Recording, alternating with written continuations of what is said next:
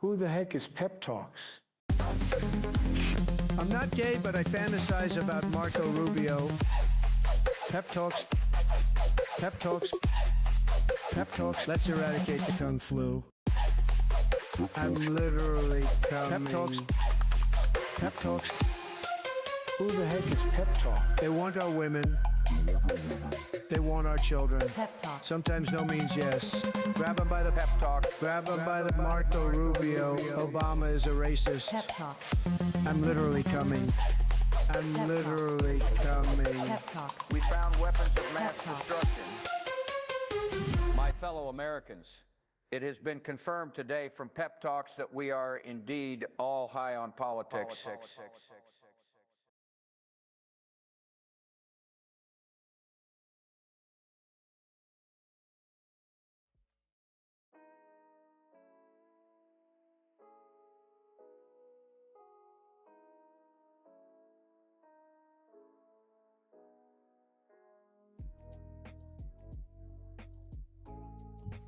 Thank you. I did have to turn my mic off. Thank you. Anna, happy to see you. I was just about to say, yeah, we are definitely high on politics. But no, I was just saying shout out Kirk for the intro. Was kind of just saying how much I appreciate it. Yeah, we're just kind of waiting for the live coverage of T-minus 12 minutes. Yep. Alrighty. Yeah, so they are going live at 3. When he said 3 Eastern, I was like, oh, that's unfortunate. But then I guess he meant 3 Central. Yes. So that worked out for me. But yeah, I was just about to say, I was not actually planning on being on today. I had a little life situation going on, but this is too good to miss. So I decided, nah, life can wait. Well, I'll be completely real with you. Life decided to say, hey, you have to wait till Friday. So I had an appointment and they were just like, hey, would you mind moving your appointment to Friday? I was just like, oh, okay. You guys could have called me because yeah, it's one of those situations where it's like, oh, I was just waiting and waiting and waiting. I'm just like, where are these people? And yeah, apparently it ain't happening today. So it's okay. I get to enjoy this with you fine folks. So, how you guys doing? Yo, Charlie, how you doing? Legend Sean, how you doing, man? Hope y'all doing good. Sam is going to be Ethan's pale horse. So, here's the thing. I am going to do something I very rarely do, and that's I'm going to show his chat. Let's see. Do we have any friends of the show or friends of Majority Report stalking the H3 chat? Did Sam say if he was going live with this? Because if he's doing live coverage, I'd rather obviously give it to Majority Report. So I think it'd be silly if he didn't. Right? I was kind of wondering about that. So if one of y'all can just take a just kind of watch that, and then if it happens, let me know immediately, and I'll swap. I'll go to the Majority Report. How many people are going to gang up on Sam? Not many, because the thing is, Ethan's crew likes Sam. Dan likes Sam. He loves Sam, actually. That's why I think that's why this happened, to be completely honest, because I think Dan's had it, man. He's kind of he's turning on Ethan a lot more. He just did it when I was preparing for the show. He was just he essentially told him to shut up so he could say something. It was kind of funny. No, because I quote from Sam, he doesn't know how to do that. Who is he, me? Wait a minute. I mean, I'm even figuring this out. Hold on. All right, so he's saying doesn't know how. Well, I guess that's, I guess we're just going to be watching the H3 simulcast. Hey, look at that. They went back to 2.7 mil. Interesting. What are they talking about? Nuggets, Clippers, and... Oh, they're doing a live read. Okay, I'm glad that I'm not paying attention to that. Anyway, so real quick, economy not good. Let's get that out of the way just as quickly as possible. Economy not good. Stock market go bad. And then Trump during his 100 days apparently just went like full fash and doing the same, like the bullshit where it's like, no, everything's fine. Everything's great. Just wait. Just you guys wait. You'll see how great everything is. Which it does kind of scare me to see how silent his supporters are. Because man, you would think that they would start pushing back a little bit about like some of these prices, but whatever. Now, okay, anticipation for the debate. What do you think is actually going to happen here? Because I'm going to give my take real quick. I think that this is going to be more of a teaching session on Sam's part. I don't think it's going to be very debatey. I think that Ethan is going to be way more receptive than I think we're giving credit for, because he respects Sam, but it could take a turn.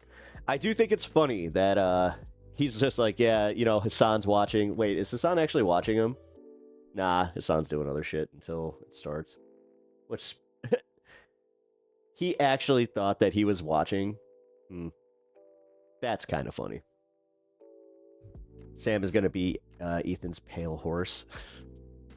Well, okay, so here's what I was going to ask. Do you guys see him as being, redeemable? Like, do you think this is the Ethan redemption arc, part 1, or do you think that he's going to double down? If his wife is there, she will be combative. That's not fair. I don't like saying shit like that, because, again, dude, I've listened to enough H3 to understand when it's... Nah. If you've heard a lot of clips, like Legend of Sean, like I'm not trying to be condescending here. Have you were you a regular listener of H3? Because if you were, then you know. Ethan's gonna crash and burn, in my opinion. Israel will come up. Sam will call it a genocide and lay it out for Ethan. Ethan's wife will get really mad. Tell Ethan to shut it down. And when he can't, Ethan. Okay, so if now, because I disagree with you, and I don't think this is going to be like that. I think that they are going to listen to Unk in this case. Because again, man, I think that Sam is the one guy that can talk Ethan off this ledge. So, but him already going and like being like, oh, look, all Hassan's, people are in here already, blah, blah, blah. Like, not looking great on his end. I would love to see him redeemed. I would love to see him calm down. And somebody said it in MR chat that it's like he might be going through something, like legit going through like a different kind of medication regimen or something, because it does kind of seem like, I don't know. I'm not as comfortable saying that, but I have known like a lot of people where they shift medications and then you're like, oh, right. But is Hila even there? I haven't seen Hila. Yeah, I haven't seen her. Interesting. Let's see. Let's check in. Are you sure? I think actually that's a poor choice positive. for an icebreaker. Positive. Why? This watch is sick. It's icy, I know. So What do you you think, would Zach? you'd think it'd be good, but I think maybe connect on something a little more grounded. Bro, this is a straight up. Right. We're talking about watches and... Okay. They really are doing that filler to get to the interview. Like, kind of like I am. I'll admit it, man. Like... It was like, oh, I was hoping that they would have gotten a little, like, pre-interview time in or whatever, but... No, So again, my take is that they're going to be more receptive to Sam. I have a feeling that it's not going to be as combative, but I could be wrong. So, I know. I'm really taking a risk there, guys. But I do, honest to God, think that...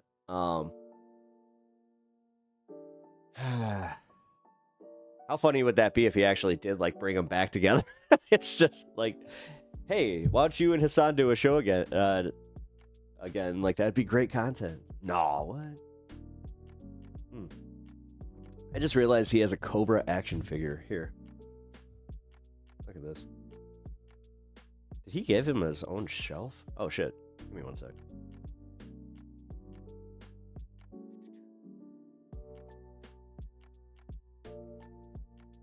don't know. If they get angry and crash out, that's going to be content for days. I will just say that much. I'm surprised that you think that. Although, to be fair, most of Majority Report's chat thought the same shit, so. That doesn't surprise me in the slightest.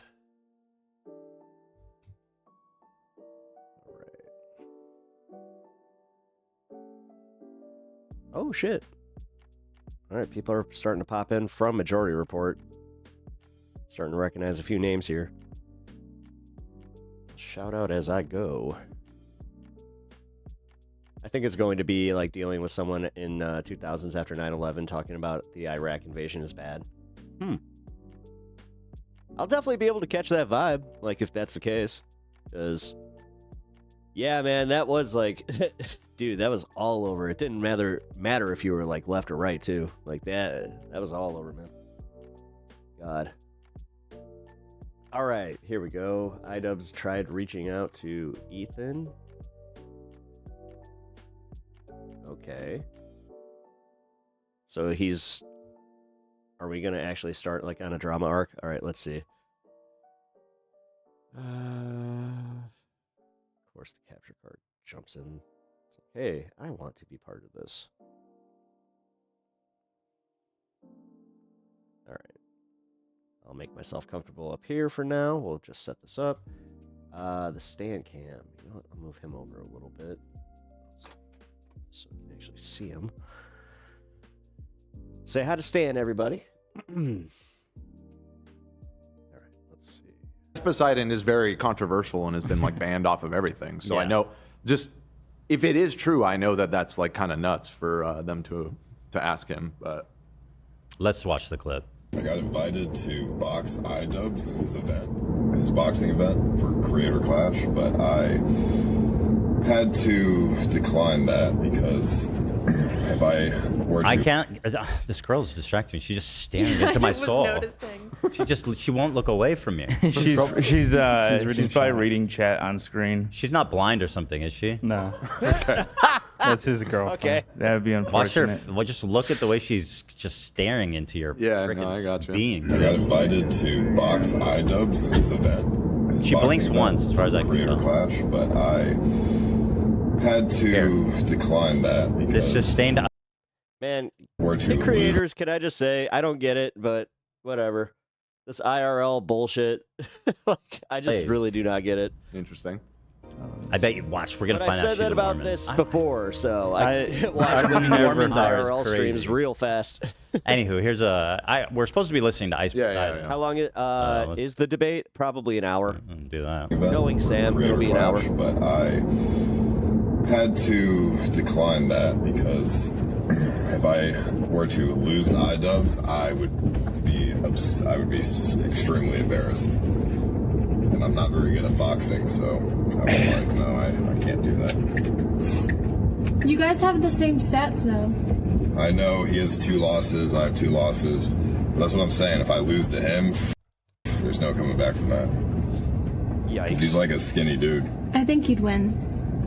I mean, And I think everyone would be wanting you to win, too. yeah, but I have no training at This woman is freaking me all. out. And He has 2 there- fights with no training. What was he fighting for? Homeless fights? What was that shit used to call bum fights? Yeah, bum fights. Probably one of those Misfits fights or something. I occasionally will get a message to be in like an Aiden Ross boxing event or Misfits, but it's like the fight's in 2 weeks. You're gonna go against this guy who's 10 times bigger than you. I'm like, nah, I'm good. No training, no preparation. Yeah. This guy, he's a seasoned fighter. He Yeah. weighs 300 pounds. I'm gonna go out on a limb and say that the people booking those fights are the same guys that booked like Danny Bonaducci versus what was he? Donnie Osmond or whatever. Sound like he's trolling. I mean, he's getting pretty detailed about like why he said no. Yeah, it definitely does seem real, but he could be joking. Who the fuck? Oh, I can't believe you guys. I'm How can hedging. it be that they're both Please, me trolling? I don't think they're both trolling. All right, and who cares about Ice Poseidon? Sam is here. Let's talk to him. Let's go. All right, give me a moment. I will set up the Zoom call here. All right, here we go. Oh, we're doing this through Zoom. We have Crowder ready. Stand by. The biggest thing is that iDubbbz hasn't denied it. You know what I mean? He- I feel like it's it'd be an real, it's easy real. thing to just deny. I feel like it's walked real. in right at the right Hey, time. We're getting everybody, right to the debate. welcome to the show, Mr. Sam Do I Cedar. sound Oh okay? my God, it's Sam Cedar.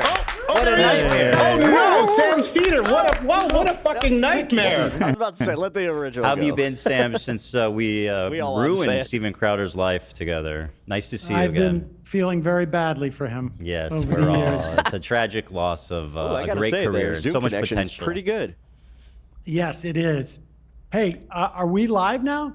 We are live on the H3 channel. Yes. I want to just start by sort of apologizing in that I sent you a DM on Twitter 6 months ago think or it's gonna be a something. mix I of was just both. going through to find out, and I just realized you're no longer on Twitter. Yeah. So that He explains say what, why I didn't Dan? hear back. He may no. Yeah, I didn't see it. I wish I would have, but honestly, I don't know Even what to pulled do out the because suit like I today. want to get off Twitter, but also it's kind of a pain because Twitter is the way that like I would reach out and speak to most people. But I also don't want to be on a platform that's like owned and perpetuates basically like Nazi shit. So Yeah, this was yes, I understand that. Yeah, but I just wanted you to know I did reach out, and it was on me not to realize that. I just assumed that you didn't want to respond, but okay, well, that was on me. that's nice to know that you reached out. I appreciate that. And the reason, I mean, obviously, people have been pushing for this conversation. I don't know if you know like the whole lore of it, the background of it. Smart. They went I to members don't. I only mean, mode. this is all I know is that Hassan reached out Never to mind. me All right, well, then I'm not keeping that up. sometime. I mean, I got in touch with you October 24th. And I said that I was meaning to reach out for a couple of weeks, so I assume it was sometime in early October. And I Talk about a candidate. I thought we of a were just going to rewatch do video. this Yeah, we'll off, do that. off air. But Here, I'm gonna my try not to do understanding is that you and he were getting into it, and you felt like because he wasn't Jewish, he didn't have a perspective on this, and that's why he suggested that you speak to me. I don't speak for all No. Jews, just to be clear. Right. I speak for As many only people have myself as insinuated. a in any form. Well, whatsoever. Sam, So, allow me to speak for all Jews, if I may, today. Oh God, here we go. please. No, but actually, I mean that's a total mischaracterization, which is kind of my problem with Hassan, which we can get into if you want. We don't even have to talk about Hassan, but No. basically, what I told him was that I was citing polling data that shows that about 70 to 80% of diaspora Jews have some kind of positive feelings towards the state of Israel. And he was disagreeing with me. And I mean, this is available by polls, readily available by Pew Research just last month, showing that. And I have, I don't know if you agree with that or not. I can pull it up, but 72% of diaspora Jews have some type of at least positive feelings about the state of Israel. I was stating that fact to him, and he was saying that I was wrong. And I said, "Who are you to talk about this?" I did not say that I only listen to Jewish people, which is a little bit of presumptuous and a little No, insane. I don't think that's not what I took him to say. But yeah, I mean, Hassan is that's irrelevant to me. Yeah. I mean, I yeah. think I haven't seen that poll. I've seen ones that have said that they have a connection. They feel a connection, either strong or, Yeah, or yeah. somewhat. Yeah. Which is different than positive per se. So but regardless, I mean, I Yeah. think if I don't know your upbringing at all, but I mean, certainly No. my upbringing, my Hebrew education was, I would say, 1/3 Holocaust, and I'm older, and so this was in the 70s, 1/3 into the 80s, 1/3 Holocaust, 1/3 Israel, 1/3 Hebrew, Hebrew and Jewish culture, and I certainly feel a strong connection to Israel, but I wouldn't call it positive these days. Sure. I guess like, I think what the poll attempts to is basically, if you ask Hassan or a lot of people on the left, I think We should do the Hassan counter. an emotional attachment is the way to describe this. So it's like God, if could you you imagine think I it's certainly drinking have an every time he emotional says his son's attachment, name. and You'd be it's dead. not. You'd be in the hospital. But it's not. I wouldn't describe it Well, as here, let me- positive. this isn't the one, is it, Dan? There's the one that shows 73% of diaspora Jews. Anyway, it doesn't really matter. Regardless, basically, I want to flesh out my ideas, my thoughts, because I'm being characterized by Hassan and a lot of his cohorts as being, a Zionist, being pro-Israel, being a Israel apologist, being a genocide supporter, being a baby killer, being married to a baby killer, et cetera, right? My wife is Israeli. I don't know if you know that. So basically, I would like to just take the opportunity to explain my ideas, what I think about Israel, and you can tell me what you think, because apparently I will only listen to other Jewish people. So finally, I can speak to someone whose opinion matters to me. So thank you as the official sanctioned Jewish man, Sam SEDER, everybody. 100% Ashkenazi. You ever taken one of those? I haven't, but I'm quite sure I have some Sephardic Jewish ancestry too. So I would mix. That's good. Vilnius and Hungary, I think. Good for you. I think that's always a good thing. My friend, I'm 99.3%. So that's my. All that's, right. Well, that's where my authority comes from. I'll take your word for it. So at any rate, let me start here by showing you a little context. Oh, let me also just say, I got about an hour. Nice. Okay, great. Get Well, home I'll just get into to it then. cook food. Here it is. Not that it matters, but.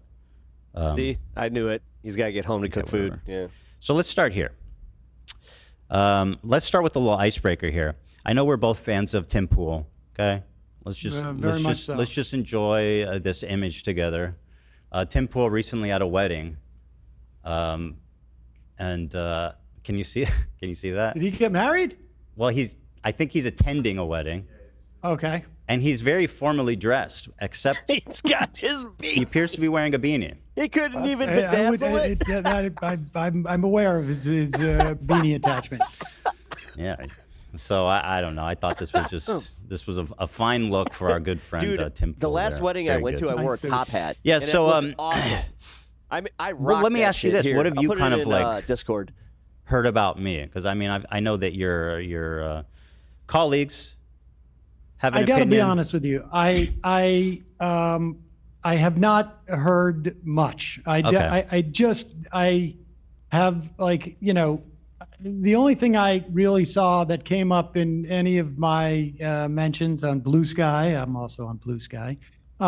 Is just this issue about talking to me, and I had presumed that was it. But I don't, look, from my perspective, I'm not, and I know that there's been, you mentioned in the email that there's been a lot of grief that you have taken, and I know that other people have also taken grief on all sides of this, and the personal aspects of this, and I don't believe that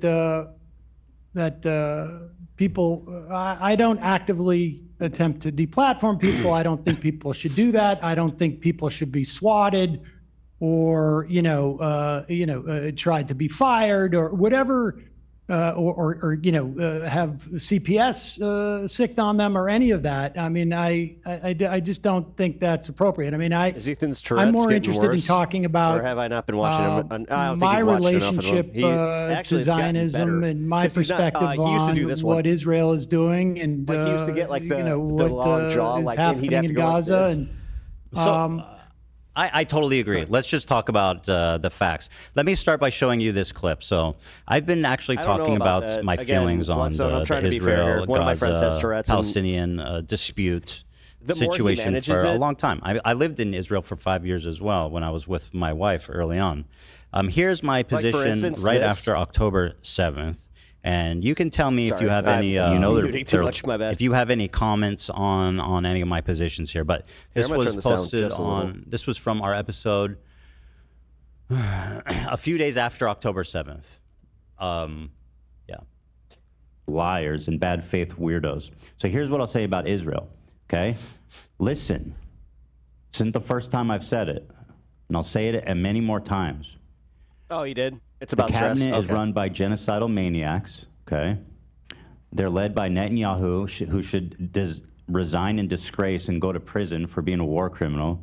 Okay, he's made a coalition of the most like radically conservative freaks that don't represent, by the way, the majority of Israelis. And they're hell-bent on genocide, frankly, overtly. See, they've committed tons of war crimes the in weird Gaza, thing is, how come everybody's including calling the out his killing of mentality children, now, but not obviously, then? because Gaza is one of the most then I densely find out that populated he did places that in the world. voluntarily. 50% of the residents are under 18, so when you bomb a building, the chances that you're killing children is pretty much 100%. Okay? It's fucking barbaric. It's unacceptable. It's disgusting. I've seen videos, you know, I saw videos of Palestinian dads holding his dead like 5-year-old daughter. I mean, I don't need to watch this part because it just gets a little too emotional. But I mean, so that was my take right after October 7th, and obviously that was coming off the end of me being like kind of. I'm an Israeli citizen. The morning of October 7th, me and my wife were up at 3 a.m. as families were calling into news stations from their safe houses, people being burned alive with their families being murdered while on the phone with news. So coming off of that emotional shock, right? This was my reaction. Now, I don't know if there's something Zionist or pro-Israel I said there, but maybe I don't understand. I mean, I might, I think much of what you said was true. I'm not sure, frankly, if what we've seen Israel do in terms of Gaza is not broadly supported in Israel. I'm not seeing the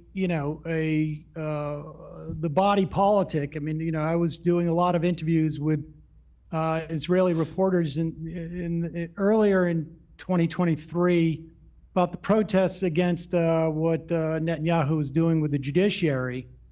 And there was a question as to whether Israelis would see that this autocracy that Netanyahu was attempting to sort of impose on the country wasn't an extension of what was happening in places like the West Bank and in Gaza in some fashion, and more so the West Bank at that time. And so I think it's hard to make an argument. And look, I would make it's not a perfect analogy as to what's happening in this country, but when you talk about the Israeli population not having a problem with what's going on in Gaza, I don't see a lot of evidence of that. There's certainly, I would imagine, a percentage of Israelis, and I know some of them who think that Israel should stop its assault there, but I don't think I don't see a lot of evidence that a year and a half later, after you said those things, that this is not the character of the vast majority of Israeli society. I mean, I'm not necessarily convinced that they are as aware. I mean, I've talked to people who have reported in the West Bank, and they said they would go from the West Bank into Israel, and the lack of awareness of what was happening in the West Bank by Israelis was shocking to them. So, I can't say if the Israeli population had a full understanding of what was happening in Gaza, that they wouldn't change their mind. But I don't see a lot of evidence of it. So, as you touched on, this was made basically before the war started. And I think that the unfortunate, really tragic outcome of the war is how much it's jaded and radicalized, I think, people in Israel. It's really, I think people in Israel feel like isolated. They feel like, the sentiment in Israel is basically that the world wants, the country to disappear. And obviously, like, that's a much more nuanced conversation. But the feeling there has definitely radicalized a lot since the war started. It's gotten a lot worse. And I think, I think that gets to it to some extent. I mean, you have this wholesale slaughter. You know, I was looking up, we killed in Iraq, you know, depending on what numbers you want to look at, but you know, I think it's safe to say directly hundreds of thousands of people. But even like the number of children that we killed in Iraq, I think has been surpassed by what's happened in Gaza. And I think one of the things that I find shocking is that the sense and look, I experienced this with family members, where the sense that there's a victimization, for instance, let's say on college campus of Jewish students, and I think that to look at what's going on, the totality of what's going on, and to perceive the victims of what's happening here to be the Israeli citizenry or Jews in this country, I think it just blows my mind. I mean, two people can care about two things at once. Why should people? Absolutely. People absolutely. People who are uninvolved in the war, if they're being like victimized in a separate situation because of their Jewish identity, that's a problem, don't you think? Oh, I do, but you can care about two things. You can't be like, oh, these people are ridiculous for caring about anti-Semitism on college campuses because the war's happening. I mean, both we can care about two things. 100%. And obviously, one is way worse, right? One is way worse. But that's the point. I mean, one is way worse than what's happening in Gaza. But who should tolerate being discriminated against based on their identity? You know what I mean? Like, of course, well, who wouldn't react to that? I don't think that people are. I don't think that people are being victimized. I mean, certainly, listen, anti-Semitism is real. It was real when I was a kid. There was many times I had pennies thrown at me growing up and playing basketball. I mean, there was a lot of. I've experienced anti-Semitism, but I would put it in the context of like you're a parent, I'm a parent. If my kid is going through something very difficult, it's obviously difficult for me, but it's more difficult for them. And it's a question of prioritizing these things. You can have two thoughts in your head at the same time, but to center oneself, Marcus Kane, thank you. Or to perceive that one's victimization is sufficient to ignore the I got to stop you because I don't think I don't know who's doing that. Well, I just said, like, here we go. You just presented as the Israeli population feels like they're isolated and this and that. There's two different separate conversations. There's like the American Jewry who's like, I have nothing to do with that place. And then the Israelis, right? So like when you're talking about, in terms of the way that you characterized the Israeli feeling, was that they feel isolated, et cetera, and I can understand that, but to not have the first thought of like, what up, Ruben? We are, cheers, committing, like you say, genocidal acts. And if people want to call it genocide, I don't, obviously it's got to be, it's a legal term, but I think that it's, colloquially speaking, at the very least, it is a genocide. And to not recognize that as the fundamental issue, the first issue, I think is blinkered. I don't know how else to say it. It's a little gobsmacking to me. Well, so I do agree with you that obviously in Israel, people, I think the problem, and just to say on a higher level, I agree with you. Like obviously the people in Israel compared to like what's on October 7th, they were victims. After everything that's happened, obviously whatever they've suffered pales in comparison to the mass destruction and like wanton death of civilians in Gaza and what's happening in the West Bank too. Lots of awful stuff. That being said, I think the problem I was about to say, with where's the butt?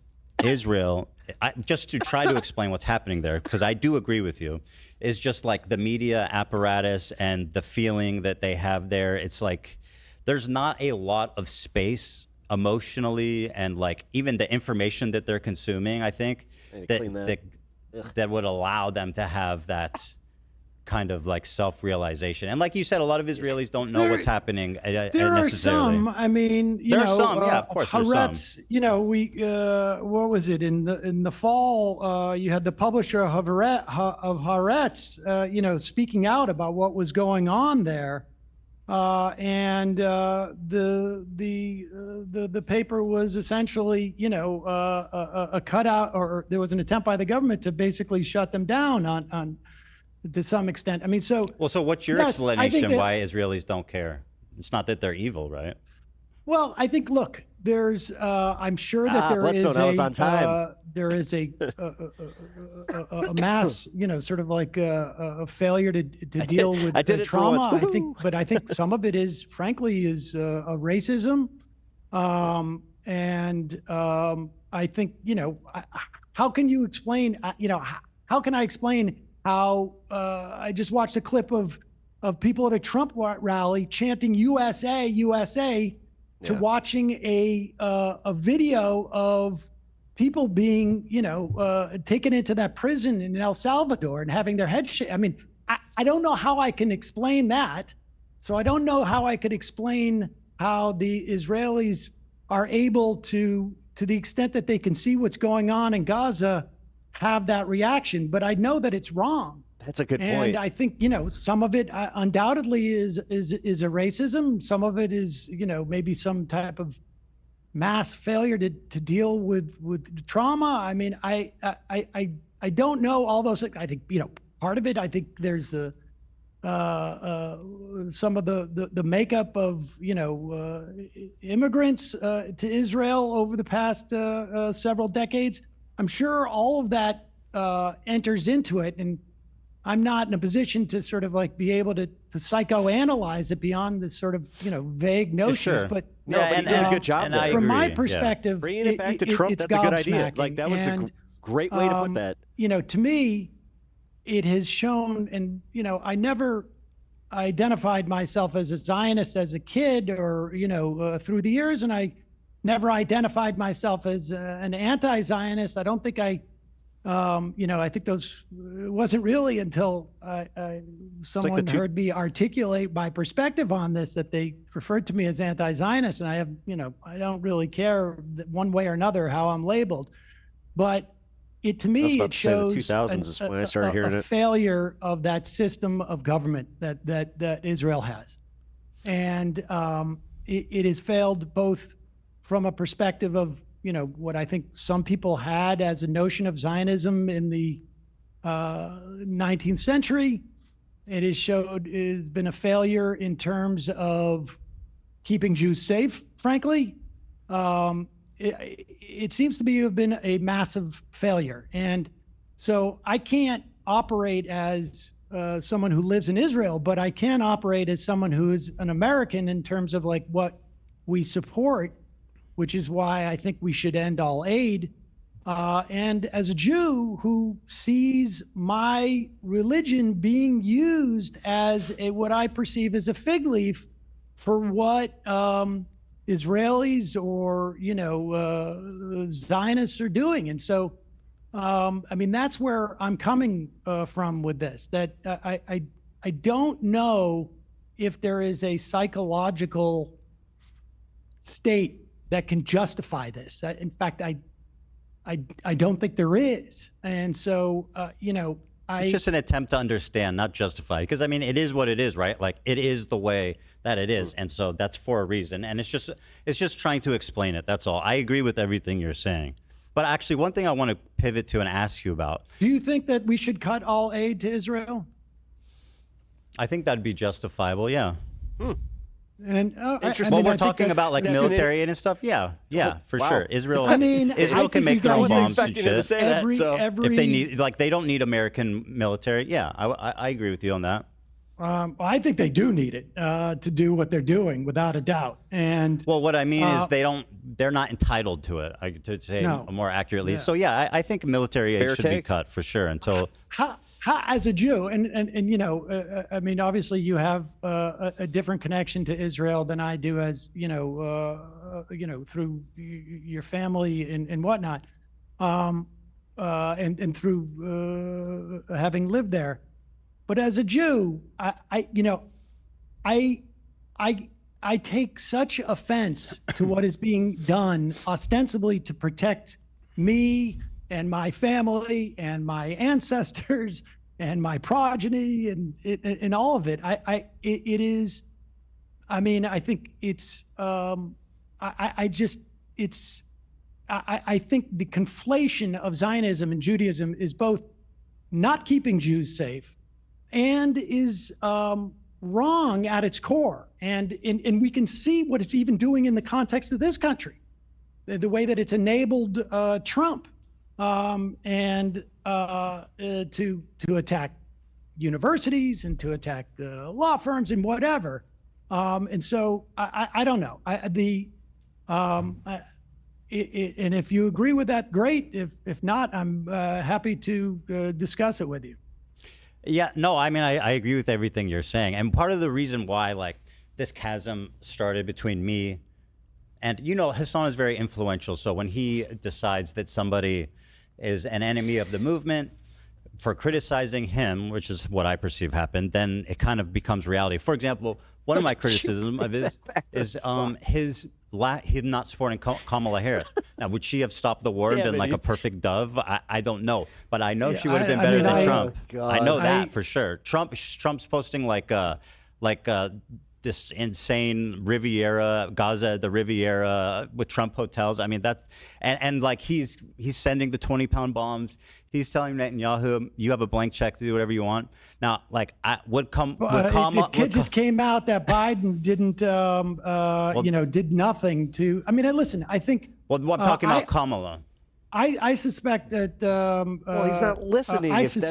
He so easily just took it back to Hassan. It's like he was not paying attention to what Sam was just saying. Like, but at the same time, I think that it was a massive failure, both on a real human level. Like, it would have, I think, had she articulated anything even remotely close to what I would hope her difference would have been, I think it would have probably had implications in the election. But I think perhaps even more importantly, it would have maybe implicated the behavior of Israel. So, I mean, look, I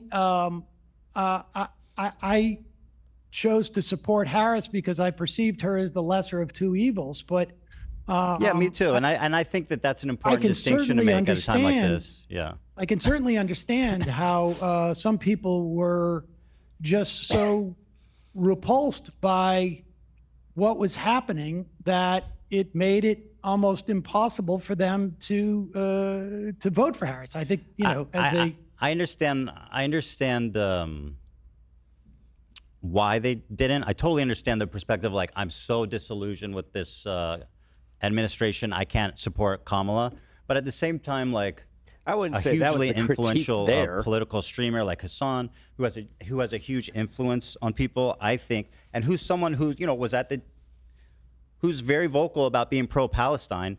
I feel like it's an abdication of responsibility to be like, I'm not voting for Kamala, or I'm not telling you who I voted for. I suspect he voted for Jill Stein personally, but either way, he hasn't said, and he wouldn't endorse her. Now, like, if you're just like a random protester or whatever, and like you're like, I'm so disgusted, I don't want to vote, that's fine. But if you're like a high-level political streamer, and basically you have the capacity to weigh like the lesser of two evils and what that means, I feel like it's an abdication of responsibility to not make that call. I mean, I certainly have been critical of people who, generally don't vote for the lesser of two evils. But I think, and certainly, in the run up to the 2016 election, I certainly, that was my perspective. But again, what the Biden administration was doing was so horrific that her inability to signal that there would be any change, I think sometimes you have to take this at face value. And I think there would be certainly, definitely other things. You would not be assaulting the government like Trump is. But, I think probably this is the first election in as long as I've been doing this, and I think it's been 5 elections now. I mean, I'm old. That I couldn't really condemn someone from taking that position based upon what we were seeing. I mean, it's not just some random person. I do, and I'll tell you why. Kamala Harris wanted a ceasefire. She stated that. Trump said, finish them. I mean, let's be honest. Like, for someone like Hassan, said, I want a ceasefire. I'm not voting too, for Biden. I'm not talking about Biden. No, I understand, but we found out that Biden, in fact, did nothing to and this bring is a that straw man about. argument because it's assuming that you can talk Hassan about Biden. I'm talking about Kamala Harris. I don't think he did. What she said. I mean, well, she's the vice president. I mean, at the end of the day, she doesn't really do that much, right? No. But I'm talking about the candidate. Biden, as a president, said he wanted a ceasefire. She, as a candidate, said, I want a ceasefire. Well, do you not? But even if you're like, I don't know how much I trust them. One's like, I want a ceasefire, and the other one is like, finish them. Well, listen, I think it was certainly obvious to me that Trump was going to be worse, but I think, like, if you're trying to get the candidate to show some indication of this, I can understand that. I mean, I wouldn't do it. I would disagree with it, but yeah, I get your point too. Like, ultimately, I understand why people wouldn't want to support them because of what they've seen, and like that, it feels like it feels like it also shows a tremendous amount of just like electoral malfeasance on her part. I mean, they made an active choice, and I think you could have put that Palestinian lawmaker from Georgia on stage. They made an active choice to signal to whomever they were signaling that they weren't going to do anything. Now, I happen to believe that she would have been better on this than Trump. But they were making an active choice to do that. I mean, it was really electoral malfeasance on her part, in my opinion.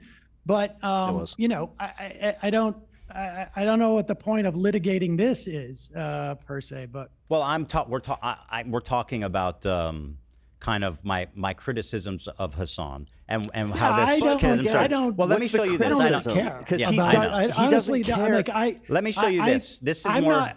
I honestly. Yeah, you don't care. I know. I don't care. I don't. And why should you? I don't blame you. We talked about anti-Semitism to have conveyed that, compared to the destruction and everything happening. Just when he was starting to come around, then he just the loss of life in Gaza, the so humanitarian crisis in Gaza. He just cannot get over this. Obviously, that's way more important. So let me show you an example of something. And again, I know you don't care about the drama. To me, this isn't drama. This is one of the biggest, most influential streamers. Spreading something that I think is really dangerous. Enough with your fucking framing that. Like, it's a short clip, but I'll show it to you, and you tell me what you think. This will never happen, but in a totally just world, any kind of you called it. Regardless of your background, any kind of fucking Zionist tendency should be treated in the same way as being a fucking rabid neo-Nazi. You should have put a bet out there. And you shouldn't even let someone be the fucking local dog catcher as Felix was posting. If they've ever exhibited any sort of like positive feelings about the state of Israel. I'm so serious about this. Now, by the way, he didn't misspeak. He doubled down on it yesterday. He said, no, I agree. That's what I think. Now, just to recap, he says, anyone that's had positive feelings at any point about the state of Israel is a neo-Nazi that's not fit to be a dog walker. Now, to me, that seems like extremely dangerous, dehumanizing language about what could arguably be 70% of the Jewish diaspora, and certainly probably people in your family. I'll tell you, there's some hyperbole there, but that's putting it mildly. I mean, he says Zionism, and I'll tell you what I think is really. Sorry, I got to correct you. He says Zionism, and then he says if you had positive feelings about the state of Israel at any point in your life. Ethan. I got to tell you, if you if you look at what's happening right now, and you have positive feelings about Israel, he said at any point in your life, Sam. Just to be clear about what he said.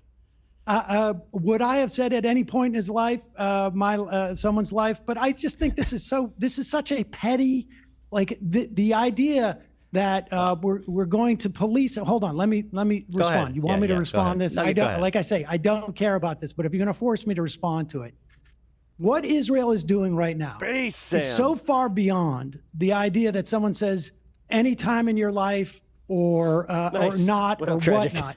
He's talking about Zionism. I win. And frankly, I think it's very difficult for me to understand how someone could have positive feelings at this time. Now, you want to say in the past and what? Okay. Yeah. Like I say, I will grant you at any time in your life that is too broad a step. But wait, let me finish. Yeah.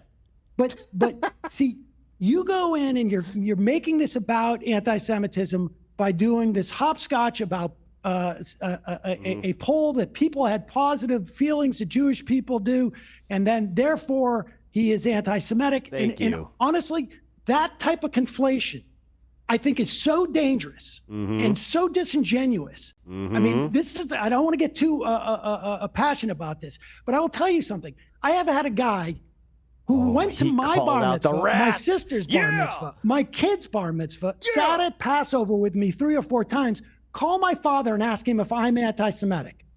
Now, this is just one, that is just an example, an illustration of conflating what he's clearly talking about Zionism. Sam. Was it hyperbole to say any time in life, whatever?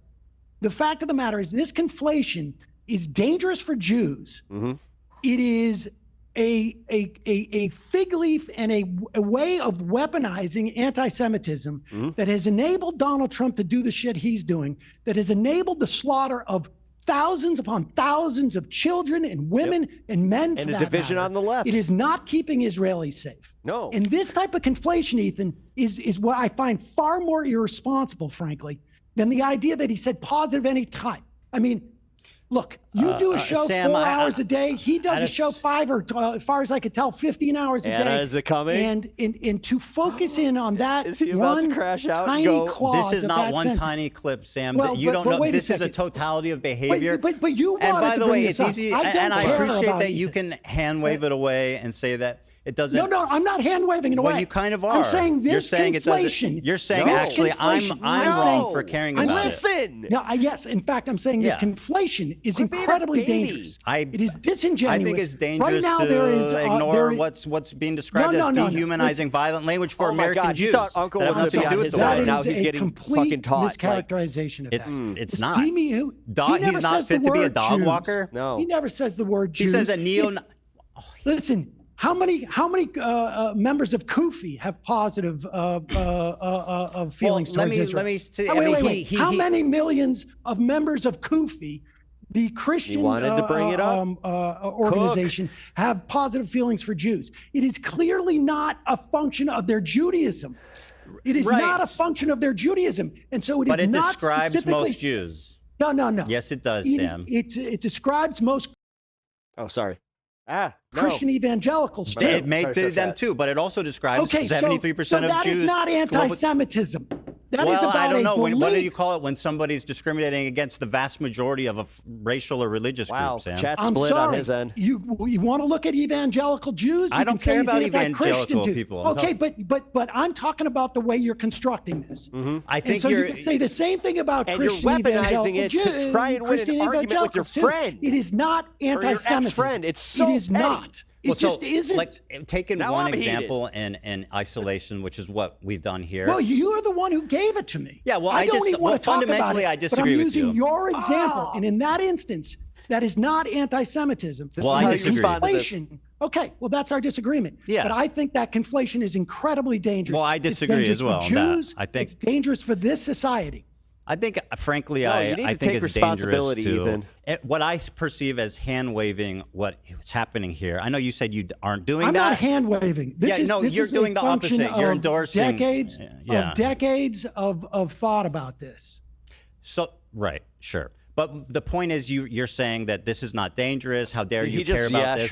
I think it's dangerous I'm not saying that at all. I personally, I mean, I'm Jewish people have a collective memory of trauma, Sam, and it anti-Semitism. starts a certain way. And it starts with people. It starts with dehumanizing language, like saying you're not fit to walk a dog. I mean, what are we doing here? Talking about it's irresponsible language. He's not talking Why- about He's talking Oh my about God, how can you see 73% that of Jewish point, people. but not see how you what said you're doing that. is No, that's a irresponsible? poll that's readily available.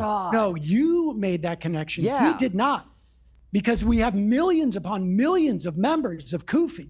We have millions upon millions in this country of evangelicals who also believe the same thing. Does your dad and have? You cannot say it's could you anti-Semitism. could you You describe cannot your? say it's anti-Semitism. No. If you're also including millions upon millions, far more Christians than Evangelicals, Jews. Christian evangelicals. They Would are you the most say Zionist that people in your America. father, who you mentioned, said something to you that he's ever in his life had positive feelings about the state of Israel? I've had positive feelings of Israel. Well, does your dad have any positive feelings about it now? I would assume so. Not in terms of like I support them, but I've like had I think positive Israel. feelings. I went to I've Israel Okay, on. okay, been there good. Then for a you're a minute. neo-Nazi, my not fit to walk a confirmation. dog. How do you feel about No, that? disingenuous that's ass. you saying that. That's that is not literally what he Hassan said. saying I'll play it again. No. I think like this will never happen, but in a totally just world, any kind of, regardless of your background, any kind of fucking Zionist tendency should be treated in the same way as being a fucking rabid neo-Nazi. And you shouldn't even let someone be the fucking local dog catcher as Felix was posting if they've ever exhibited any sort of like positive feelings about the state of Israel. I'm so serious about this. Another thing he's doing, by the way, and Hassan does this. Listen, He you can plays say that around with that's the a wrong term thing to do. Zionist, right? You can say that's a wrong thing to say, but he's not talking about Jews.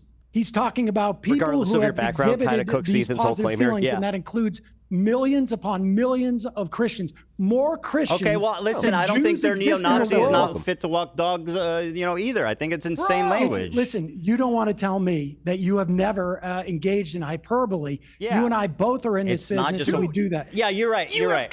I just think that Holy shit, It's- we have listen, so you many say I it's an just think that, inappropriate like, thing to say. It's an unfair thing I to just say. think like but Arabs it's that not support Israel aren't anti-Semitism. fit to walk a dog. It is not God. anti-Semitism. Okay, Dude, I well, just we're at an squeezed my impasse on hand this one. so hard Yeah, that so, I I mean- like popped my finger. But anyway, another thing he does is he says Zionist tendencies, and he's someone that plays around with Zionism. He calls me a Zionist, and again, I know we're arguing here about semantics of what Hassan said, but I don't think that you could accurately characterize me as that, as it's used colloquially. You don't know, right? But he's saying Zionist Elaborate, tendencies. Honeybee. What does that mean?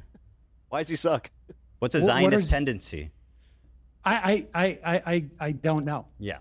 Yeah, you're going to talk to him on Friday. You can ask him what a Zionist tendency is. I Sure. suppose I would guess, and like I've looked at polls too, where people have various different understandings of what not Zionism is, but I think it is my guess. Protection of Israel. And I don't know to what he bring was about thinking the specifically, apocalypse. but That's how I see it. The notion of an ethno-state that engages and allows whatever in the name of Zionism allows for this mass slaughter, I think is horrific.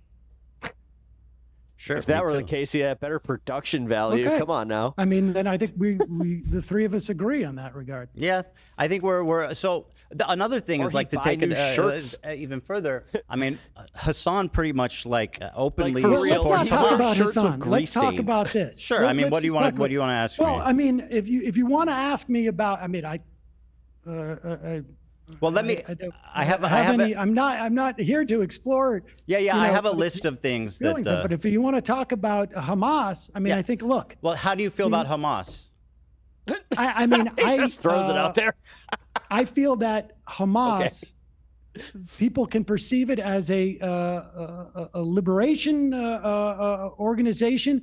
We call them terrorists in this country. We call the What ANC do you think about terrorists. them, Sam? Listen, I think there are parts, I would imagine, of Hamas that have done good for the people in Gaza, and I think they have done bad things. But I sort of feel, I guess, ultimately probably like Ehud Barak when he said that were I Palestinian and I was living in Gaza, Exactly. that it would be likely that I would join Hamas. I mean, that's what Ehud Barak said on multiple occasions. And I think that is very, that is a It's not. This isn't a drama understanding fest of to say human anything nature. against That his you're you son. not are the affording subject- Israelis, by the way. And just that's to what point out Ethan a wants. Like he just wants to inconsistency be there. like, oh look, How so? Hassan said Well, some you're bad not. things. You're like I refuse to understand human nature and their reaction. It's just Well, he's evil, commenting and on the I don't know how to actual explain substance. it. I didn't use the word evil. Right. I'm inferring because I asked you if you think they're evil, and you listen, didn't really answer that. Listen, You I avoided. don't know what Gazans felt on October 8th, but toward Hamas. But I can tell you that we have there is a long history of terrorist organizations or so-called terrorist organizations like the ANC or the IRA. Even the PLO, Now, Sam, that ultimately become a political organization. I think the Mitesh? How you comparison doing? to Hamas to what happened in South Africa is insanely disingenuous, and I personally hate when people do that. I mean, Mandela didn't think so. Well, Mandela did think so. He explicitly stated that he avoided committing violence on the citizenry because it would make reunification impossible. That's something he said. Right-wing Mandela is the going totality. now. Speaking, listen. In the tactically by the way, speaking, Sam, in if the you wanna make totality of their campaign, I think under 200 thought civilians experiment died. for you. And the people who did kill civilians were almost all held accountable for what they did. That's a difference, Sam. Well, I mean, I can tell you that A significant difference. Well, it is a significant difference. I mean, I imagine many of those people who committed atrocities on October 7th are dead now. And so What does that have to do with anything? Well, that's accountability. Being But killed? Okay. but I mean being held accountable by do. the party that they're presumably doing the violence on behalf. Like, but you're saying the entire ANC was held accountable? No, it's saying Nelson Mandela's party, if someone killed a civilian, they would hold them accountable. They would charge them. He takes more waste. They would disavow their actions. The ANC did. Yes. I actually said that his tics were kind of like calming down because he used to do the one where like he would lock up. Well, But, yeah, I guess he the has more IRA now. was bombing places in England and throughout Ireland. I mean, we have even the Irgun or the I was Stern about to gang. say, yeah. Like, When they killed, over 100 villagers in 1948. Is Ethan on drugs? No, he has Tourette's. History is full of examples of organizations that commit terrorist acts. well, Now, people I will say- tell you, people look at South personally, Africa- I do not condone the killing of civilians, which is why obviously I'm upset about what Israel is doing. Sure. The part that I don't like about considered horrific. people say, I feel like people sweep for Hamas by saying, like, what do you expect, right? But the truth is that people use Rocket fuel, South it's okay. Africa as an example, but what South Africa shows is that you don't need to commit a violent war against civilians to liberate yourself.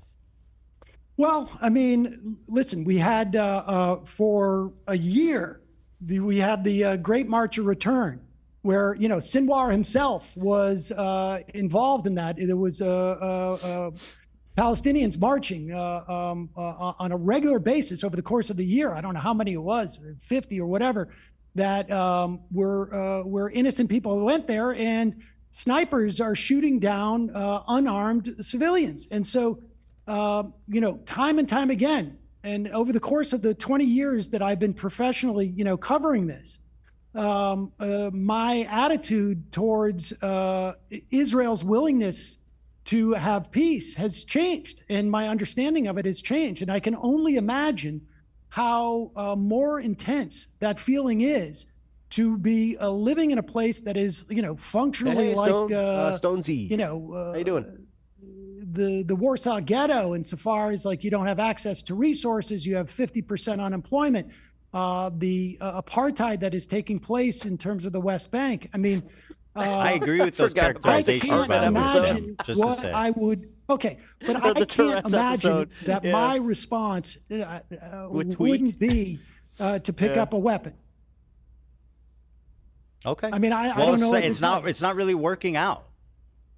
Well, none of it's working out, is No, it? I not, mean, because not we have much the at all. greatest, Not really what much at is all. called the greatest attack on Israelis in 75 years. Man, the Ethan got hurt notion by of that, Zionism and the way by that Sam not agreeing Israel with is him. organized as a society is not protecting Jews. Well, it's not protecting Israelis. It's not protecting Jews worldwide. It is, there may have been a time where Zionism had and there were certainly proponents of Zionism in the early 20th century, in the late, perhaps late 19th century, where there was a notion of a multi-ethnic democracy that fell by the wayside. Folks like Hannah Arendt and Einstein, left the Zionist Congress, and what it has evolved into is, I think, a nightmare for everyone involved. And so,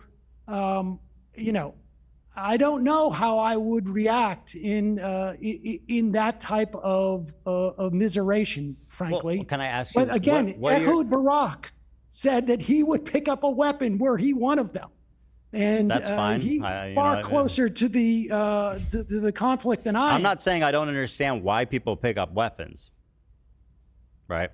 So let me ask you this: what do you think about October 7th attack? Then what was the point of even starting that? What do I think about it? Yeah, I mean, it was horrific. And this was like a military action by Hamas to what end? I mean, I suspect. I mean, I don't know what the strategy was. I mean, they attacked 2 military bases. I don't know if they were aware of that the dance. The Nova rave. Yeah, I don't know if they knew that rave was happening. I suspect it was to derail the Abraham Accords, which were going to leave the Palestinians out of the equation, where an authoritarian You leave out that they state. attacked Kibbutzim, by the way. No, yes, of course they did. But I'm saying that they. I'm Jewish, so I this is don't know what conflicted the shit. strategy was on their part. So what do you think? Like, would you expect the response of Israel would be to that?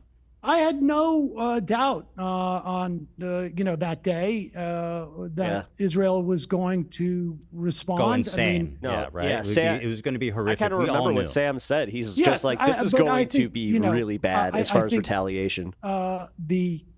The lack of proportionality was just beyond, frankly, and I was aware that this was going to be a horror show, but I don't think I had the level of awareness of what they would do to go in and literally level it, destroy what is it, 90% of the structures in Palestine, bomb hospitals, that they would use. Well, Hamas did know that, because that's why they attacked.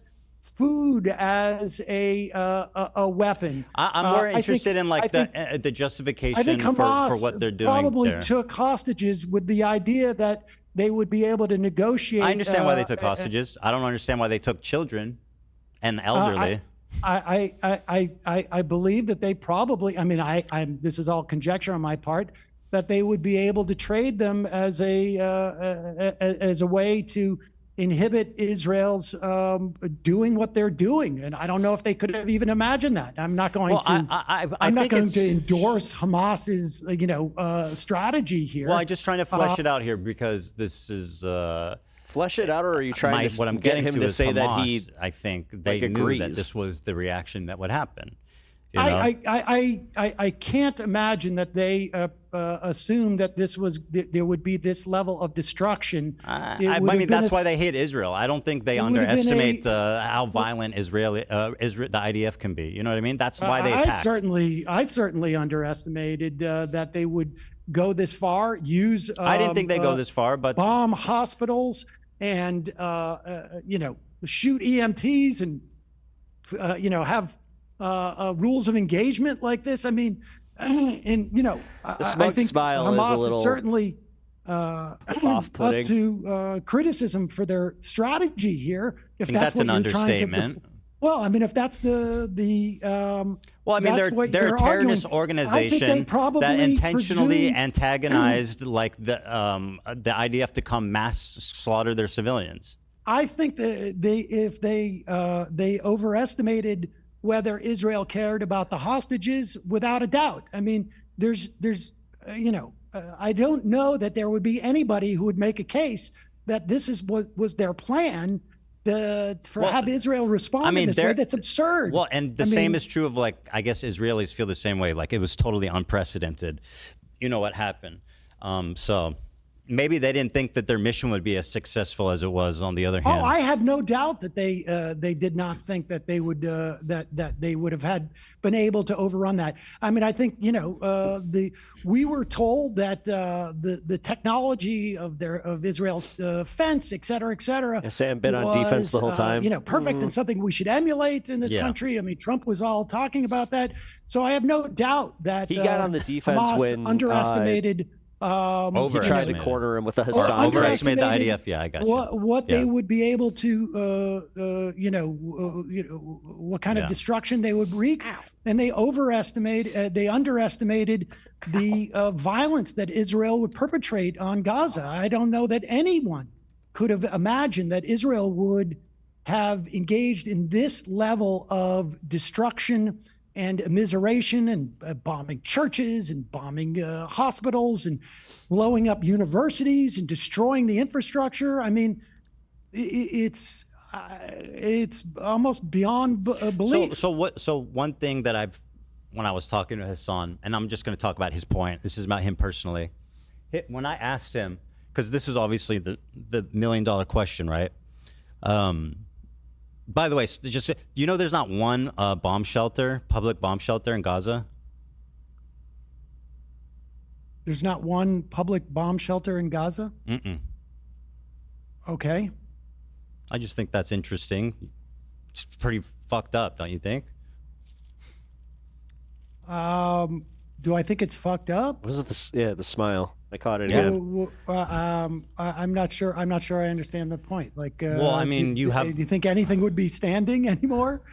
Well, bomb shelters are underground. I mean, they would definitely be a lot safer. I've seen what happened to tunnels under hospitals. Your statement is, so you say there were tunnels under hospitals?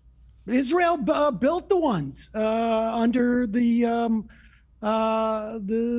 first one that they went into. They built it when they were occupying Gaza. Are you right? That's true of that one. But I mean, they have a vast tunnel network. The US obviously, as everybody knows. Bomb shelters. But I don't care. I don't want to get into the weeds on this. The $1 million question is like, what can we do? Now, it's obviously insanely difficult as Americans, to say. I think we can stop aid immediately. I mean, obviously, it's not going to happen under Trump. I'm in favor of that, by the way. Okay. I mean, good. I mean, I think we should call for all aid to be ceased. And I think we should stop protecting them in the UN. What should have Israel done on October 8th, I guess? Like, what would have been an appropriate response for their government? I mean, without saying not this. I guess you're right. What should they have done on October 8th? I mean, I think that there is they're hitting strategic sites to attempt to take out leadership. They should have. But let's talk. The leadership was underground. Yeah, to look at that, that moment in history, like maybe it was. I disagree because they had to do something. Maybe in that moment, they had to go in and bomb or whatever they do. I think that any action that they would have taken at that point, frankly, was a function of literally decades of oppressing people and attempting to bring this to an eventuality. Right. I mean, this was. And so, what should they have done? Ages ago. Well, I mean, you're avoiding. Yeah. Okay, I think what they should have done is begun empowering Palestinians in the West Bank. They should have done this. Is my favorite answer, Sam. You're saying that this is what Hassan told me. They should disband their government and lift the borders in response to the worst terrorist attack that's ever happened. I think honestly, when you see that your policies have failed, But I don't think this You was actually their don't believe agenda. that that's a real thing, though. I'm What? interested in having like a real conversation. You can't like live in a fairy tale land where, in response to the worst military or terrorist attack of all time, Israel, who's already, as you state, like genocidal and racist and all these terrible things, is going to lift their borders and disband their Well, government. wait a second. You're asking me what they should have done, and that's different. No, in a from what I realistic way, not expect in a them to fairy do. tale, Sam. Well, listen, there is no realistic thing. Their agenda has been, it has been quite clear. Their agenda has been, since Ariel Sharon walked on the Temple Mount and tried to scuttle peace talks, the agenda since the assassination of Rabin by arch Zionists in Israel, the agenda has been to bring about this moment. There is no doubt about it. The annihilation of the Palestinian people has been an agenda in Israel for far too long. So from the perspective, it's anything I say is fantastical relative to what they would actually do. Anything. There's nothing they could have done anything. that because of the situation, everything, No, anything I'm they would have saying done that would have this been. was, yeah, there was no plan that on this day they were going to do this. But if you go back 10 or 15 years ago and look into Bibi Netanyahu's brain, the idea that this is ultimately going to happen was definitely the agenda. What, in terms of like Find a attacking way. Gaza or inciting Find an a way. attack? Inciting an attack. I would imagine both, frankly. Yeah. But to find a way kind of- to eliminate No, you can the look at his Palestinians, policies and look at this the way has that he was been conducting the agenda. Dude, you can go back to 03 of- with this. Come on, Ethan. At one time, what I think was a smaller segment of the Israeli, body politic, and I think has increasingly become an even larger portion of the Israeli politic. So, I mean, anything I say in terms of should is fantastical. Anything. So yeah, okay. I mean, so this is like I understand where you're coming from, right? Like There was an opportunity for a ceasefire that was called in November, in December. They could have held a ceasefire at any point, and the amount of killing would have been far less. They could have done that. They could have ended it after a week. I mean, Hamas could have ended the war anytime too. How could have Hamas ended the By war? by releasing the hostages? Listen, Israel has said time and time again that the release of the hostages is not going to end their assault on Gaza. They have said this over I don't believe and that's over and over. I haven't They seen have those statements. I've seen the opposite. I believe that you really haven't seen those statements? No, I haven't. I'll review them. I mean, it I depends think you when should. it depends when they were made too, right? Like, is They it could have what's it in response no, to? at any time. At any time they could have done that. Well, what has Hamas done to end the war? Hamas offered What have the they done to end hostages the war? early dawn to say Hamas offered all the hostages in agreement in response to Israel not coming into Gaza. I mean, there's just to That's not defend true. Israel's actions. That didn't happen as either. being inevitable. Like, when do you think they should have ended it? When do you think they should have ended it? So who have ended what? You've asked me the question, what should have Israel have done? You Yeah. tell me what they should have done. Do you think what they've done is right? Well, what do you? I've clearly stated no, Sam. Fair. No, Okay, so no, tell you me what haven't. they should have done. Actually, Yeah. no. So, I mean, because then obviously, you went, well, Hassan said this. Hindsight is a beautiful thing, but in my opinion, like you said, I think some more specific strikes. I think more moving slowly, because as you kind of pointed out but didn't really acknowledge, When is do you that think they should have Do you ended? want me to answer? Yeah. Yeah. So the leadership is obviously underground. So it's going to be a long mission of trying to get them. It's going to be a difficult mission.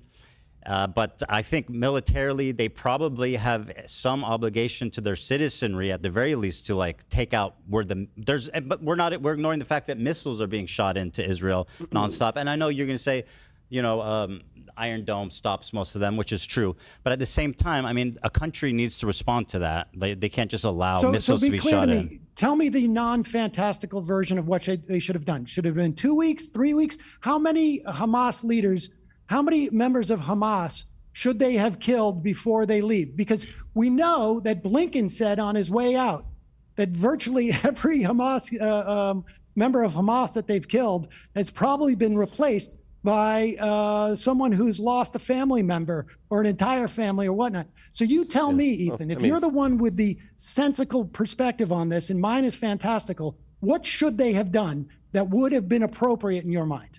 Yeah.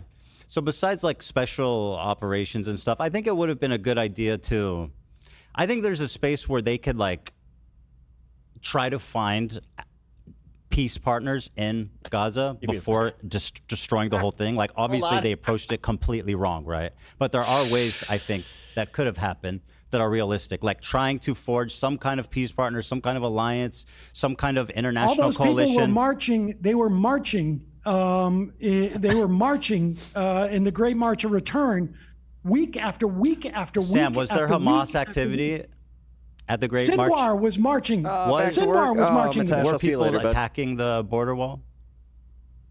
During the Great March of Return, the first dozens of these things before the snipers, no, they weren't. So there were the people for peace. There was Hamas activity. They were attacking the fence. They were like trying to cross the border. They were but not attacking militants. Militants were trying to cross the border. You're telling me that in the first dozen of these marches, there were people attacking the fence? Correct. Okay. Yeah, but I mean, again, I think that there's a way for Israel to try. I think they can obviously pursue peace. The way that they're doing it is impossible, right? Like, it's fucked up, it's insane, it's genocidal, it's horrific. They're not pursuing peace. I'm not saying. I'm saying the opposite, Sam. I don't think Israel is. Well, you asked me peace. what should they have done. I mean, obviously, Yes. they're not pursuing peace. I agree with you. Like, quite the opposite. That's not what they're doing. But I'm saying there could have been a path, although it's not. It's. I think, unfortunately, I think their response was inevitable based on everything that happened. You think it was inevitable that they would kill these many people and they would use food supplies as a weapon, that they would have leveled hospitals and universities and 80–90% of the homes? I mean, how I don't know to what extent, but like a huge response was definitely inevitable. I'm not justifying it, Sam. You asked me a question. I'm answering it. You're putting this on me like I'm saying. No, I'm just saying inevitability. I wonder what you must think of an Israeli body politic where this level of atrocity is inevitable.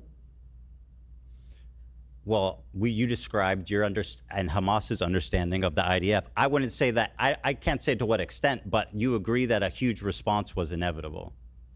Listen, I believe a response that was inevitable by Israel, and that is because I have a much more theoretically jaded view of that country and their agenda, I think, than you. But to expect that what they've done is inevitable. To what? Well, Sam, I just wonder, what it is that you think is in that body politic. Listen, I don't think it's inevitable, just to use an example in this country. I don't think that it's inevitable that we are going to be deporting and disappearing, immigrants in this country. I think it's possible, but my perspective on America is still too optimistic to think that's inevitable. I can't even imagine what I would think would be inevitable. And I think, listen, our invasion of Iraq and the complete lack of caring and the only thing that would even mitigate that is that, there were no images coming out of Iraq, or very few, and certainly I was exposing them more than the American population writ large. But to perceive what we did in Iraq as inevitable. It's a different situation. That's completely, that was completely unpredictable. But we kind of touched on it. Where Hamas, and again, to what end this even matters is it doesn't. Ultimately, I mean, back then it was viewed as justified Hamas until knew we that found they were out going that it's to like, bomb oh wait, the fuck you're telling me it was out of Gaza. Gaza. Listen, I would imagine Hamas thought there was going to be a response, but they wouldn't have taken hostages if they thought that they couldn't use those hostages Of course as a way they thought they could. I don't deny that. Of deterring Israel from entering. And that was a miscalculation on their part. They presumed that Israel was more interested in those hostages, I think, than they had assumed. Well, and that's part of what a lot of the civil unrest in Israel is about, is that a lot of people do care about the hostages and think that the government needs to stop the war and focus on getting the hostages back and not killing innocent civilians. So that I wonder about that last part, but which part? The part about the killing of innocent civilians. I mean, you know, I think that I said that's what they're doing. No. I'm saying I wonder if the Israeli body politic. Oh, you think the Israelis want civilians to die? I think the Israelis. I mean, you know, obviously not all Israelis, but I think that enough of Israelis to maintain this government believe that Palestinians in Gaza, that their lives have no value, that they are all future enemies, that they that they all represent a threat to Israel, and I think that's. I mean, I think that's a twisted perspective. Just so you know, there were massive demonstrations in Israel, tens of thousands of people in a country that's relatively small. So I think characterizing like the majority of the public as wanting to kill civilians is a little sick, personally. But you know, it's. I guess you could say whatever you want. I'm basing this on conversations with you know, Israeli reporters. That there does not seem to be in Israel a majority, at the very least, of people who are concerned about the fate of the Palestinians in Gaza. Certainly, they want hostages, and again, not all Israelis, but you know, look. I can make analogous assessments of the United States at various times about things that, all right, honey, that was actually pretty funny. Reflect Comment poorly section. on our national body politic as well. But you know, the proof is in the pudding. Guess she got you there. Can I tell you something? 300,000 protesters in Tel Aviv, 200,000 in the rest of the country. That's 500,000 people out in the street protesting the government of a country that has like 6 million or 5 million in the. Are you talking about the protests about the judiciary? I'm talking about to release the hostages. Okay, to release the hostages. Yeah. To stop, to ceasefire. Ceasefire, Sam. That's what that means. They were 500,000. They were calling for a ceasefire, or they were calling for a release of the hostages. Well, what do you? What's the point of telling Hamas to release the hostages? Yeah, of course it's a ceasefire, Sam. Well, but Israel what are you talking about, and I know. I'll look this up. Deal with this. I don't have much 500,000 time. Israel. Wait. Let's look this up and see how many times the Israeli government has said return of the hostages will not end. Sam, I'm responding to you saying the majority of Israelis want civilians to die. 500,000 people came to the street for a ceasefire of a country of 5 million, Sam. That's 10%. Israel just broke the latest ceasefire. Okay, where is the political response from the Israeli people? I mean, the idea that Gazans can be held responsible for an election that happened 18 years ago. Sam, you said the majority of Israelis want civilians to die. Israel and Palestine when we the majority of do a Israelis debate. do not have a problem with what's going on in Gaza.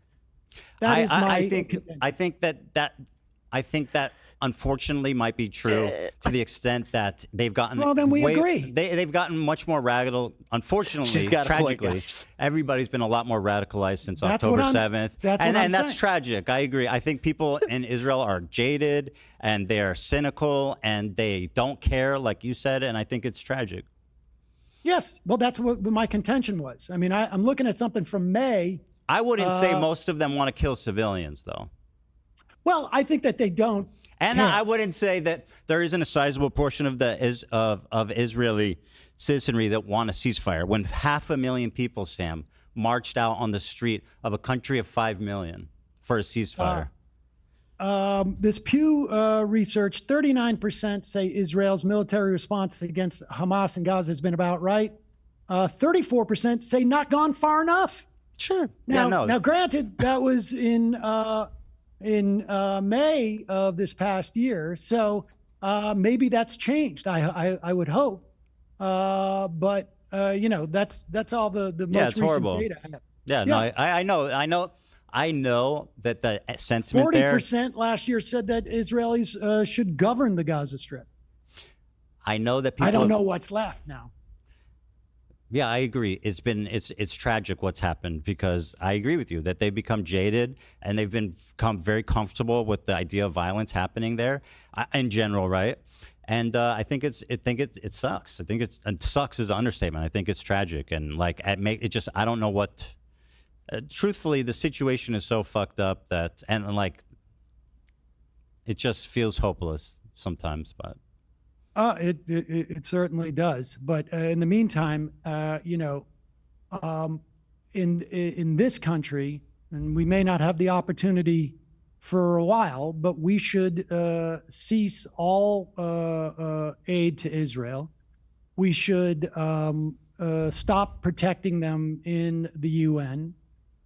We should stop trying to pressure the ICJ and the ICC, and that's well, incidentally, I agree with all those things too. I think that that's the most we can do as a country to try to stop the war, and it's something that we should be doing. And I think Kamala Harris would have been a lot more likely to do something on that front. Certain we won't know. We can't know, and that's the great thing. Well, listen, I appreciate the time. I gotta go because I'm supposed to have dinner for my child. But, well, I'll say this: this was way more combative than I expected. Ultimately, though, I don't think that we. Saul's what do we old enough disagree to make on? a factor be I able mean, to I stay. don't know. I don't even know. Maybe I see too much good in the Israeli population. I mean, I don't know what's ultimately the disagreements here. Well, I mean, look, I'm not. It's largely, in my mind, impossible to really fully assess. I mean, yes, there was a protest last year, 500,000 people who wanted the hostages back. And the ceasefire. I don't know if there's been. Well, they wanted the hostages back. I don't know. It's not a magic wand. It's a ceasefire. Yeah, and they got a ceasefire, and then the Israeli government broke it, and they. Well, so hold on. Our disagreements is that I'm too optimistic about the Israeli citizenry. I'm not here to adjudicate what. I'm just trying to summarize our conversation. That's all. Well, I mean, you summarize for you. I'll summarize for me. I think that, that's fair. It is what it is. And I think I don't remember this conversation. We can put into AI and have it summarize it, but I'll do that for you, and I'll let you know what it says. All right, we'll leave it to the robots. Okay. Sam, I do appreciate you calling in. I do value your input on all this, and I appreciate the conversation. I think it's good to have conversations like this, like open and honest, even if they're combative. And I think ultimately on the larger points we agree, but we managed to find things to fight about anyway, and that's what two Jews do, isn't it, Sam? That happens. That's my understanding. Appreciate it. All right, take it easy, man. Have a great time with your children at dinner there. Enjoy. Thanks, I will. Bye. All right, you too. Bye.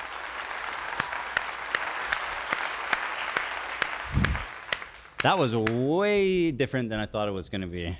Oh, but okay. I thought it was interesting. I called that. I enjoyed that as a watcher. Was I owned? I don't think you were owned. I don't think anybody was owned. I think it was two people that are debating. highly opinionated, hashing it out. And I think, I personally like when people do that. Yeah. I don't get turned off by the combativeness. Right. Maybe it's that's the half Jewish part of me. But the truthfully is like, again, on the larger points we agree. That's why I take cross with this issue of being like, he's a genocide supporter, he's a fucking baby killer, and all this insane. He goes, Sam, you never heard of hyperbole? Yeah, I've heard of hyperbole. It's fuck. Is that You're the king of hyperbole. Yeah. So I mean, like, is my downfall that I have too much faith or I have too much optimism in the Israeli citizenry? Maybe. I guess that's where we differ. That seemed to be where we are differing the most. I don't know. I think you're right to identify that as yeah. And I mean, Sam is older, and he's in his 50s or something, and so maybe he's just more jaded. Yeah, he definitely is more jaded. There's no question about that, and rightfully so, right? Rightfully so. Anyone going to Free Comic Book Day on May 3rd? I enjoyed watching that. Oh, I will say, as a Jewish person, the contentious point in the argument of the clip of Hassan, it kind of shocked me, to be honest. I was a little, to be honest, and as much as I love Sam, he was being very obtuse, in my opinion, when trying to talk about that clip to avoid criticizing Hassan, which is fine. I understand he doesn't want to get into that game, right, of being on record, being like, oh yeah, Hassan shouldn't have said that or whatever, right? I don't think that was it. But ultimately, obviously, I greatly disagree with him. And have you watched his show? He has disagreed with Hassan before. Jesus, this whole thing where he's like protecting. It's funny how he talks about how dangerous it is for me to call out Ren Fair, anti-Semitism, or how ridiculous it is for me to weaponize it like that. It's like when at the same time, it's a weird thing because you don't really want to like. I understand the impulse to just want to have a conversation with Sam and keep it with like the here and now of, your beliefs and everything. But, the degree to which the harassment that you and Hila have experienced over the last couple of years, like it is part of the story. And like, yeah, it's true. I don't know. It's tricky because like I get the impulse to like not want to get into it, but like that is a component of all of this. That well, and unfortunately, whatever Sam's been peppered with before the debate, I've seen. What's that?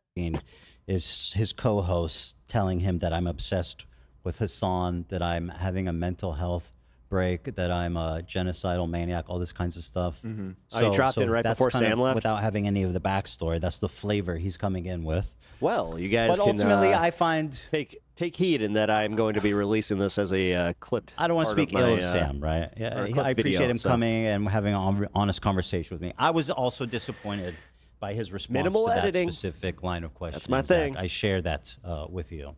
And I think the way that he was hand-waving away anti-Semitism as like, it doesn't matter that people are discriminating against Jewish people in America because of what's happening in Gaza. And it's like, well, first of all, two different issues, kind of. He wasn't hand-waving Whatever's that. happening in Gaza is one thing, and whatever rise into anti-Semitism we're seeing in America is a whole different fucking thing with its own set of problems. And believe it or not, they're both bad. To the same extent? Obviously not, right?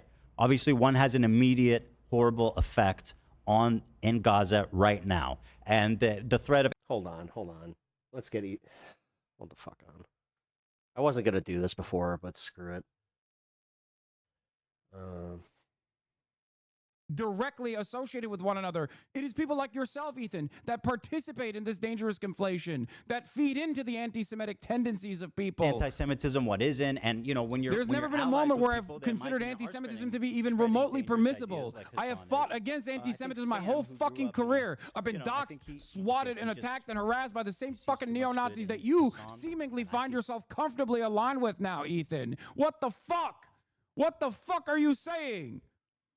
Little old Israel over here. Oh no. I didn't see it that way, but I'm not Jewish, so I found it interesting that you guys are having this conversation to give both perspectives.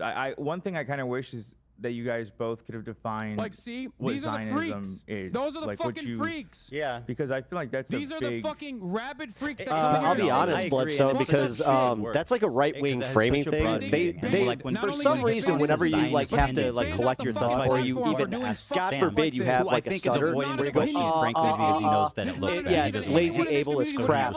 That's exactly what it is. But like, dude, right-wing, I'm telling you, like Andrew Wilson does it all the time in his Hassan's not debates where he's just like, anti-Semitic. he'll ask you a Obviously, question he and then you'll doesn't be have like, the wait a minute. context. So And by like the you way, repeat the framing, he's like, oh, so you got to repeat your framing, and then you're like, give Hassan well, the benefit what's of your the answer? doubt What's that your he's answer? What's not your answer? anti-Semitic, Trying to throw right? you off. Like it's And all that's about upsetting. the All fucking optics of Yeah, winning a debate and willing bullying. Even I'm Dan is willing laughing to, because but at he's this- called me a at vile, what I've said rabid previously anti-Semite is for a that, year now. So gracious.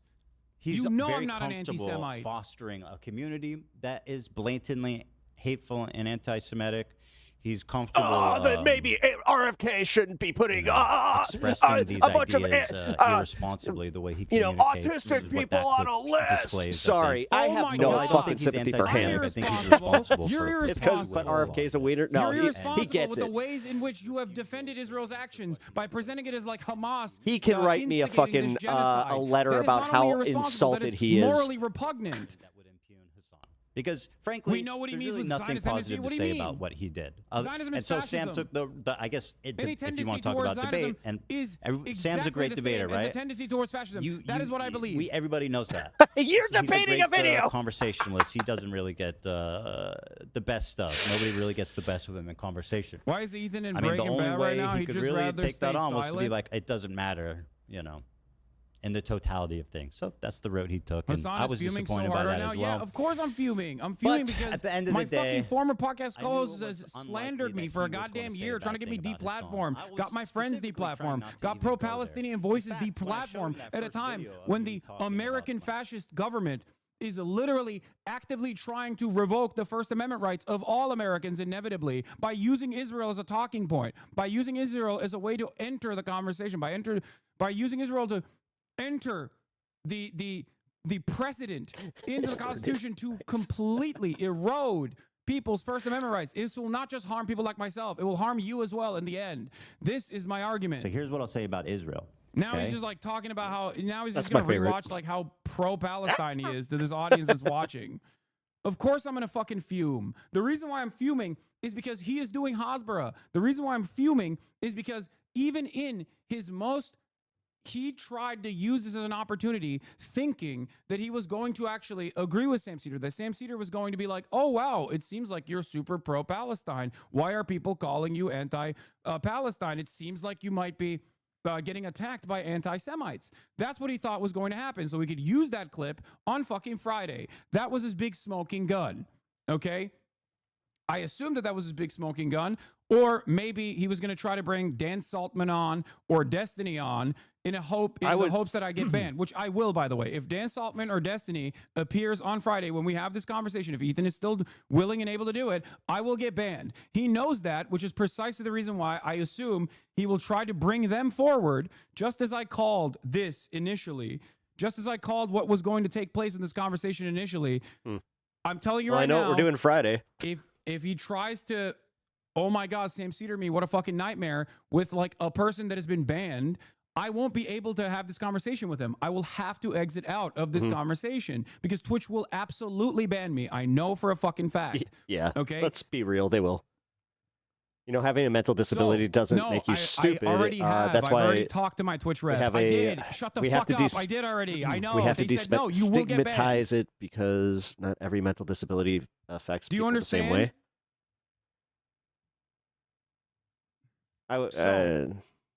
For that reason. Yeah. Okay. For that reason. There's nothing disagreeable with what you just said. Some fuck shit I like just that, had to I I was like, assume what? this was a two-parter. Okay, this was a two-parter. I suspect that he was initially going to try to get any clip that shows Sam SEDER agreeing with him to be like, see, your ordained designated Jew agrees with me, or something along those lines, and then be like, why do you call me pro-Israel? Okay, that's what he thought he was going to be able to get. It didn't happen. So now I assume his second smoking gun is to probably bring up like Destiny or Dan Saltman in it, with the hopes that I get banned. Because if I don't back out of that conversation, I get banned. If I back out of that conversation when that happens, he will go, oh, you ran away from Destiny. You're so scared. You're just like Steven Crowder. And that's the problem. Okay? He is going to try to present it. Or you could just have the backup where you know you have a YouTube channel. Like, I understand, like, not wanting to separate, but come on. That he's going to try to pull some shtick because he knows that he can't have this real conversation with me. Okay? just like he thought that Sam SEDER would agree with him, and then he realized that even in And the then there are most people like charitable Elon who use pro-Palestine autism as a shield for all approach that he criticism. tried to present him as, Even got his himself as, mom to go Sam out was like, able don't to, make fun of him. without knowing anything else. He's a Sam was special, able to special recognize that no, there is a lot of defense for Israel here that is unconscionable, especially when we're comparing it to 16 months of endless bombing, child murder.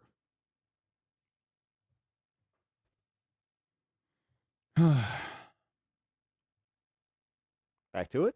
He saw through Ethan. I think that's and part he of didn't what get what he really wanted jaded the across. So Israeli now I think he's public going to be too. It's petty like, and try to get me banned. Look or what happens in an when effort you for wanna myself to support preserve peace, myself in this Obviously, situation, that's- and I back away. I click out obviously when that's he not- does the I don't destiny think the thing. right conclusion, Then but that was he's their going to say, "Oh, you conclusion. ran It's like, away." oh, Then the one repair. piece were murdered by Then prepare for it, Hassan. On that one, you See, can like, do I have, better, you know, dude. friends or family Like, even that will no, say that. sorry, that's not a good excuse. They don't believe there's an innocent Israeli, and I think obviously stuff like that is super dangerous. If you're a and I multi-platformer, never then agree this with isn't that. even a. This But shouldn't even be a in terms thing. of, like, you know, the Pew research is often what's referenced, and again, Sam brought that up, that there was only 19% of people. Can't you do it in May. offline? Are you fucking insane? You think I would let Ethan control the narrative and manipulate the footage by doing it offline? No, of course I'm going do to it fucking live on stream my YouTube. side. Why would I do that? Because he can't What are you break guys TOS on talking YouTube. about? What the fuck is he going to get you banned No, for? dual streaming the YouTube is not the same, okay? Ah. And I can't get permission from the CEO. Contrary to what people think, Dan does not fucking listen to my demands, okay? That's not a thing. They've already explained that I will get banned. Do they want to end the war? Our man's here to save our souls, guys. I think this is. I mean, yeah, it's disturbing. You know what I mean? But Yeah, he said Hamas Let me could have see ended what the this war says. if they released the Israelis are hostages. divided Hamas did over the country's offer to military release all response. hostages. Percent Hamas who says say it will release all Israel's civilian military response hostages against Hamas if in Gaza IDF has stops gone too strikes. far. That was on October 17th, about right. 2023. This is from the Not Jerusalem gone far Post, enough, by which the is way. crazy, right? So Which is understand, when he says all of these things about Israel, he doesn't know what the fuck he's talking about. He's just not knowledgeable on this. This is the unfortunate reality, okay? In the most charitable estimation of the past year, if I'm making the most charitable assessment that is like literally impossibly charitable here, he simply doesn't know what he's talking about, and he has people in his ear that's constantly fucking feeding him wrong information, and he's just regurgitating that because it pairs perfectly with his narcissistic tendencies.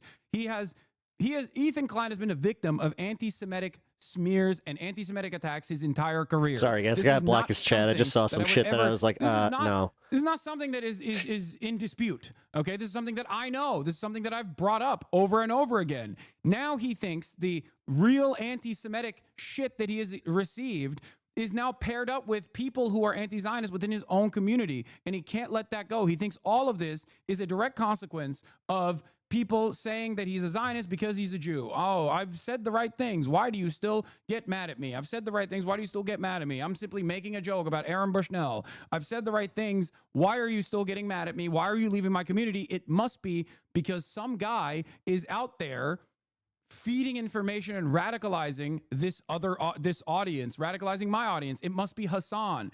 And it's really interesting that he said this, like he's inferred this, he's implied this over and over again. And for the first year after our podcast ended, up until October of last year, October of 2024, up until October of 2024, I consistently defended Ethan up until he started going after actively and getting and successfully deplatforming pro-Palestinian advocates.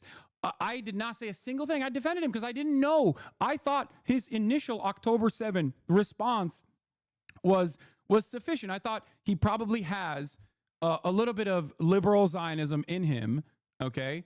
But he is amenable. He is someone who has a heart. He is open-minded. I paused it at the He point is where we can get his, open-minded or to Ethan's full someone like response, myself who or I believe breakdown he from trusts. what And he I was thought happened. wrong. But I wanted to get Hassan's He take. was not open-minded to this position at all. I thought I could move him from having like a I got squishy you. liberal Zionist position to basically someone to who do was this to an Hassan. anti-Zionist. You know, Hassan, just show up Friday, bro. That both are important. And Hassan obviously, is going to show. again, Of course, the I'm going to totality show. of what's happening in Gaza is not in dispute about Hassan which is is not like coming more. Friday. What do you mean? But I do think that it's important, and I care about Israel, and I care about Israelis. You know, that's it. And so I choose to see the good, and to see the optimistic, and like obviously I have no effect over what the public thinks about the war. I'm not fucking living there. I'm not. When I was living there, I voted against Netanyahu. Please don't try to bring a banned person. And by the on. way, Netanyahu lost the popular vote. He only won because he made a coalition with some psychopath. Hassan is a fake. Hassan, stop telling your chat we fuck with Destiny. Please don't try to bring a banned person on. When I voted, won the popular because vote. I will because get of the banned. parliamentary system where you make coalitions we'll to get have over to 50%. leave the conversation. They were unable to secure the victory. I think Netanyahu may be the devil.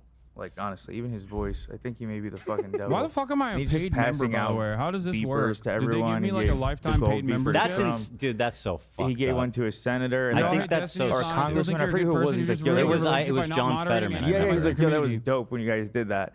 I have a family friend whose yeah. son had a beeper go through his stomach, like, and it's just fucking I just crazy. don't- The president's like taking a picture with I the didn't even bring up I don't Destiny. think I said a banned just like person. idol- Dan or- Saltman is also a fucking banned person.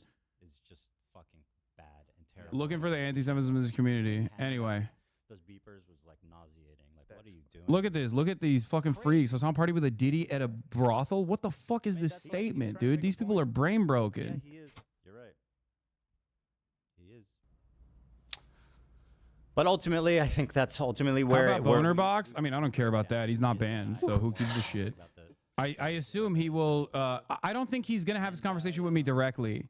Okay, I don't think he's gonna have this conversation with me directly. I think he's gonna try and desperately bring someone else on to either get me banned, or to have this conversation in his stead.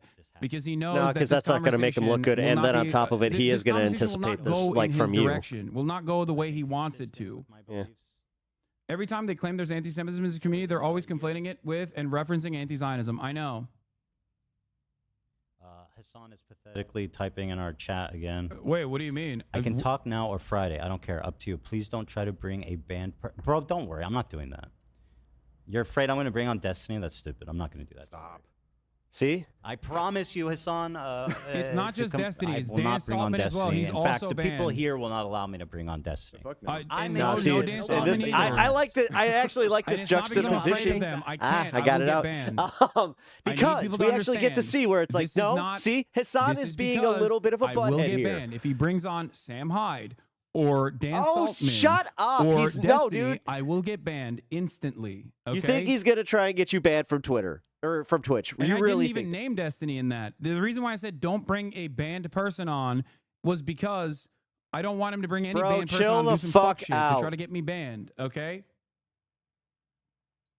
No, honestly, this is kind of. I'm gonna just go out on a Wait, limb. and If this this is was why Ethan, I he'd be like, prefaced "See, what I was Ethan's saying already was, trying to get out of the I'm debate. not an He's already expert. trying to get out of the debate." Finding Come on, man. polling, it does.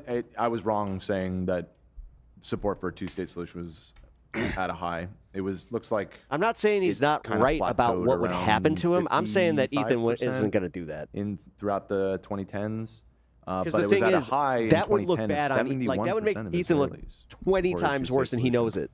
And it's not just to it looks like leftists that or number is anybody. now Like in- Anyway, all right. Everybody we're, would be we're pissing done him with for this that. portion of the broadcast. We're going to get back to the real news now. All right. Well, then we are done with your portion of that broadcast, and we're going to go back to the response from Ethan. Of anti-Semitism is an amorphous, nebulous thing that's like hard to measure and hard to say. And Jews, our whole life in America, people call it the golden age of Judaism. Is this time, the past 50, 60, 70 years in America for Jewish people.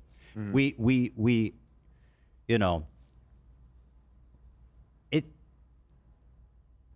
it's hard to tell, right? You go, oh, what is anti-Semitism? What isn't? And when you're allies with people that, in my opinion, are spreading dangerous ideas, like Hassan is.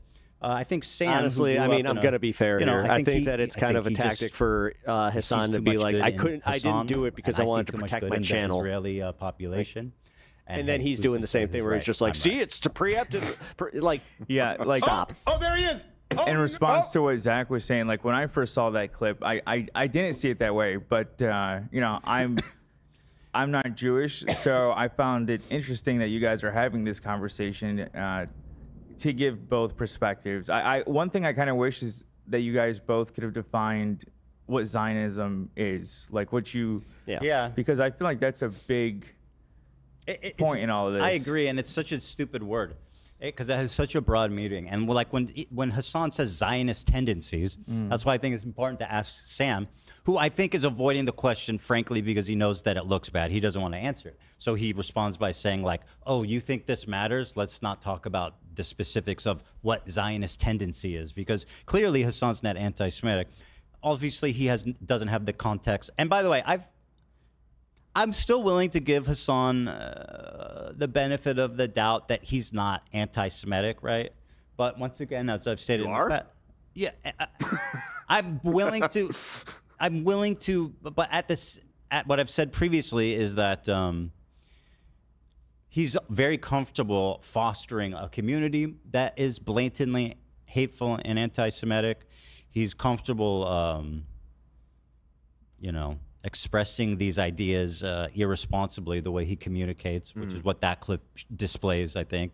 So while I don't think he's anti-Semitic, I think he's responsible for perpetuating a lot of it. But that's what he was saying about I think you. Sam's refusal to answer questions like what does Zionist tendency means was, you know, a way of him avoiding answering a difficult question that would impugn Hassan. Because frankly, there's really nothing positive to say about what he was did. protecting Hassan. And so Sam Again, took I guess this if you weird want to talk thing that about he's trying to debate, protect and Hassan is so Sam's weird. a great debater, right? Like, I'm sorry. Whether it's from him or everybody anybody in knows chat, that. that's He's absurd. a great conversationalist. He doesn't really get the best stuff. Nobody really gets the best of him in He conversation. just doesn't want to get caught up in online I mean, the only drama. way he could Like, really take that and on was to be fair, like, it doesn't that's matter. fucking professional of him. In the totality of things. So that's the route he took, and I was disappointed by that as well. But at the end of the day, I knew it You was didn't get what you unlikely that wanted he from was him. going to say a bad thing about Hassan. I was That's all you specifically trying wanted. not to That's even what this go was. there. In It fact, was a when I trap showed for him him that to be first like, hey, video look, of Unc me told talking you about that my you got to views, wise up. I was I kind of got your uncle surprised that against he you. actually had found something to criticize in it. I had said, what was it? I don't remember. Let me rewatch that clip because I was quite surprised. Like from the beginning, this conversation did not go how I thought it would at all, and it started with this clip here. Let me see. You know they're liars and bad faith weirdos. So here's what I'll say about Israel. Okay, listen. This isn't the first time I've said it, and I'll say it many more times. The cabinet is run by genocidal maniacs. Okay, they're led by Netanyahu, who should resign in disgrace and go to prison for being a war criminal. Okay, he's made a coalition of the most like radically conservative freaks that don't represent, by the way, the majority of Israelis. He was saying that there's this talking point that I've seen percolating on the left, which is that like, to put it kind of to summarize it crassly, that like Israelis are evil. Basically, I mean, to put it crassly, right? Like that's kind of what he's saying, is that like the majority of Israelis just want civilians to die. I mean, that's kind of what he said, and he didn't even deny it. I think that's insane. I think that's insane. And especially the context of this clip being 2 days after October 7th, I think it was, the sentiment was a lot different before and after and during and now. The sentiment in Israel's changed a lot. So when I said that, I think it was more accurate.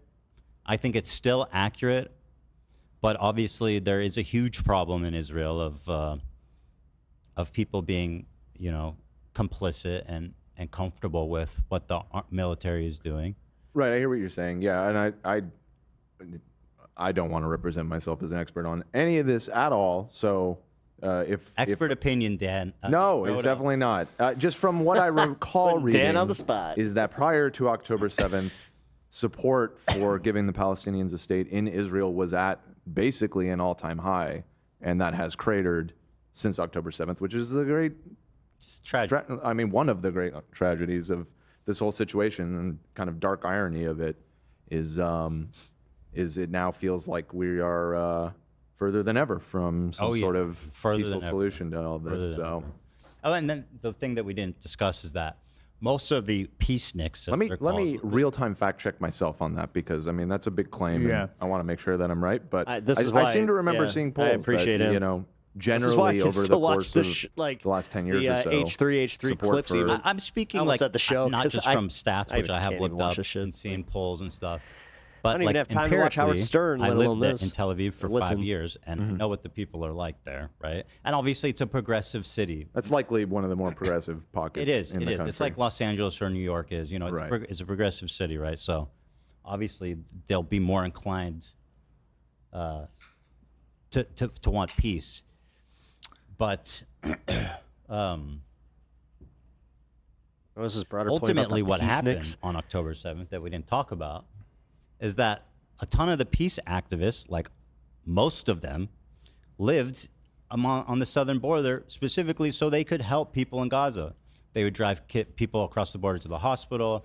They would help people get to and from work. They were advocating, you know, they were doing what they could as individuals to help facilitate peace. And many of them, you hear their stories time and time again, were just murdered, slaughtered by Hamas. And I think that's part of what really jaded the Israeli public too, is like, look what happens when you want to support peace. You know, obviously that's not, I don't think, the right conclusion, but that was their conclusion. It's like all the people that wanted peace were murdered by Hamas. See, like I have, you know, friends or family even that will say that they don't believe there's an innocent Israeli, and I think obviously stuff like that is super dangerous, and I agree. I'll never Thank agree you. with that. But Yeah, in but he was terms saying of, the like, same you know, thing the to Pew you about research how, is like, often what's you doing the same referenced, type of and, conflation yeah, there. Sam brought that up, that there was Yeah. only 19% of people in May in Israel from the poll who thought that it went too far. And I got to see that poll. yeah, I can That was from send it. May? Yeah, it was from May 2024. This is Oh, so often it's- referenced. It's a little old, but I don't know if that's changed. Let's see. Well, it's May tomorrow, so it's basically a year old, right? Yeah.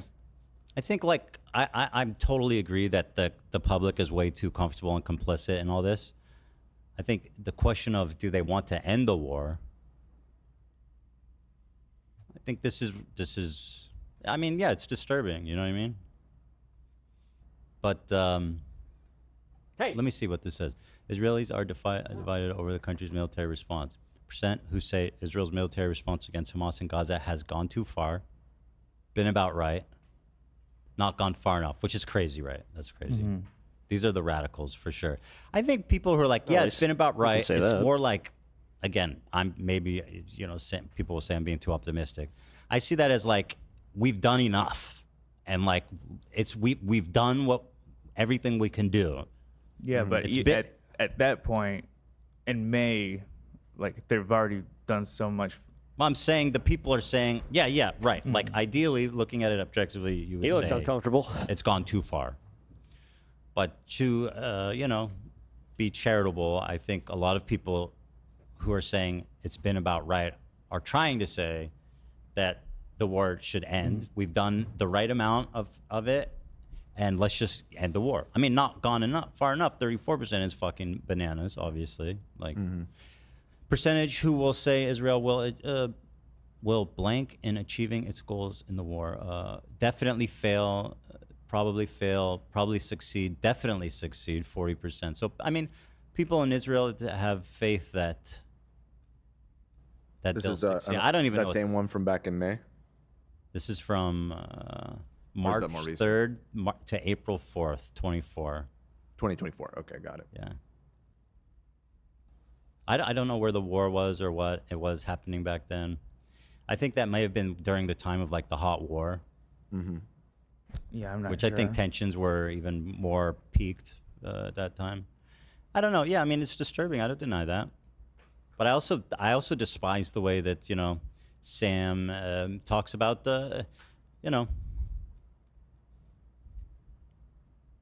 I don't see it being productive being like Israelis are evil. I don't see the point of saying that. He didn't say that. Like, and it's like, well, what do you want to do Holy about shit, it? he You didn't say that at all. The majority of Israelis want civilians to Dude, die. oh And it's my like, God, he really is brain fucking broken.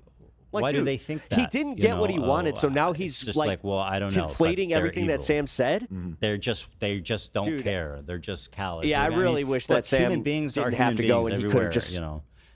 Tackled him on that even. Like, dude, Ethan. A lot of leftists don't holy want to shit. engage in humanizing Israelis. They just don't want to do it because, right? Like what's happening in Gaza. Because you just want to, you would just want to be like, yeah, And, they he think just that he it's, really wants to protect his son. insignificant in comparison. His son And has I such understand where they're coming from, his son of has course. such an influence. You really are fucking But sick. I believe that both are important. Like Jesus Christ, he's And, obsessed. Obviously, again, the totality of what's happening in Gaza is not in dispute about which is like more. But I do think that it's important, and I care about Israel, and I care about Israelis. You know, Yeah, but that's you it. don't care And so about I hearing, choose like, to see the good. What and Sam to see the said, optimistic, obviously. Dear God, he like, really is just obviously I like have no effect butthurt that over what Sam the did public not, thinks about the war. like, I'm not get- fucking he living didn't, there. I'm not, what when I did was Tim Pool living there, call I it? voted Clip against Netanyahu. Prop clipping. You didn't get the prop clip. And by the way, Netanyahu lost the popular vote. He only won because he made a coalition with some psychopath like ultra-nationalists. But the left party, when I voted, won the popular vote because of the parliamentary What does this have to do with system anything in the where critique you that make you had for coalitions Sam? to get Like, over 50%. They were unable to secure the victory. I think Netanyahu may be the devil. Like, honestly, even his voice, I think he may be the fucking devil. And he's just passing out beepers to everyone. He gave the gold beeper to Trump. Dude, that's so fucked He gave up. one to a senator. And I think that's so or a stupid. congressman. I forget who it was. He's like, yo, that It was John Fetterman. I Yeah, remember. he's like, yo, that was dope when you guys did that. I have a family friend whose son had a beeper go through his stomach. Like, and it's just fucking I crazy. just don't- The president's like just taking a picture No, with the thing is, they don't care. Just like Dehumanization is the point. Lionizing These people people do dying not just give a shit is about just anybody that's fucking not part bad of their and little terrible circle. in And general. honest to God, him handing they out would the beepers rejoice was like if nauseating. we all Like, got what are you wiped doing, out and dude? somehow they were on their crazy. fucking on their little hill where it's just like, I mean, oh, that's look, like- he's guys, trying to make a point. look, isn't that Yeah, he is. unfortunate? You're right. He is. But then 5 minutes later, because they don't, But ultimately, that I little think that's dopamine hit of ultimately them where, feeling better where about we, themselves we just break went down by, then they'd is be like, that oh shit, I'm we're more fucked. optimistic about the Jewish or the The Israeli damn public. liberals. And I just think it's insane that people want to call me, treat me like I'm the bad guy in this whole equation, like I'm the one that's supporting. Oh my God, he did not get. happening. He didn't It's get just- the pat on the back from There's Uncle not- I've never Cedar. He said didn't get anything the that the heel showcases that. turn. I've been consistent with my beliefs That's why he looks like a wrestling manager. over the years. My name is Ethan. Hassan is pathetically typing in our Klein. chat again. I can talk now or Friday. I don't care. Up to you. Please don't try to bring a band. Bro, don't worry. I'm not doing that. You're afraid I'm going to bring on Destiny? That's stupid. I'm not going to do that. Stop. Yeah, see, I promise you, again, Hassan. when Dan says it, I will not stop. bring on Destiny. In fact, No, the 'cause people they- here will they not see allow me this to as bring on being Destiny. great content. I'm They're interested, finally going to Hassan, in squash being honest. either squash some shit, You know, shit, I'm gonna or they're take back what I said literally about- have content for the next like month. You pathetically in the chat, okay? I'm gonna be gracious He here. was bravely typing in our chat. You're bravely typing in our chat Covering that the fucking news. that I'm not interested in trickery. As you can see, my conversation with Sam. I want to have an honest conversation with you, and that's what I plan to do on Friday. So That's going to be wild to react to. That's where I'm at. Yeah, don't worry, I'm not doing that. By the way, and this is why I prefaced what I was saying was I'm not an expert. Finding polling, I was wrong saying that support for a two-state solution was at a high. It looks like it kind of plateaued around 55% throughout the 2010s. But it was at a high in 2010 of 71% of Israelis supported a two-state solution. It looks like that number is now in like the 20s. 2010, that's interesting. That's about 15 years when I ago. was living there. Is it? Yeah. I don't know. You don't remember when you moved there? Not really. That was 15 years ago, so I would have been. Crunched. Yeah, I would have been living there then, around then. Okay. So Well, that's I mean, kind of where the vibes were at when I was there, you know. Well, it's unfortunate that it's dropped from And that high. so maybe I'm wrong because I haven't lived there, obviously, since then. It's a vibe right now. But it's a vibe. I definitely acknowledge what's happening amongst the Israeli public isn't good, and that, you know what I mean. That's what it is.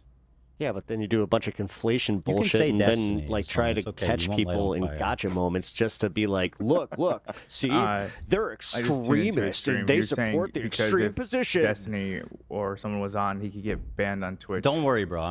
It's not happening. I will promise hit the you. button. If you bring I Destiny. promise. There's no trickery. It's just going to be a one-on-one call. Look, there's no trickery. I showed up here with Sam. I expressed myself honestly, as you saw. We got combative at times. And listen, everybody said Sam was going to own me, so I think you all need to applaud my bravery for getting combative with Sam SEDER. I will never applaud your bravery. Oh, you want Why won't you self-fillet some applaud me more? for that? Okay, Ethan. You don't. I don't do that. You don't do applause. You're applauding at the beginning of the show. I was applauding for my coworkers, not for you. Oh, Thank you. All right. Now you're hedging. Please clap. Dan's like, I never liked that guy anyway. Please clap. Leftovers reunion. Oh, should we title Friday? You should that? say leftovers. That actually is kind of funny. I saw people saying we should run the intro, but I don't think it's. I'll think about it. For leftovers? I don't know if that's the I right hate to tone say or that's what, kind of but- funny if they did the leftovers theme. I wonder who wrote that. Yeah, shout out It to is a the artist. shame, yeah, it was a great one. But I promise you, Hassan, I'm not tricking you. I'm not trying to get you in trouble. I'm not trying to get you banned on Twitch. There's no fucking stupid. You know what I mean? It's just about talking to each other. A long overdue conversation that we will have with each other. Man, I can't wait for that. I honestly You can't. bravely type I think in our we're all chat. like, this is our pay-per-view, guys. After I all look this, forward to chatting with you on I Friday. mean, look at the way that we with reacted peace and today. love, of course. All right. Well, So look what out for else the, is It's a shame. I feel like we that ended up video on arguing Friday. about kind of immaterial stuff. Maybe not, though. Maybe that is the core of what No, the big disagreement I don't think was. it's is over. immaterial. Again, it's an awkward thing because it's like you're planning on having this conversation with Hassan. Your issues with Hassan, you should direct to Hassan, not to Sam. Sam. Well, the problem is, which I Thank didn't you. show, Dan, Sam. thank you. And Oh because my Sam God, didn't he care, just and summed it up rightfully so, why perfectly. should he? But like, you know, And he this was whole doing talk it. to It Sam was SEDER so thing awkward. is very much related to Hassan. Here we just just in made, the sense that we, he had been pushing it for it. So well, here's just like a frequently. little clip of him I talking. urge him to talk to at least like Sam SEDER or something. Maybe he can get a different perspective from someone else. Talk to Sam SEDER. I urge Ethan to talk to Sam SEDER about this. The reason why I wanted Sam to talk to Ethan as well, this is Jewish people's business to a certain degree. You know, I have not talked to Sam at all. It's Jewish people's business, Jack.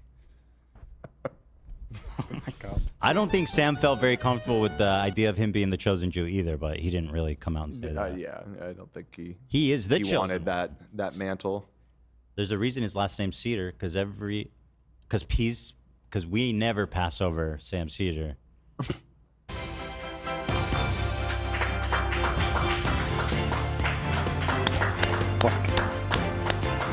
The SEDER, of course, the SEDER is the ceremony I'm with performed him by in the Jews middle, or on it's just like- Passover. So I'll I'm take familiar. I've been to We one. should have had some parsley and salt Rich. water today. We should have dipped it. I'll dip it for those bitter tears, man. I'm still wiping them Basic away. necessities. Stop. Beyond the fact that I was like, I think it'd be cool if you could talk to Ethan. But he can have a conversation with Sam SEDER. I mean, But I really, really seriously hope you talk This to Sam idea that SEDER. leftists you can't should have talk nice to shit, Sam honest to SEDER. God. You know, I think you respect Sam SEDER. You Honest should to probably have a God. conversation with him about this. Maybe this time I'll bring Sam SEDER. Get your first big and paycheck you'll and be the then one tell saying, me that you're "Oh gonna my donate God, it Sam all SEDER, and what a live, you know, fucking nightmare!" Because virtuously. you know.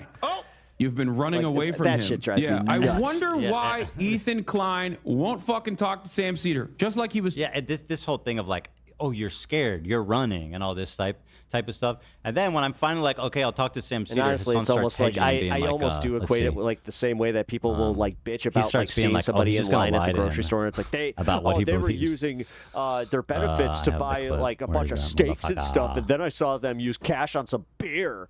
Look at them having a good. Yeah, they're having a good time. Here's what he said yesterday about my prospective conversation with Sam Cedar, which proved to be false, of course, because I am honest to a fault, Dan. I'll have you know. Yeah, no, that I'm aware of. Honestly, that I know. Whoops. Oh, we have an Evil update in the talk slash chat. debate. Say what? In our Discord, there's a little update. Philly D dropped. Okay, so it's about me? No. No, he just dropped. What did he drop? A video. Why does that have to do with me? Why are you telling me that? Wait, he's I'm in the talking middle of about something. Trump's Rogan problem. Why are is you wrapping back, it up? And the sparked MS-13 meltdown. He has some Luigi Malgoni updates. And You don't have to tell me every time Philly D posts a video, guys. All It's right. completely irrelevant. Well, no, it's a great video. It's entertaining. Okay, so what? There's lots of great videos on YouTube. You can send me every single one of them?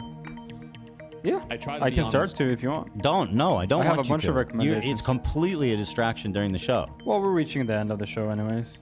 I'm in the middle of something. yeah, I need to watch the video, so I'm not gonna be able to To switch. be for a bit. fair, That's fine. if I was Ethan, I'd Alright, be well, just pissed leave at it on that. the- I'd be like, So they did you can just see really I'll leave it derail on what a I'm good saying camera. for Just like leave it a on little me. stupid The slider's clip? fine. Yeah. It looks So- like you're doing something. Anyway, here's the clip of Hassan trying to poison the well already. Breaking news. It seems E will talk slash debate with Uncle Sam Cedar. Great. Wait, what? Debate? They will most likely agree with one another. He is a committed anti-Zionist. Ethan, I mean. The thing is annoying is Hassan knows that what I believe. He's just being so cynical with the way that Then he's apply that to drummed up all this yourself, hate and harassment bro. against You did me. the It's just same. so You're fucking doing cynical, the dude. same shit. I'm joking, but that is probably what he'll do. He'll There it is. Does he greatly not present see it? himself Does he as not being see it? He must not see it. a There's- victim he of cannot be this vicious, disingenuous. a victim of vicious smears from a lot He's gonna paint himself as what happened. of people who don't think he's sufficiently pro-Palestinian due to their incredible anti-Semitic opinions, and that he is simply misunderstood, and that he agrees with everything that Sam Cedar says wholeheartedly. And Sam, being the kind and gentle being that he is, will not push super hard to really figure out what Ethan's worldview looks like. He could not have been more wrong. Yeah, he could not have been more wrong. And On by the way, every level he on got to that stop statement. making predictions because those don't work out for him. Yeah, I mean, just You got- objectively, yeah. that was is wrong in the every way. opposite of what played out. So, But I Oops. laugh because That's he's again trying why to I'm poison the playing well this ahead game of where I'm like, me yeah, and Sam I'm not going to do this thing where I'm going agreeing to preemptively on just go like, yeah, everything. Although Friday's going to be a Sam shit was not show. very He's sweet gonna and get lovely. Destiny He on came there. out ready to go. He's gonna get That's good. banned. I'm always ready. But I'll tell you guys, I am brave. yeah, you've sold us. I mean, who Pat would go yourself on the against Sam back one Cedar? more time there, dude. willingly, Don't break your Dan? arm. Not Steven Crowder. That's when Crowder's been running his whole life. Obviously not that one. I'm not running from nothing or nobody. It ruined Crowder's life. Carry the load. What? I said it ruined Crowder's life. Literally, since he did that It's- debate. yeah. just- No, I'm not. I wasn't almost kidding when I died, he said we lost ruined his family. life. It Yeah. was funny because at one point Sam took off his glasses and said, "Steven, look into the camera." He's like, "From here on out, it's all downhill for That's you." crazy that was true. Yeah, I mean, we couldn't have predicted that there'd be a scandal where he's abusing his wife on camera. He went from getting a $50 million deal on the table to being like a nobody. No, yeah, dude. Doesn't work either. Oh, his whiny little What bitch a ass. fucking sight. Anyway. What are you Yeah, so, here's Hassan. Oh, you've been running away from him. Yeah, I wonder why Ethan Klein won't fucking talk to Sam Cedar. Just like he was too scared to talk to Sam Cedar in private. I'm not ducking Ethan at all. I'll talk to him. Maybe I'll even have Sam Cedar attend. This just happened like 10 minutes ago. Right, yeah. Perhaps this is why my former podcast host is too afraid to talk to Sam Cedar. Oh my God, bro. This obsession with Sam Cedar is weird. Yeah, but there it is. You got what you wanted, and the people are feasting. Watching two Jewish men duke it out about kind of minor details in a where they broadly agree on everything. Minuscule. Did he really? That kind of shows you what he really thinks about this shit, Hey, ha-ga-da-dee-da-da. Hey. Oh, a lot of people tuned in for this, huh? 50,000. Yeah. It was higher before. I think it got up to like 53. What was that? What was it at when we were talking? It's about 53K. Huh? How much? 53K. Say it again. Why? Because it sounds good. No, I thought. I like the way it feels. Okay, 53K. Yeah. It's about what Hassan had too. Certainly. Over on Twitch. So what's up? for them. You watch the getting out of here, or new If season you guys of are new Rehearsal, here, please Ethan? subscribe and No, I'm hit that going like to. button. It really It's helps me out. I've heard about apparently this the last one episode was that's really good. fucking insane. It's Yeah. very good. It sounds. Very good. It makes me want to watch it. Fantastic. Watch it. He is so fucking funny. You watched it, Zach? I think we're good. Yeah, I'm definitely gonna watch it. Yeah. Yeah, for those of you who don't know, apparently Paramount Plus, fans of Nathan For You will know, as I am one of them. In the first season, I think it was, It was season 3. Okay, way off on that. Yeah, we're done. On the third season. Alrighty, that was a good time. I hope you guys enjoyed that. All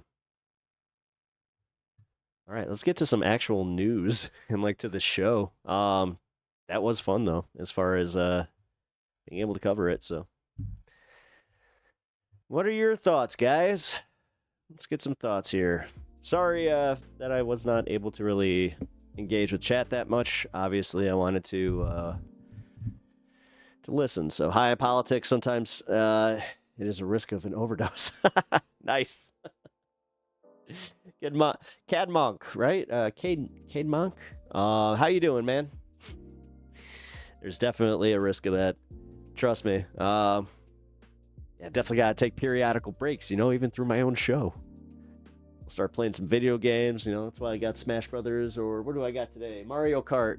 Let's get to see Cadmon. Oh, okay. But nice to meet you. Or happy that you're here. Yeah. Hope you're enjoying yourself, and leave that follow if you are. So, because I appreciate it. Been in your stream before? Okay, cool. It says first time chatter. My bad. Oh, cool. Hey, thank you. Oh, that's too funny. Somebody actually unfollowed me, and then they were like, I guess they didn't like whatever the fuck was going on. So and then, yeah, you're my 300th. Cool. I always love that, where it's just like, oh, what'd I say? And then half a second later, I'm just like, I don't care. All right. What do we got? We got economic news here. Let's go to the ground news, because that's what we do here. I use ground news. Supreme Court conservatives lean towards allowing country's first religious public charter school. Wow. Why did I read this? Why did I go to the news? Why did I do it? Lowest in the first. Lisa wants to give artificial intelligence agents your credit card. That's fun.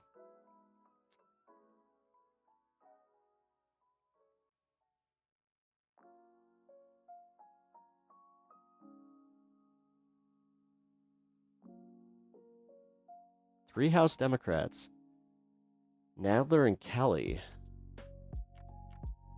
they all want to be removed from the request to co-sponsor the impeachment resolution. We'll see how that goes. It's so funny how these people are just like, well, I don't want to be perceived by my constituency to be in support of this. So, oh damn, I should have rated you. I didn't see you until I ended. Oh, it's okay. Don't worry. I appreciate that though. Yeah, I'll definitely. I always appreciate a raid. Same thing actually. If I see you on here, let me shoot you a follow, and then also put you in the favorites here so I can raid the channel.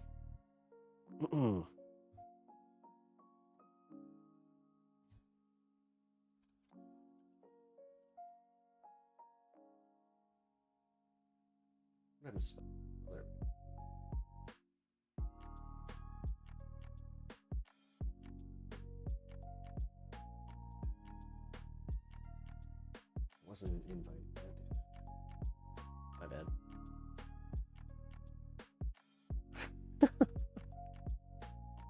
I didn't mean to do that. I meant to add you to my list here.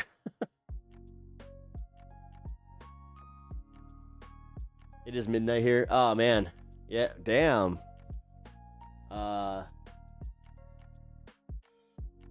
So let's see. Are you over like near like Eastern Europe or let's think. Let's see time zones. Well, I can tell you it's 1:11 in Kyiv and 1:11. Oh, Sweden. Nice.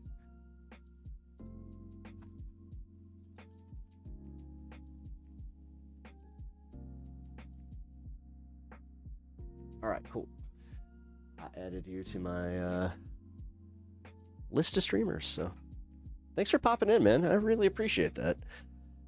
All right, okay, folks, time for the news. Opens the news. Oh, no, the news. Yeah, the news is never fun. Yeah, sometimes I forget what I do for a living, where I'm just like kind of just vibing, and then I'm like, oh, I don't want to do that.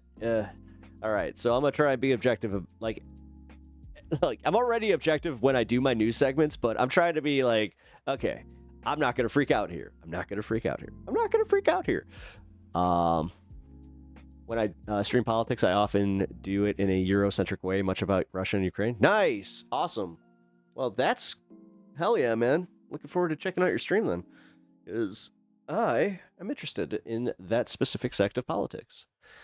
We also have a few Eastern Europeans in here and a Ukrainian who likes to give us updates. So I always appreciate that, man. It's the coolest part of the internet. You know, for all the shit out there, that's my favorite part. Also, you know, just a kick-ass meme. You know, when somebody just is legitimately that funny, you gotta appreciate it. All right, let's do the ground news segment. Had my first Russian troll today. Congratulations. I'm not sure if it's because I mark my stream as politics on Twitch, but man, do I get Russian trolls. We actually, like, I got so many at one point that I made it like a little game where it's just like, oh, are they actually here to talk, or are they a Russian troll? More times than not, they were Russian trolls. So, hey, whatever. What you gonna do? All right. Let's see. On April 30th, the Supreme Court heard arguments on whether to allow Oklahoma's first taxpayer-funded religious online charter school. Then they have to pay taxes. If it's going to be taxpayer-funded, then I hope that somebody's smart enough to go and challenge this by saying, well, if my tax dollars are going to this, then they need to pay taxes. Because like they are, at this point, like a political school. And that's another thing, is make sure that like there's a watchdog that's just like, nope, you don't get to do that. Hello from Germany.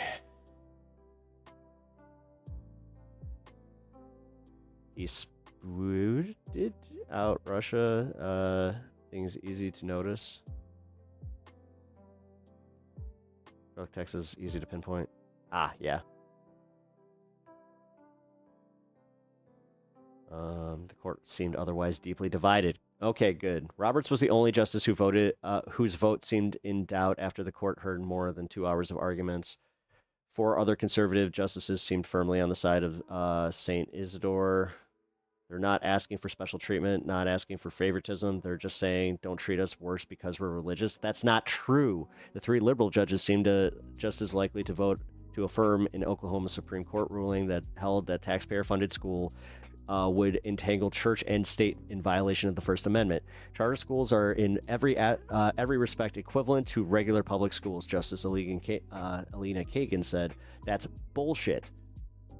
Amy Coney Barrett recused herself without explanation. Yeah, because she's getting paid by a fucking charter school. Barrett previously taught law at Notre Dame and is close friends with Notre Dame law professor Nicole Garnett, a leading proponent for publicly funded religious charter schools. See?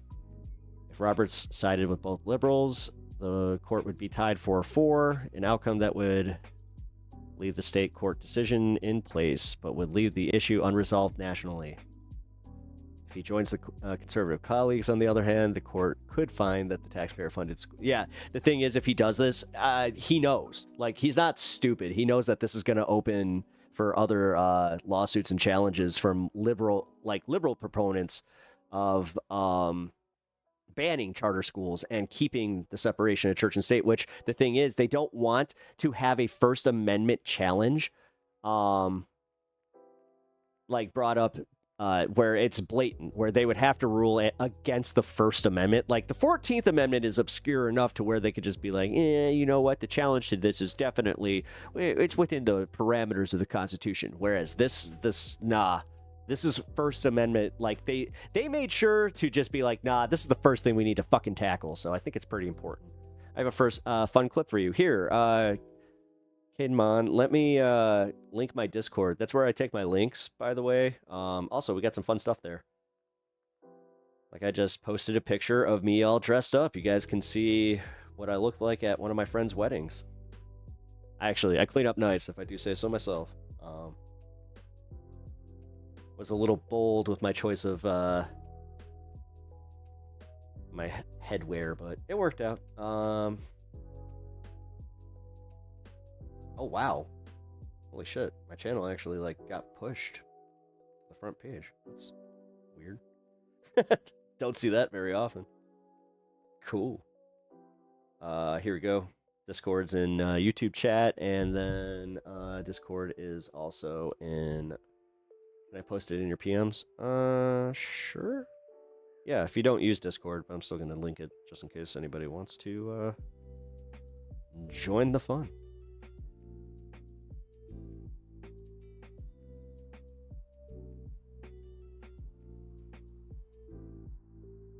There you go.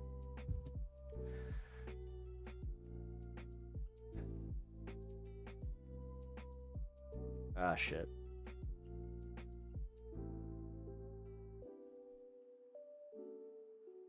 Crap. Hello? You listen. Media, puppet regime.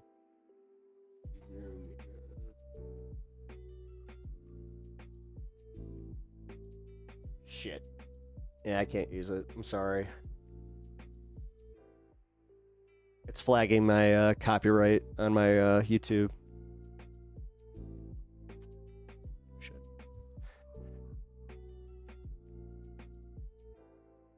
Yep, no, it's 100% copywritten. Okay. Yeah, sorry. I'll say it's not spam though. It's definitely not spam. I'll check it out on, when I hop off stream, but yeah, for some reason... Puppet regime. Oh, that's why. G0 is a protected channel.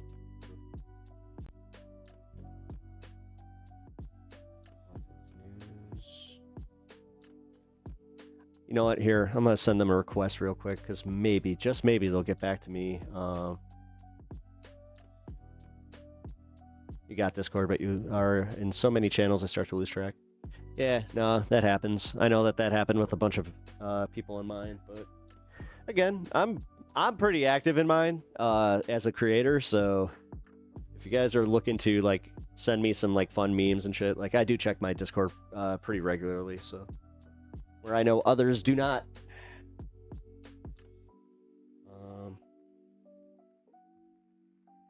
Hello from Germany.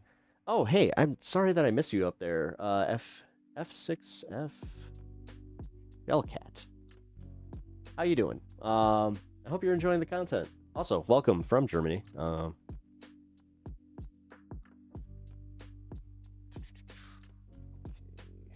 So we got that news. AP. Let's not do AP.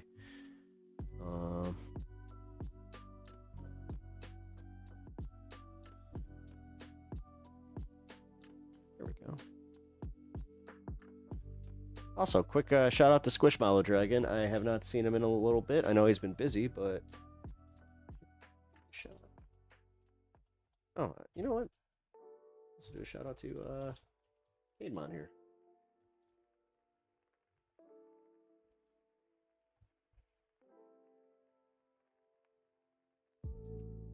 There we go.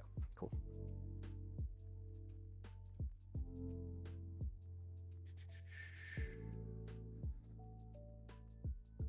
How do I do? It's trying to make me follow you. I'm like, I already follow you. What the hell?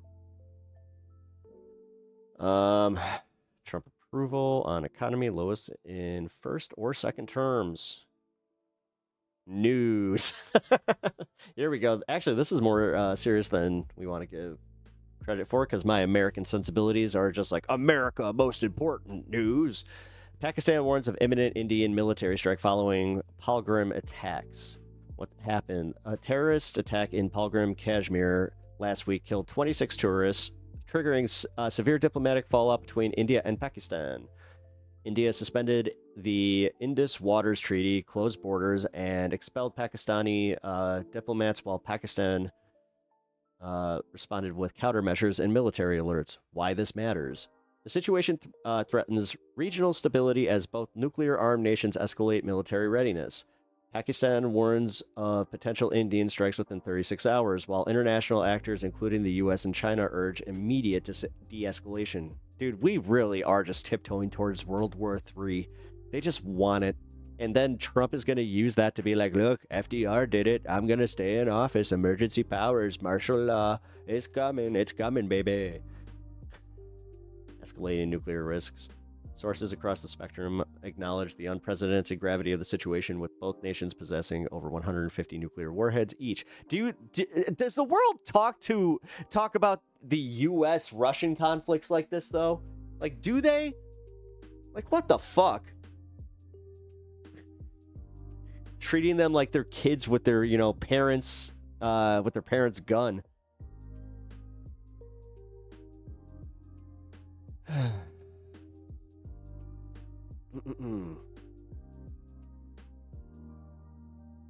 Raising global security concerns, diplomatic breakdown. Multiple outlets highlighted how traditional diplomatic safeguards and communication channels between India and Pakistan, I think I'm saying it right, have rapidly deteriorated, marking an unusually severe crisis.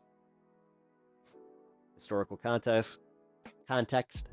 Coverage universally frames the current crisis within the long-standing Kashmir dispute over and bitter rivalry since 1947, suggesting this represents a dangerous new chapter in relations.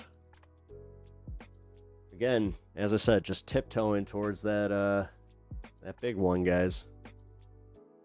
Let's see what's in blind spot. By the way, if you guys are enjoying Ground News, here you go. You guys can get 40% off if you use this link. It really helps out my channel. I appreciate you guys taking a look. Also, you guys can check out Ground News for free. They do have a free mobile app that you guys can check out too. So definitely give it a shot. Helps cut through the algorithmic BS and just gives it to you pretty straight. Will Trump strike drug cartels? He says run Mexico. If he wants to start a fucking war with our neighbor, then yeah, ignoring sovereignty is usually how that happens. Doesn't matter what the preface is. Jesus. All right, well here, let's get some news on the economy. We're learning more about the nation's total economic output. What is this new report telling us? This report signals that the first quarter of this year, there was an economic slowdown, a contraction. We haven't seen that since 2022 during the height of COVID. Now, the U.S. economy contracted down 0.3%. That is the preliminary estimate. Compare that to what we saw in the last quarter of last year when the economy grew by 2.4%.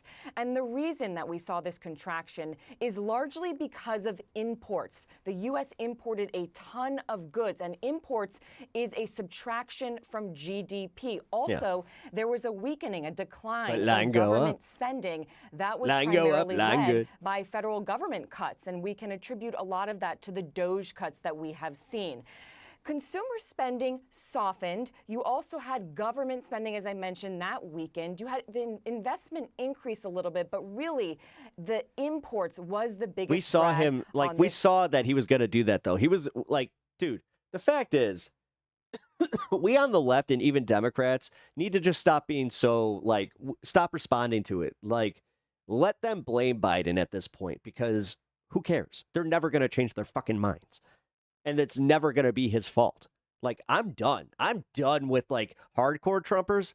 Done trying to change their fucking minds. I'm trying to change the ones that voted for Trump because they were so sick of Biden and they were so sick of the other shit that they don't pay much attention because they're either apolitical and they still think that they should do their civic duties, or they're just independent and they just did not want to fucking participate this time. First quarter I'm trying to win them. GDP reading. Just look at the comparison from what we saw in the last quarter of 2024. You had imports. Just know she got a haircut. Decline a little bit by 1.9%. But if you compare that to what we are seeing in this quarter, this projection, imports soaring over 41%.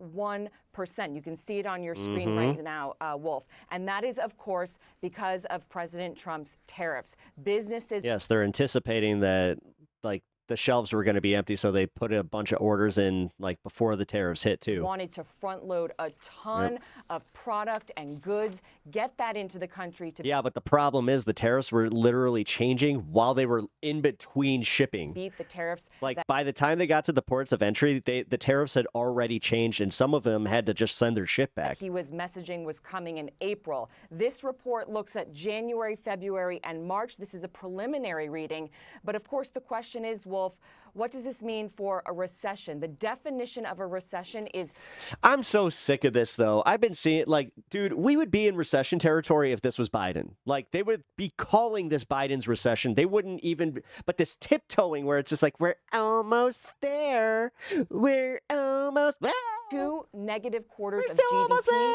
Here is one. What happens in the second quarter? And just look at how markets are reacting. Look at how Wall Street is reacting. They do not like this. The Dow down almost 700 points as Wall Street. But it came back up, guys. Is now it came looking back at up. this and thinking, are we heading for that recession that many economists have been forecasting? Wolf?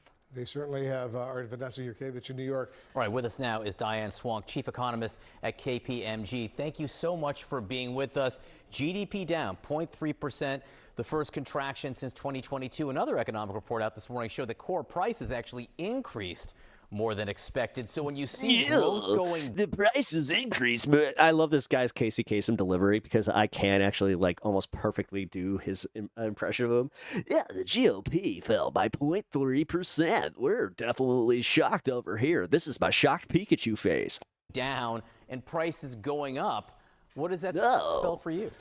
That means that Americans aren't going to be too happy, but you know what? We can't say too much because we got this firing squad behind the camera just in case Donald Trump hits that little red button next to his Diet Coke button. Well, it is a problem. I think this quarter is sort of an anomaly for exactly the reasons said. We saw a lot of front running of tariffs. We saw inventories balloon at their fastest pace since early 2022. That's when we were still restocking in the wake of the pandemic. This was front running tariffs. In fact, investment spending on information technology, which are in the crosshairs of tariffs, that increased more than a stunning 69% annualized pace in the first quarter. That is just, hard to believe. But that's going to borrow from growth going forward. And we also saw in today's ADP report a much slower gain of job gains. Now, that doesn't necessarily predict what we'll see in the official report on Friday, but one thing that was really important in that report was where the declines were. They were in small businesses. Those are businesses that really have the least amount of margins to be able to deal with tariffs, and that's one of the things we're very concerned about going forward, is that we could see red ink in the employment Make America data expensive. as we get into May and June. If that's what they were trying to do, yeah, you're talking good about job. the ADP report You there, accomplished which it. said there were 62,000 jobs added in April after 147,000 were added in March. So a pretty sharp decline there, and the expectation had been for 134. So take the ADP report, take the GDP, take core prices. What kind of soup or cocktail does this make right now? Well, sadly, what it makes is for something the Federal Reserve is quite worried about, and that is stagflation. We are worried that we are going to slip into a recession as we get into the summer and through the end of the year, and the Fed will not be able to cut rates as rapidly as it would like. In fact, it will be on the sidelines because of the stagflationary nature of tariffs. It has to wait through the tariff-induced inflation to see how bad it is and for it to come off before it can actually begin stimulating the economy. This is very different than what we saw a few years ago when the Fed was raising rates to fight inflation. We had a cushion of savings back then. We don't have that now. When you see the stock market down and the U.S. economy dependent so much on the top 10% of households, accounting for almost half of all consumer spending gains, really horrible inequality, that also takes out that support for spending. I want to read you just the very top of a statement that President Trump put out shortly after the GDP numbers came out. He's talking about the stock market, but one might presume that he was also referencing the GDP numbers. He goes, "This is Biden's stock market, not Trump's. I didn't take over until January 20th. He's starting to look more and more like Biden, which the squinty eyes, you know what? I think the dementia's hitting him too. And then he goes on to say tariffs won't kick in for some I'm dead serious. I'm not just saying this for talking point shit. I honest to God think he's starting to lose it. time here. He does sound old and weak too. Not take over till January 20th, although, 2+ months. He sounds so tired all the time, and then he'll have his rallies, and then he'll be like, "Big strong man, I'm back. I took my amphetamines." Of the first quarter, he was the president, and the last quarter of growth under President Biden was 2.4%. My question to you is, how much of what we're seeing in these economic numbers now are a result of policy decisions? What we're seeing is a lot of result of policy decisions. The front running of tariffs is the front running of tariffs. We know that not only did imports soar and shaved about 5% alone off of GDP growth in the first quarter, ending up many of them in inventories and spending, like I mentioned, in the information technology space. But we also know that that has a payback to it as we go forward. And as those inventories are depleted, we know that already shipments between the U.S. and China, particularly from China to the U.S., have almost come to a standstill. Yeah, and again, and markets continue to dip this morning after the opening bell in reaction, I think, to these GDP numbers. Diane Swank, thank you so much for being with us this morning. Appreciate it. Joining us right now is Larry Summers, a former president of Harvard, also, of course, Treasury Secretary under President Clinton, director of the National Economic Council for President Obama. The U.S. economy just had its worst quarter since 2022, we've learned. GDP, well, one coming in weaker than expected, and also seeing this dramatic fall off from the fourth quarter. What are we looking at here, Secretary? Look, this has probably been the least successful first 100 days of a presidency on the economy in the history in the last. How long will Trump draw the Biden card? The full 4 years, and they all will. Like, seriously, this is the problem. They tout like everything is a fucking victory, but nobody is calling out the fact that it's like, no, dude, like, they're failing hard.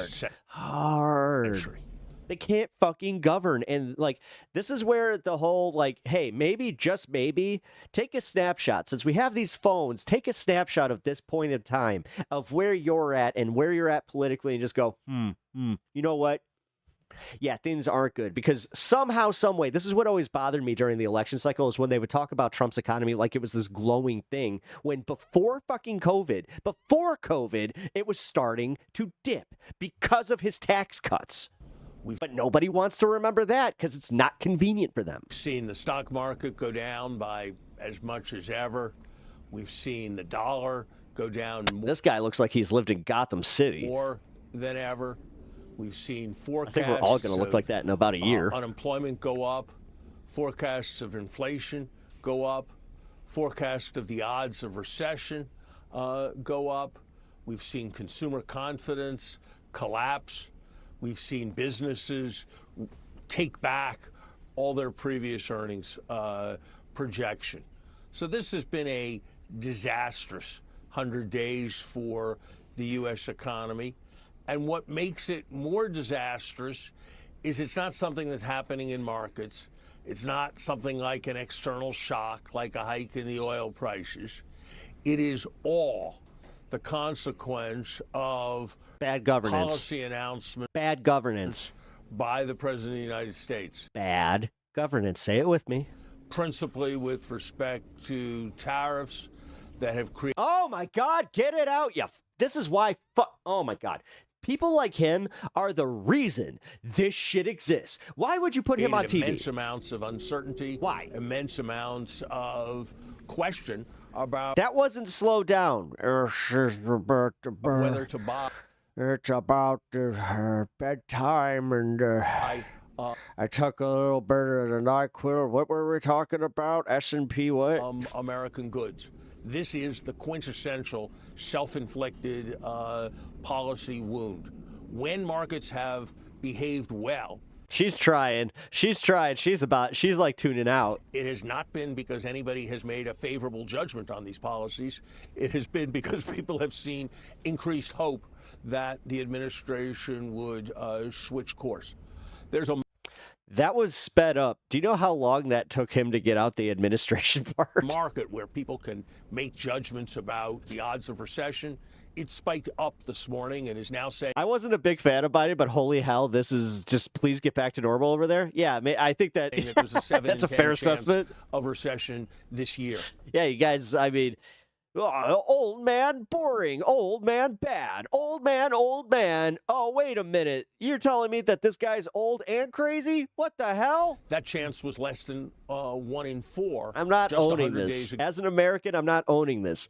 I have been running around like Chicken Little saying, the sky is falling, the sky is falling, and the sky has fallen, and now everybody's sitting here wondering, why is it so foggy over here? When the president was inaugurated. What we need is to change course, to set a new steady course away from tariffs as the central element in U.S. economic strategy. Until we have that in place,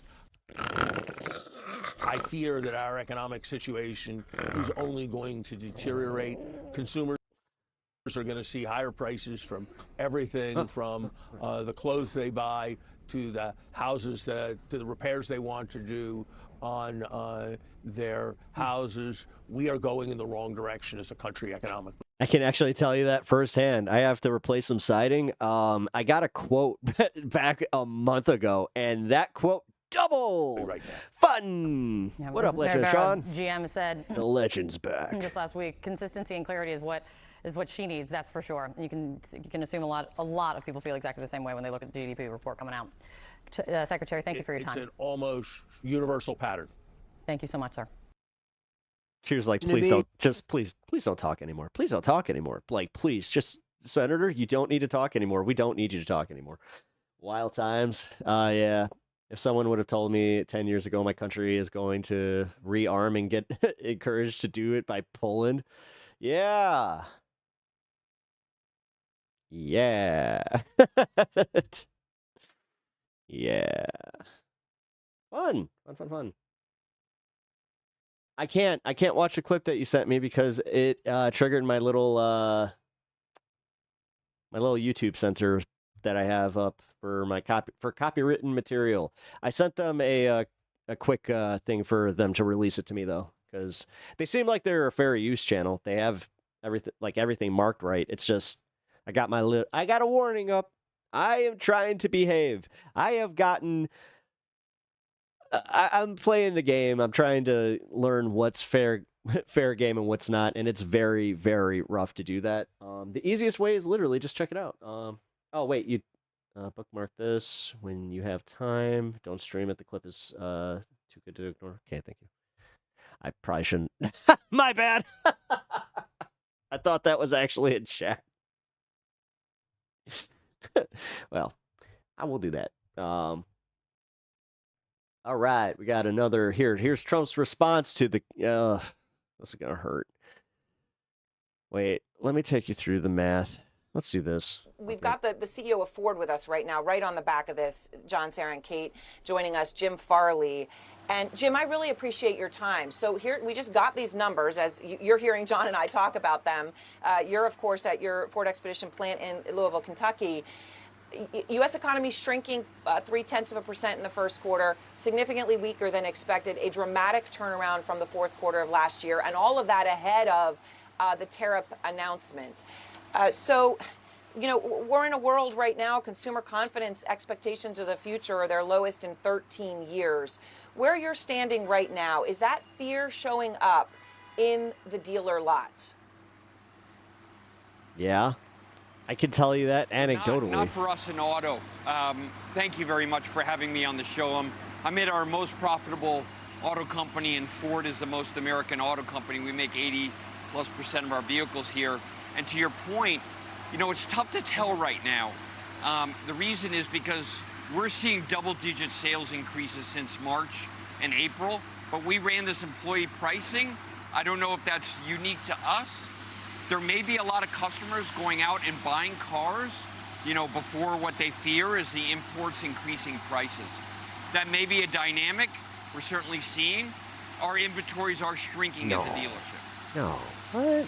You're telling me that, like, telling All right, everybody to go and buy so you're fucking saying what cars some of this before they might be get is more people rushing expensive? to buy ahead. And then so he's going to can't- claim, I guess like, look, is what you're look, saying. You can't tell if there's going to be Ford. weakness because you're taking from the future right now. That's the unknown. Well, we're just seeing a lot of people respond to our employee pricing, and Ford is an American company. I think, you know, for many years, you know, half of the vehicles sold in the U.S. are imported. Maybe not everyone knew that. So it's hard for me to tell. I think we're in the first or second inning here of a 9-inning game. But so far for us in the auto, you know, the revenue's been pretty strong. We'll report earnings next week, and you'll see that as a trend. But as you said, there are a lot of ins and outs when it comes to tariffs. All right, I want to ask you that, but you just said something really important there, Jim. You said that you're going to report earnings next week. Stellantis, your rival here, they just came out hours ago and said they can't forecast anything from this point on. They suspended all guidance for the future because they said tariff-related uncertainties. General Motors, your colleague Mary Barra came out and said they could not release earnings yesterday. Pep Talks, watch a clip. I think this June when the pre-tariff stockpiles are. Wait, who's dozing off over the keyboard? I'm confused. They could not release I feel like I missed something. They put the whole thing on hold for a few days because they just couldn't get clarity on what the numbers are. Are you telling us that you're just not seeing that at all? Do you feel that, you know, you've got the clarity for your own numbers, the clarity for guidance, you're just in a completely different world than they are right now? No, I would say, first, I don't want to preview our earnings, but I will say some basic things. We know exactly what the tariff bill would look like, you know, in terms of cost for the company. We know the offsets. What we don't know is how competitors are going to respond. You know, we're the most American company, so if there's any company that can manage through these tariffs, it's Ford. Yeah, he wants to be the national car company, guys. We make 80% here. And our competitors are different. Even the domestic competitors are some of the biggest importers into our industry. So, you know, they will have a totally different tariff bill. You don't think of all the three domestic. This guy's a fucking dork, and I hate him. The companies. I'm sorry. There's something severe. Like, I don't like this guy. There's something really off with this guy, and he's doing the thing like, American cars, come buy American cars. We're the top seller. We're having our best month ever. Like nothing's bad. We're not. We're really different. But as I said, you know, next week I think we'll be able to tell people kind of what the tariff bills for Ford would look like, the most American company, what kind of offsets. What we don't know, Aaron, is what are the import competitors going to do? Yeah. Are they going to build 10 factories?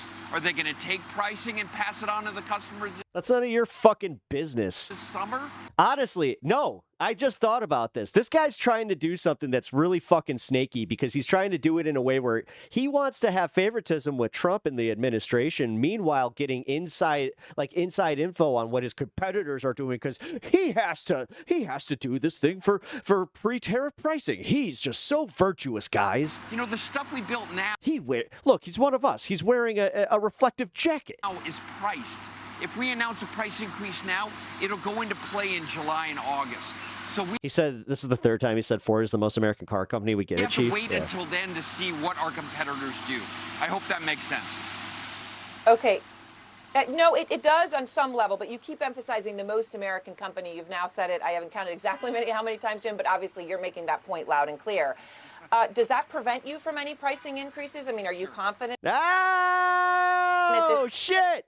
Oh, you shot yourself in the dick with that one, fuckface. Point saying that there's not going to be any price increases. Well, that would... coming from Ford trucks or cars this summer? Oops. Well, I can't say that. I mean, No, I'm not saying. Fuck this guy. That. I'm saying that I'm not going to be specific about our this guy sucks a very, very specific set of nuts. pricing. But I will say one thing. A little bit of Cheeto dust all over him. We're announcing today that we're going to extend our How'd you know? It was my secret sauce. employee pricing through July I dip him in Cheeto dust, and then I have all of my sycophants come and lick him. 4th.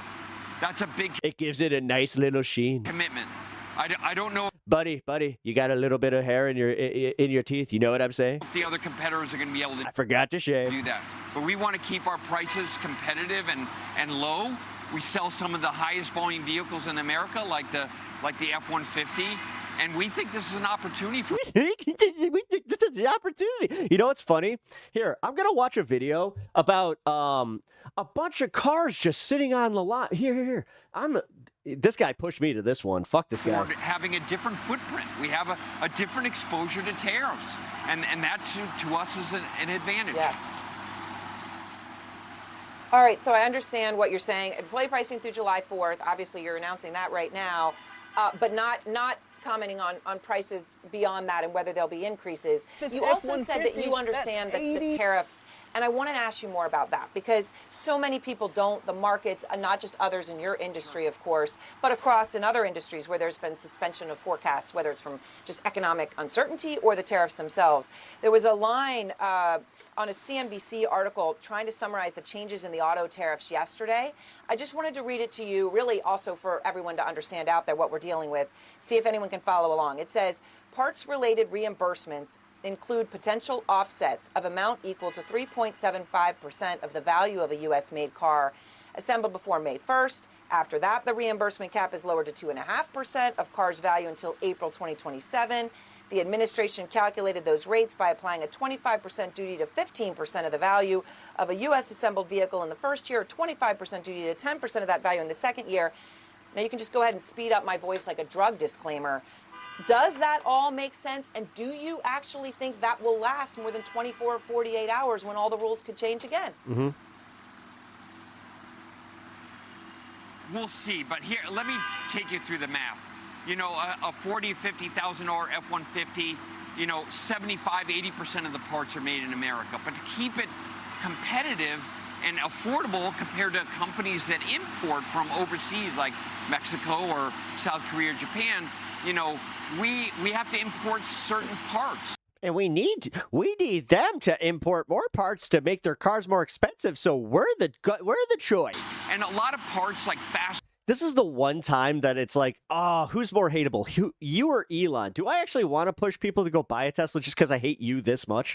Washers, carpet, wiring looms this guy sucks. are just not available. We can't even buy those parts here. So for affordability and available the supply chain, what the president did is say, okay, for 15% of your parts, if you make a vehicle in the U.S. and you make 75% of the parts in the vehicle from the U.S., there's 15% exemption from the tariffs. And also the second thing he said is compounding. We have a lot of parts that come from overseas that have multiple tariffs. We have the fentanyl tariffs, we have the China tariffs, we have the reciprocal tariffs. Yes. Some of our parts went from 0 tariff to 140% tariff. So they decided to say you get one tariff, it's 25%. You know, that clarifies things, but boy, do we have a lot of work to do with the administration on exports, you know, and these... All right, howdy doody. How much more is this going to add to the price of a fucking average car? Parts, affordability of parts is a really important thing for America because we got to keep the vehicles affordable. Yes, we want to make them like Ford does in the U.S., but we also want to make the vehicles affordable that are built in the U.S. And the parts... Get it? Affordable. ...are critical for that. So... crucial, and you say, boy, a lot of work we need to do with this administration, but, you know, again... No, he said, boy, howdy. As you stand there in an expedition plant, you know, you were saying 75 to 80% of the parts come from the U.S., and I know that's a general number. I'm not saying the plant you're standing at necessarily specifically, but so that means 20 to 25% aren't. Are you willing to actually put real billions of dollars of capital expenditure on the line to change that number, to make a long-term decision that Ford is going to bring more plant activity, parts and beyond to the U.S.? Are you at that point or not yet? We are. We're building a new plant in Ohio and Tennessee. We're number 2 to Tesla and electric. We're number 3 to hybrid to both the Japanese competitors. We're investing across these different... Yeah, it looks crisp. Fresh out of the bag it came in. Powertrains, we're kind of the only one who offers all of it. You can get electric F-150, a hybrid F-150, a V8 F-150, EcoBoost F-150, and we don't really... And guess what? Nobody fucking wants them. ...care. We just want people to have the choice. So we're building 2 brand new factories in the U.S., and we're the most American already. As far as parts are concerned, that's a good question. This guy's convincing me to buy a VW. Now, we have a lot more work to do to, you know, can we even do this, that 15 or 20%? And that's what we have to work through. Look, we're expecting our competitors to do what Ford's already done, which is to localize more production like this plant here in Kentucky. So let me just, before you go, and I know you have to go, but have your conversations with the president been productive? And do you have a direct line to him to talk to him about this? Gee, Willikers, I sure do. We have worked with his team like every day for the last couple months. Yeah, national fucking car company. $4,000. Throughout this video, I'm going to go over scenarios that I think are likely to happen in this car market. Have Ford that just released to their dealers that if tariffs are still a thing in the next month, they're going to start increasing their prices. I'm greatly concerned about the future of my car dealership. In 6 months from now, I might not be able to say that I'm the car dealer that sells cars for $5,000 and under. $5,000 and under cars might not exist if prices... Yeah, shut up. All right. Maybe he's not the best person to go to on that.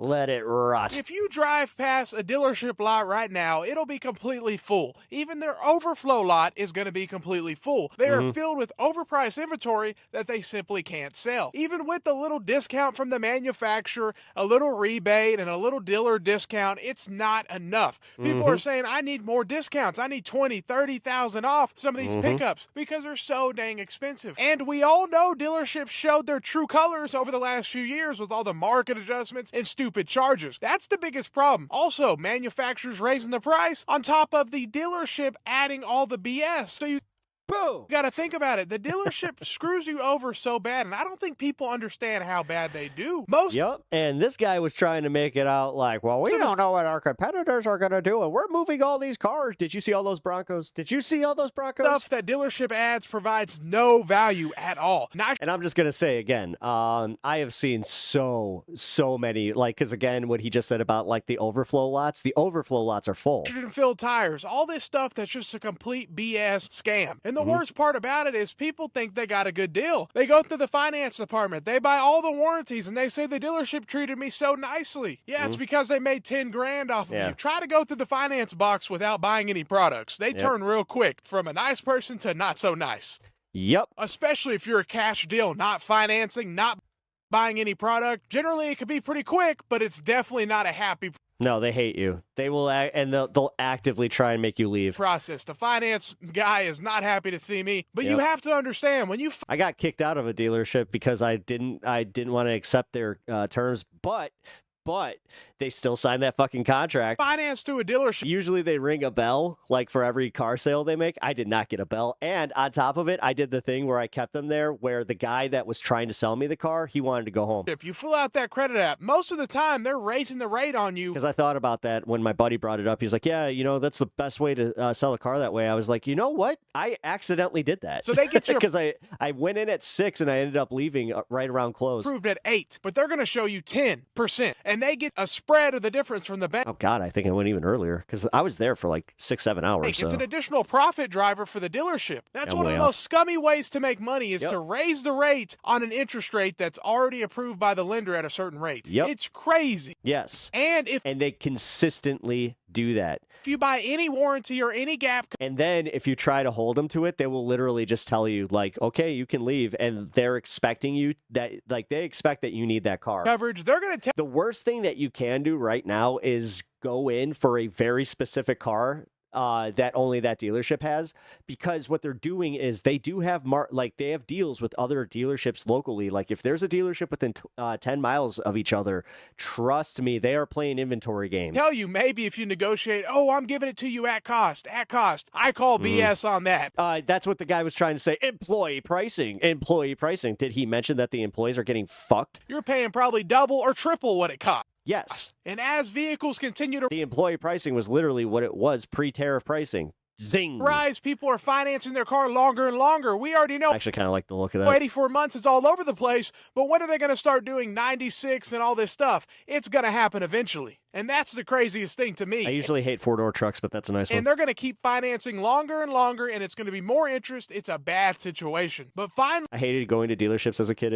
We were there for so long. It was so boring. I can't imagine being a kid waiting to buy a car. dealerships are getting maxed out because rates are high, prices are high. People don't make $1 million a year on average for these $200,000 Ford F-250s. Like, for real. That's how crazy. No, but my favorite part is these idiots they're watching like YouTube and TikTok and all this shit, and they think that like the median income is about that. These prices are. That's why, like, honestly, it is kind of funny when you think about the fact that like our whole social media culture has kind of like, this is what's provided. So now the dealership's not able to add their warranties or this and that because they can't add it onto their payment. Their loan to value is only so much. They can only add so much to it. So it is definitely getting harder for dealerships to make as much profit as they were just a few years ago. Of course, they're not, but no, and this is, again, it's a double-edged sword because now they're going to be stuck with all this inventory that they're going to, like, it's going to have to do a turnaround or they're going to send it to auction, which, again, that impedes them getting new inventory. Still, because if they are a certified dealership, then that's how it works. Like, they get inventory based on their sales numbers. They ripped us off bad. And you got to realize what they add. And they did it with, and the reason that they ripped us off so bad and they got away with it is because they did it under the auspices of the supply chain and COVID. That generally provides no value. And when they do provide what little bit. Never the car I wanted, always a boring white or gray. I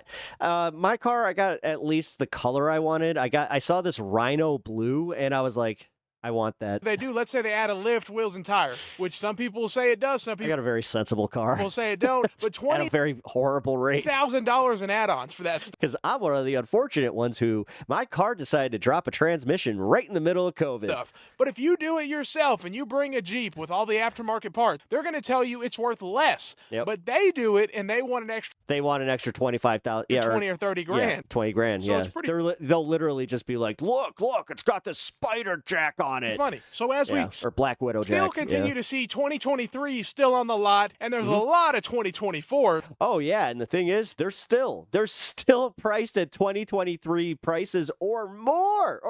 And they continue to sit for 3, 4, 5. And the thing is, these cars sitting, like, realistically, if this was any other car lot, they would have to take a hit on each thing. And think of it like the way you would sell a house. 6 up to 700 days on the lot. They're finally getting a taste of their own medicine because. Yeah, and the thing is, this is something that I would like to maybe look into, like filing some kind of lawsuit against them, where it's like, how can they classify these as new cars just because they don't have miles on them? They took advantage and now they're screwed. Now they're stuck with that inventory. Now there's going to be plenty of people that continue to buy because honestly, it's so easy to get a car. Total price $55,000. Like, what the fuck? In the United States. But as the dealership fills up, they can't accept allocations from the manufacturer, so the manufacturer's getting hit as well. And that's why every single manufacturer from Ford to General Motors has lots full near their factory waiting to go to the dealerships. And it's really unfortunate because in the United States, most states have laws that restrict you from buying directly from the manufacturer at all. Yeah, it's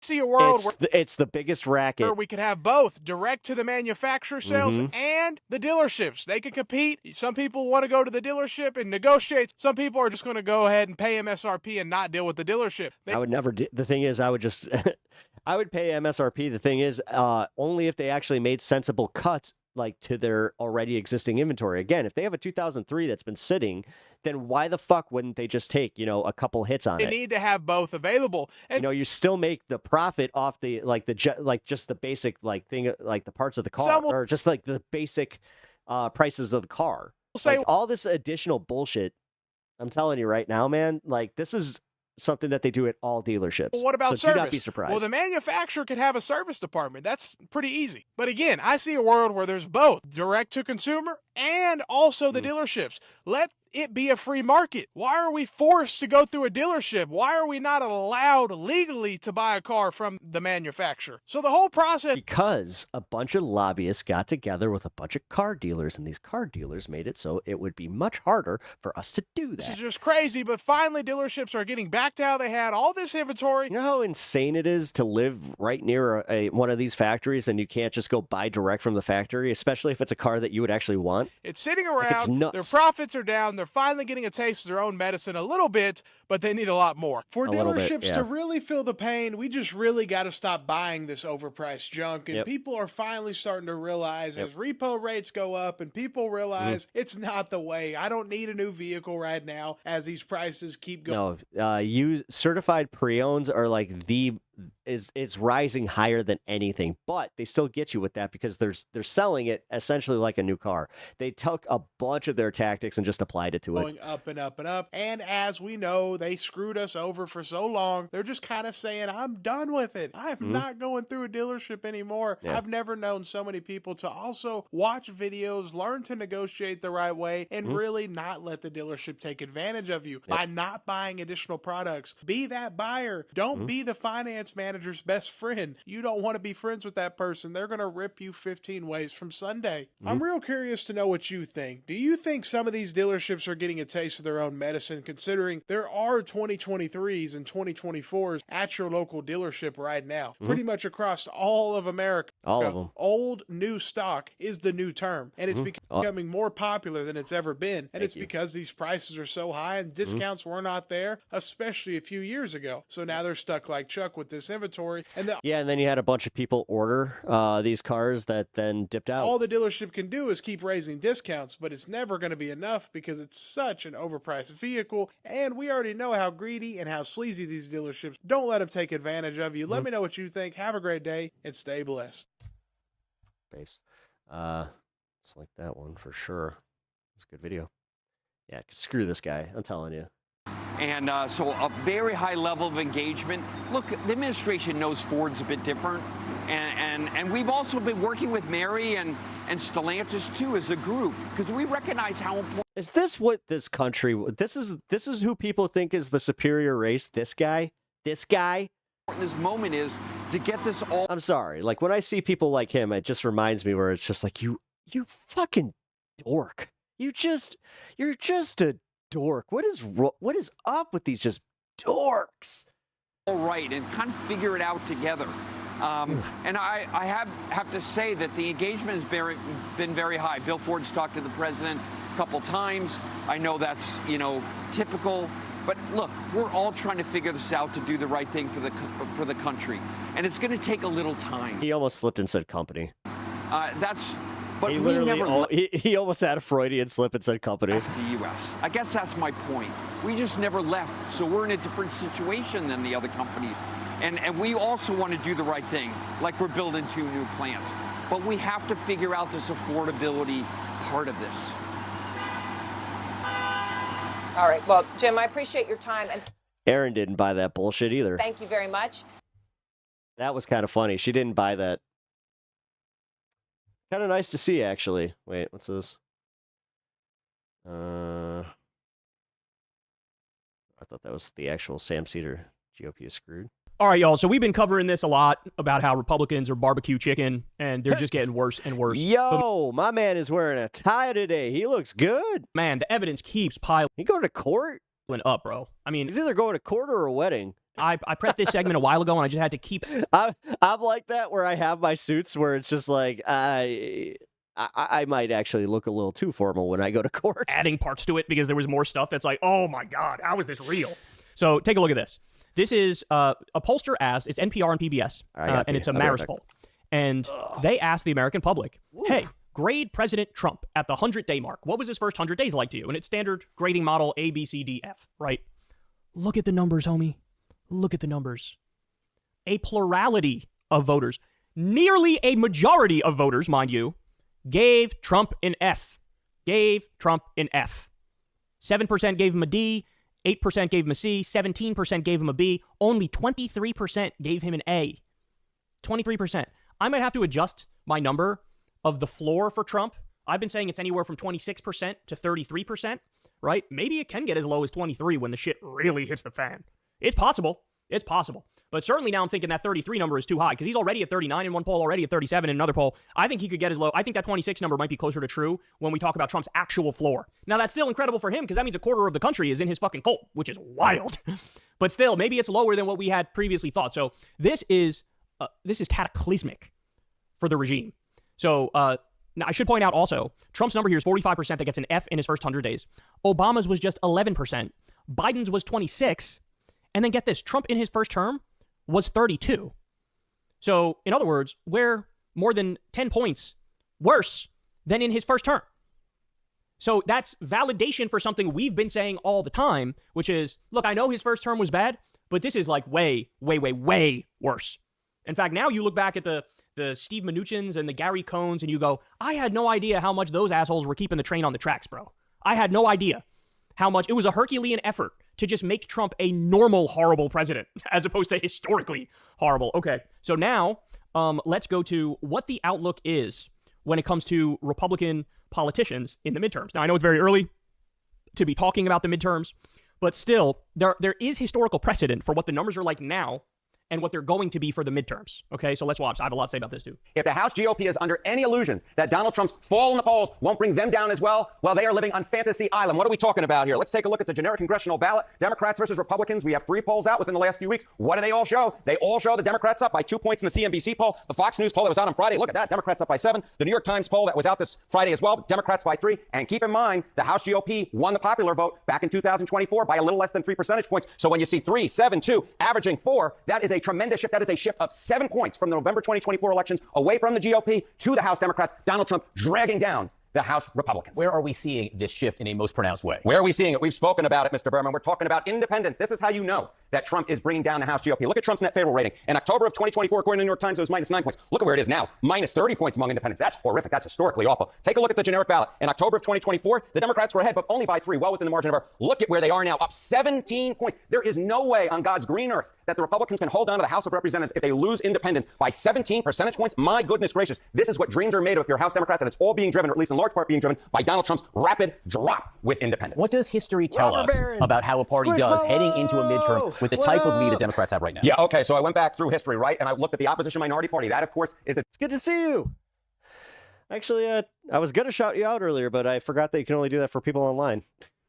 Democrats right now, they're a minority in the House, to the opposition of the party in the White House, Donald Trump, a Republican. The average House seats won by the opposition minority party, 234 when leading the generic ballot this early by at least 4 percentage points. That he does. He cares about polls. In 2006 and 2018. Kavari, he wants to not. Like, the thing is, if Trump could honestly not give a shit, that would actually be a strength in this situation that he's trying to create, where it's like, all this chaos, he would just keep going. But he's seeing that he's losing popularity, and honestly, he needs it. He needs these people to love him. And when he starts seeing like the mass public starting to turn on him, then he's like, you know what? Damn it.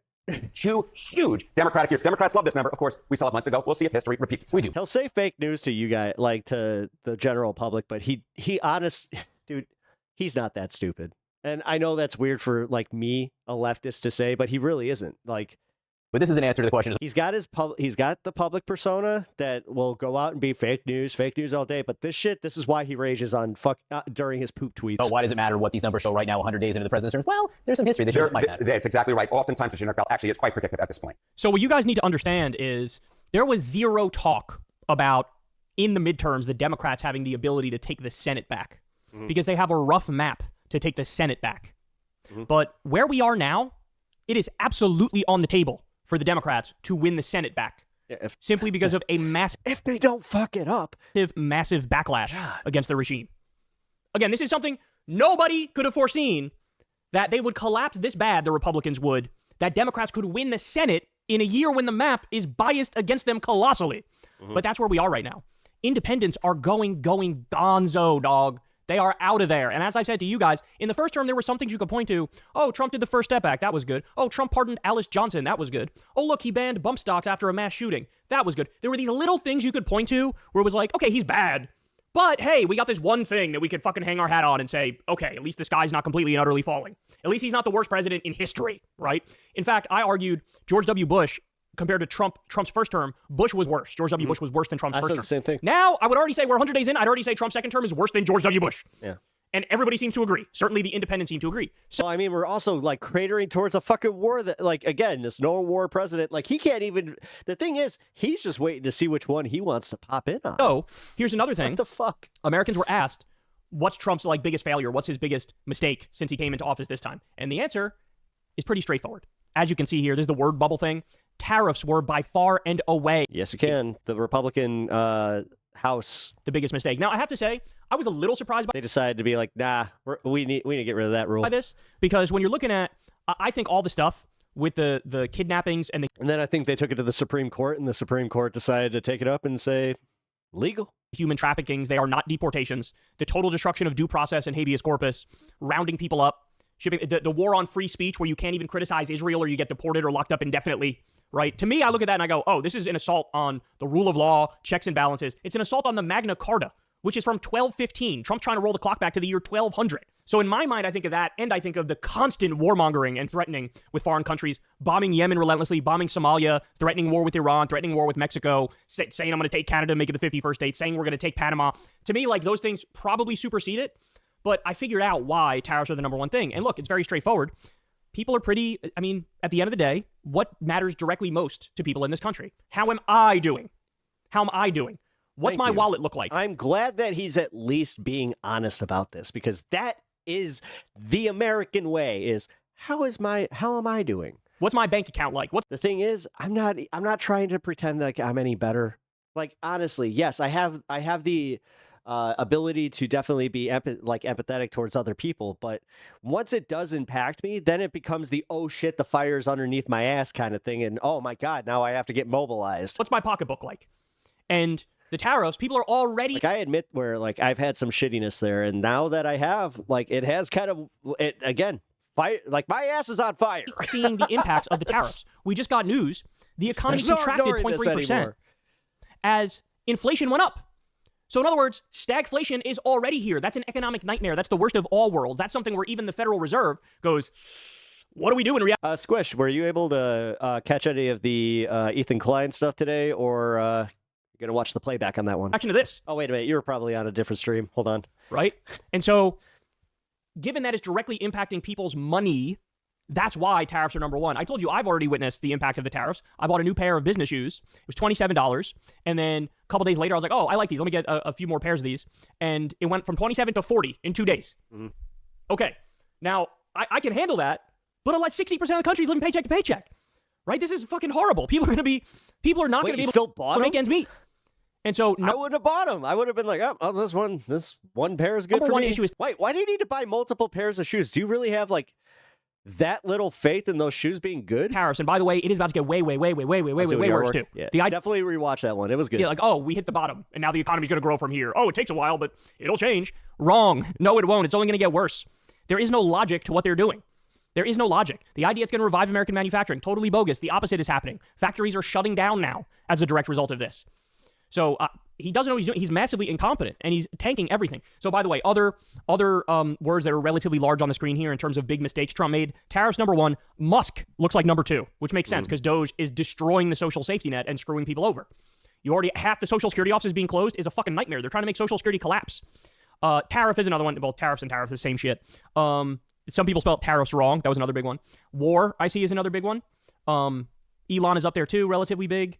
Somebody's office is pretty big. That's bizarre. Mistake is pretty big. That's also bizarre. But anyway, tariffs are just an albatross around homie's neck, and I don't know how he's going to get out of it. So here he is now. Understand, it has been for 2 or 3 weeks now. Every poll that we've seen has been just Dunskies. Just, oh my God, you are literally historically low.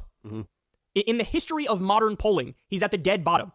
So, and remember, these are the people that would usually, like, they'd answer these polls and go, nah, he's doing okay. Or we'll see. We'll see. Everybody had a lot of wait and see. Everybody knows that. Everybody's aware. But now that they're continuing to go to the grocery store and being like, yo, I don't have as much money. What the hell? That everybody's talking about that. So what does Trump do? He does a 100-day rally because of course he does. This is his. What about the folks that say this is what they voted for? Safe. Then honestly, those are the ones that I'm again, number one, not trying to save. Never really was, to be completely real.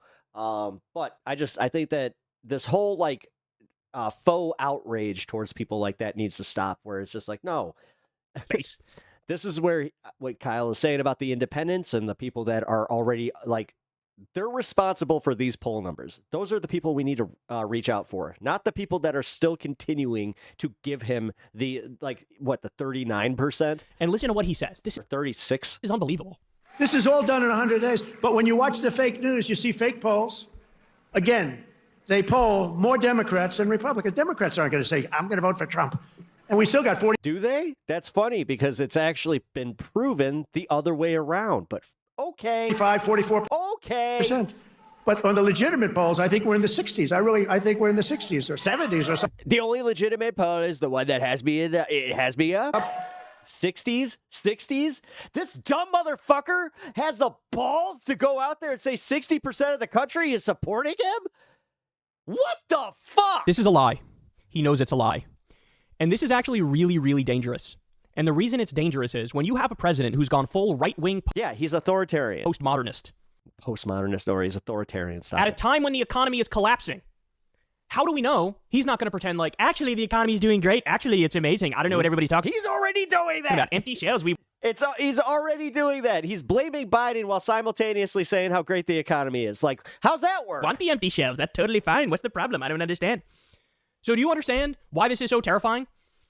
Any other president. They don't know what they voted for. They believe all the lies and don't even know what is going on, or they know exactly what is going on and they won't be changed because they suck. Yep. When he's being hit with, sir, the economy They're just happy the brown people are being victimized and they can go to bed happy with that, even though they're paying more. They'd rather pay more just for that. Impacted by 0.3%. Like, and then they're like, how dare you call me a racist? Sir, meaty Bobini left. Employment is going up. Sir, inflation is going up. Any other president that hears that, they're like, I'm on it. Now, maybe we might not agree with how they try to solve that, but they're on it. And they genuinely have a team of experts that's like, we're gonna figure this out and we're gonna do something. He was told that about the economic numbers, and Trump immediately goes out and says, what people don't understand is this is a hangover from the Biden administration. This is all Biden's fault. This is not, when the tariffs kick in, everything will be wonderful, everything will be glorious. And so the fact that he's so disconnected from the truth and he's a pathological liar means when he's confronted with real world problems that need real world solutions, he goes, we don't have to do anything. We just stay the course.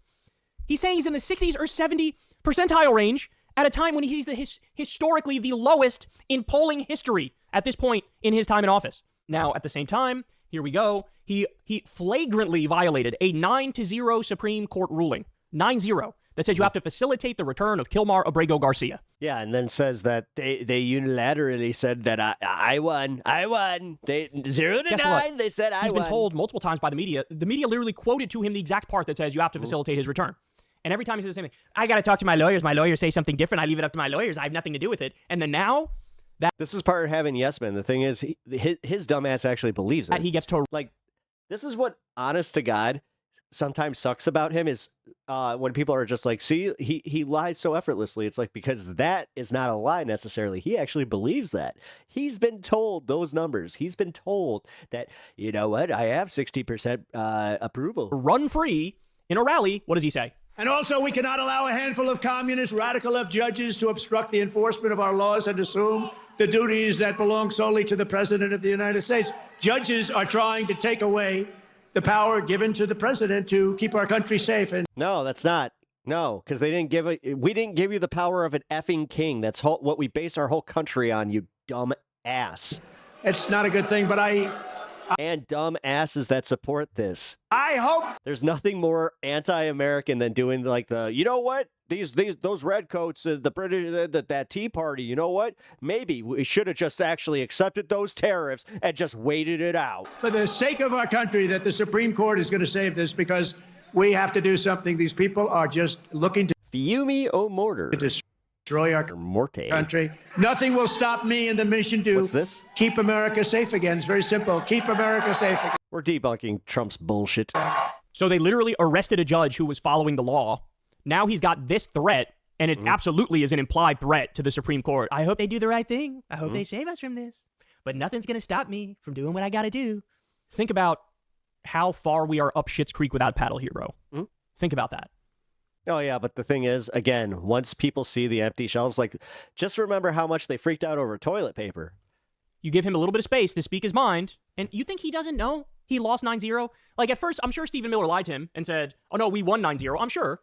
But then it's not like, you know, he literally did it on TV. Claim ignorance at this late date because he's been told directly. We've seen it on camera and seen it in writing from that Time magazine article where it's quoted directly to him. You have to facilitate the return. And he's like, I don't know what you're talking about. My lawyers say something different. I don't know. Debs need to call Republicans out on their white supremacy. That's why J.B. Pritzker's speech was so refreshing. What you're talking about. And then here he is talking about the communist radical left judges that are destroying this country, and nothing's going to stop him from doing what he wants to do. Okay. Cheers, by the way, right-wing postmodernist.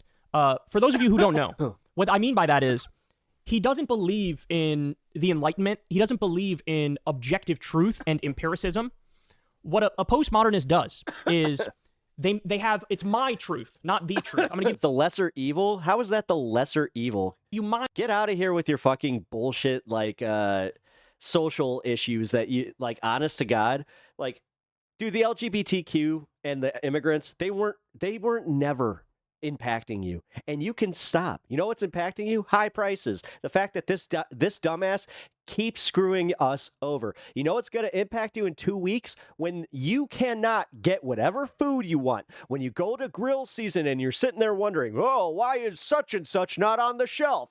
Just remember Trump, and that's the lesser evil that you think is the lesser evil. My truth. Shut up. And my truth is my version through my lens, my framework, my perspective. That's what I mean when I say he's a right-wing postmodernist. And so that's how you get a scenario where we can learn lesser evil. Meanwhile, you're literally like, you're listening to a party that says empathy is bad. In like, ironclad, stone cold fact. And then he goes out there and says the exact. They're literally making lists like for fucking autism. They're doing so much. But here's the tentative one that you can feel. Economy bad. He promised good economy. Economy gets way worse. So here's another example. I might believe your bullshit, too, that he was the lesser of two evils. If it was like, oh, you know what, it's going to hurt just a little bit. But when every fucking economist, even on the right, is saying, hey, we're actually, this is recession. I'm sorry. It's recession. And here's the most dangerous part. Because he's so authoritarian and they're so scared of him and they don't want to get sued, they're not actually reporting on how actually bad this is. People like us are, but here you are going, lesser of two evils. Oh, you know what? You're just a bunch of alarmist Democrats, bunch of alarmist leftists. Ah. And then it's the same shit. It's like, what, are you going to go cry? You going to go protest? Yes, we are. And then you're going to, like, I'm so sick of it. Example of it, watch.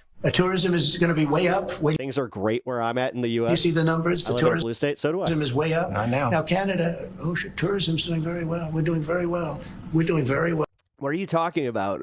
Wait till you see the real numbers come out in about... The real numbers. In 6 months from now, wait till you see the numbers. These charts that you see here... He keeps doing this, too, because, again, 3-4 months in now? Green, that's what's actually happening with tourism. Yeah. It has fallen off of a cliff. Yes. Why? because nobody wants to come to this country. Because nobody also wants to risk not being able to get, like, to actually come into this country and then have a strike, like some kind of fucking strike on their permanent record.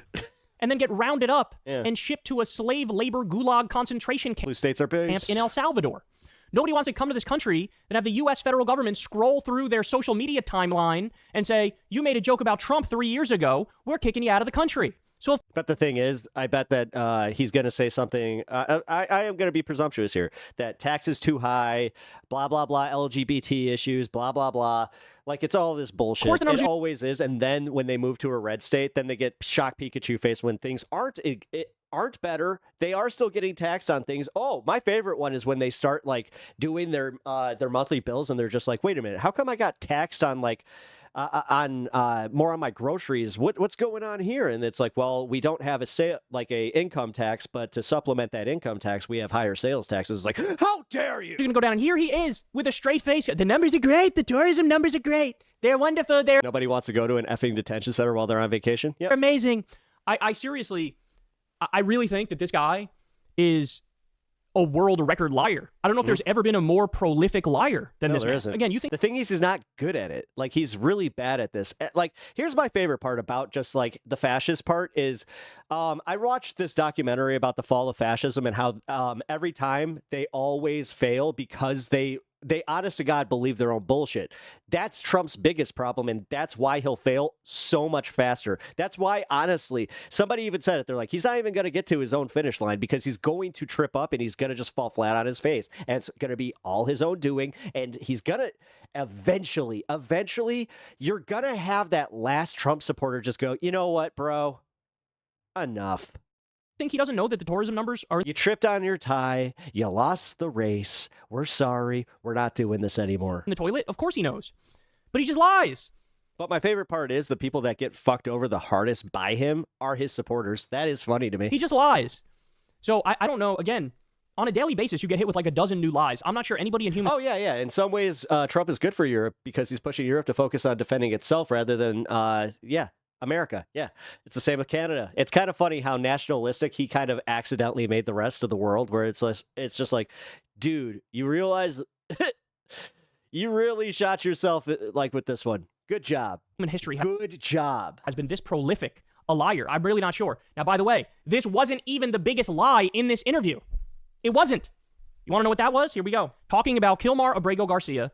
I can't. I mean, this is why I say if you still defend Trump, if you're still pro-Trump, you are just in a fascist cult. There's no.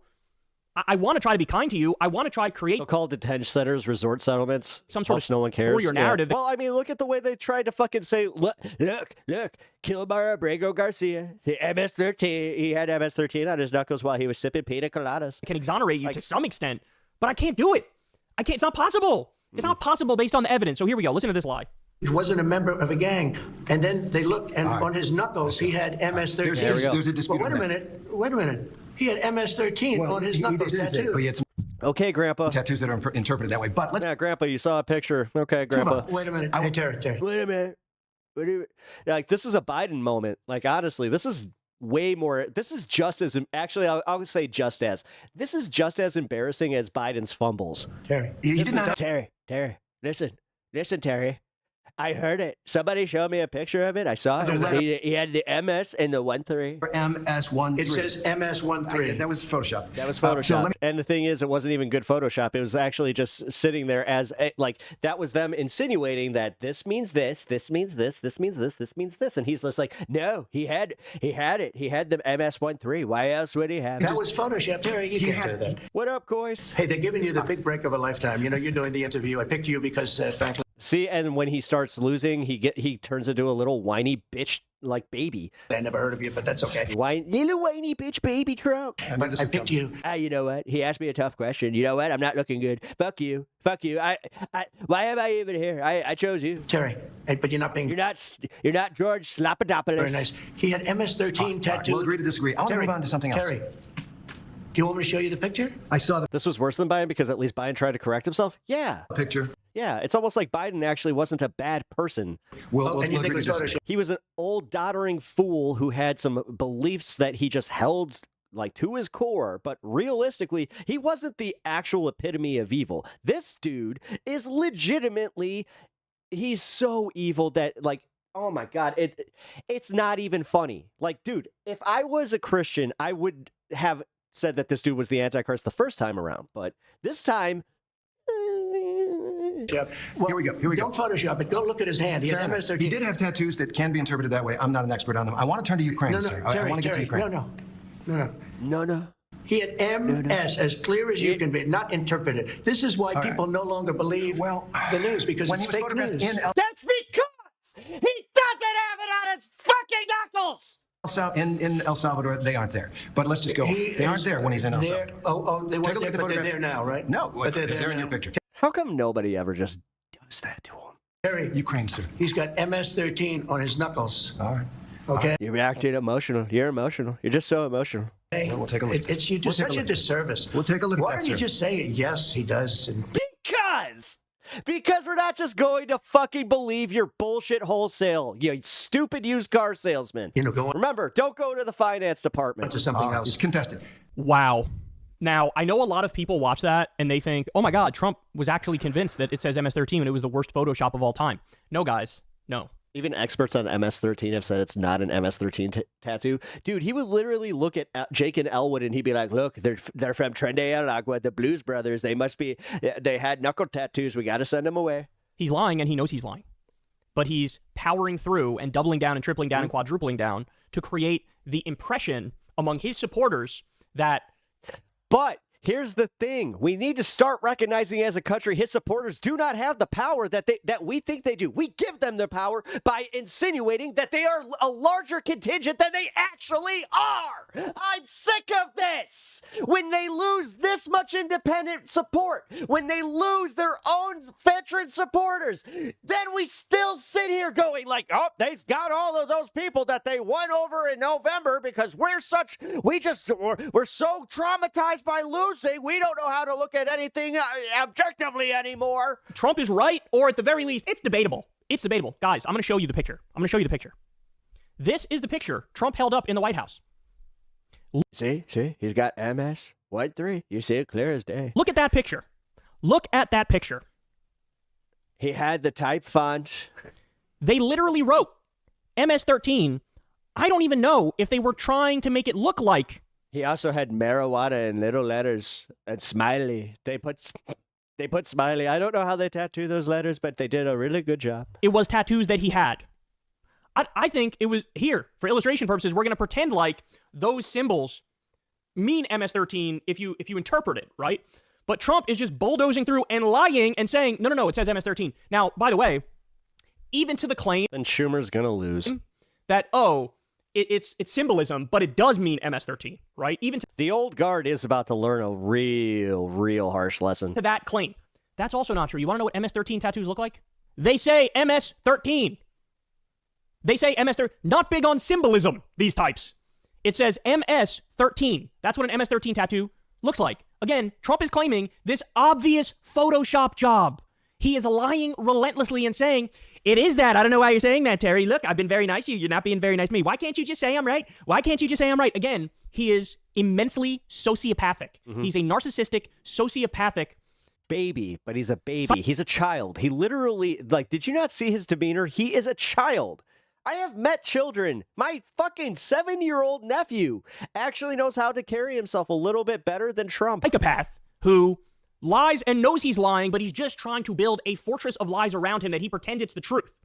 Dupe my 30% of the population that's always with me no matter what, and then try to make it that with another 20% they go, I don't know, one person says it's real, one person says it's fake, I don't know what to believe. That's the goal of what he's doing there. Well, I'm going to take the gang experts over, the president that's trying to commit illegal crimes by sending people away without due process and breaking frickin' even the Magna Carta. But Jorge, whatever. This is what I mean when I say he's a right-wing postmodernist.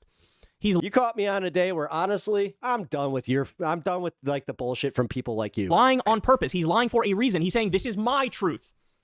Again, he knows that it's not true. Which my normal viewers are probably shocked by that because they will even accuse me of being, dare I say, a little bit too lenient with some of y'all. But he knows, but he doesn't care. Again, one more time. Here's what a real MS-13 tattoo looks like. I got one more for you. Here's what another MS... It says MS-13. Ain't no symbolism, bitch. Weird. It says MS-13. Ladies and gentlemen, does that look like an MS-13 tattoo to you? These people just lie. These people just lie. The evidence that Kilmar Abrego Garcia... The thing is, this is a dumb argument, because even if he was part of MS-13, that doesn't take away from the fact that he was denied due process. ...was in a gang. Just because he's in a gang doesn't mean you're denied due process. That's not how that fucking works. Was like... We've been having this conversation about Nazis forever. Forever. Literally, forever. That he was wearing Chicago Bulls attire. Jorge's just looking for attention. I know. I'm not kidding. He was at a Home Depot parking lot looking for work with a bunch of people he didn't know. Non-citizens get due process. Look it up, fuckface. Cops came up, separated these different people, these immigrants, and said, if you give me information on somebody else, then I'll let you go. So one of the guys pointed... Seriously, if you're going to come in here and you're going to, like, spout off a whole bunch of just nonsense, then... Kilmar and said, oh, yeah, he's in a gang. And he tells the officer, yeah, he's in a gang in New York. Oh, my God. Non-citizens. Yes, non-citizens in the United States have many constitutional rights, including due process rights and protection from decriminalization. Holy shit. It's almost like you just want to be a cruel douchebag. It's almost like this doesn't give you the cause to be a cruel douchebag. This also doesn't make your point. So you know what, Jorge? So, and the evidence was so bad, courts threw it out immediately. He has no criminal record. Move to a red state and just do us all a favor. Just go away. All this, again, they know all... Literally, go away. This stuff, they don't care. Hello, everyone. I'm late to the stream. They don't care. Day, yeah. He's a... how's it going, man? Hope you had a good day. Liar and a fascist. He doesn't care about whose life he ruins. He's building a narrative. He's building a narrative and sticking to it no matter what, and lying relentlessly to the American people. Guys, it's time to have the conversation. The 25th Amendment should be invoked. I mean, look, we should already be at the point where he's impeached, removed, arrested, criminally charged, and convicted. I don't care. I banned him. But that's how you know that I'm in that mood. Fuck him. Short of that, we need the 25th Amendment. When you have this motherfucker saying... He can go to another stream. Oh, tourism is up. Tourism is doing great. And that's what tourism looks like. The line goes straight... No, the baby left. They're so intolerant. My favorite part is just how bitchy they get about being banned from communities. I love it. Down, and he knows that that's the case, but he still says it. When you have him saying, no, he... I guess no debate. When it's in good faith. Talon, are you... I'm about to ban your ass if you honest to God thought that guy was in good faith. Like, dead serious. Do you want to... Talon, you want to try again? You want to try again? Literally had MS-13. Go ahead, dude. Written on his knuckles, and this is the evidence. This is the picture he's using. We are beyond the realm of like, oh, it's just normal political lies. We're way beyond that. How are we even discussing this anymore? How is this a debate anymore? He's got to go. He's got to go. Never mind the fact that he's destroying the Constitution in literally 100 days. Never mind the fact he's gotten rid of due process. Never mind the fact he set up a fucking foreign concentration camp and he's sending people there. Never mind the fact they're trying to deport American citizens. Never mind the warmongering even with ally country of ours. I had my hands full at the Walmart checkout. What'd I miss? I actually banned a troll. So he's got to go. He's got to go. There's no way around it. Hey, y'all, do me a favor and like and subscribe. It helps out big time in the algorithm. Click the bell as well for notifications. Oh, okay, well, at least he was saying that he was being genuine. When videos drop, and watch that video on screen right now. You know you want to. Yeah, I say he was being genuine, so. Are they still on? No way. Okay, yeah, I was about to say, is Ethan still live? No. Oh, he's still live. Hello, everybody, and thank you for coming. Oh, no, he's not. I was about to say. The hell? More debate recapping. Here we go. Cheers, apparently, I'm being told. Go. Do you still have that open? I can reopen it. Surely. Go to the top of the page.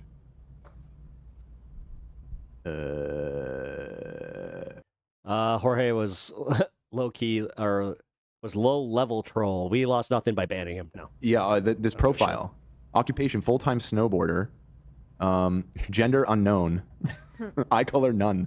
None. Height average. They say alias, Clout Goblin, Starkiller, but this is fair. The H3 Heartthrob, that's nice. Oh, okay, there you That's go. a coveted title. That's nice. The Heartthrob with no eye. Yeah, I'd have done the same. Yeah, I'll take it. It's really good. Wait, the Heartthrob with no one. It's really good. I'm sick of his shit. Heartthrob. I didn't know you snowboarded. I mean, I'm not good at it, but I like debates. People debate in bad faith is still entertaining. I don't know. I have. Well, then have Seeing fun James with Charles that. at Dirty. I'm not a debate bro. I like try to actually like if I'm gonna debate, I'm not gonna waste my time with somebody that's doing it in bad faith. There's no point. There's no point. The whole point of engaging in a debate is trying to change somebody or their audience's ideas. Doms in the mall and Dirty Dom at the mall. Even if you can do one. But that's not what the online debate sphere is. That's why I fucking hate it. That was great. That was very funny. It's all clout and entertainment sharking. It's All right, so we got the mini Goss talk. We got Vitaly updates. We got the Brodyverse. I guess let's do the Goss talk then, huh? Okay, we can do the little stories. Let's do the little And then stories. we'll I'm just gonna go grab a sody Okay. and probably pee. I'm Oh gonna go man, pee. yeah. Okay, take Go a check out that Sodi selection. Oh shit. We got yeah.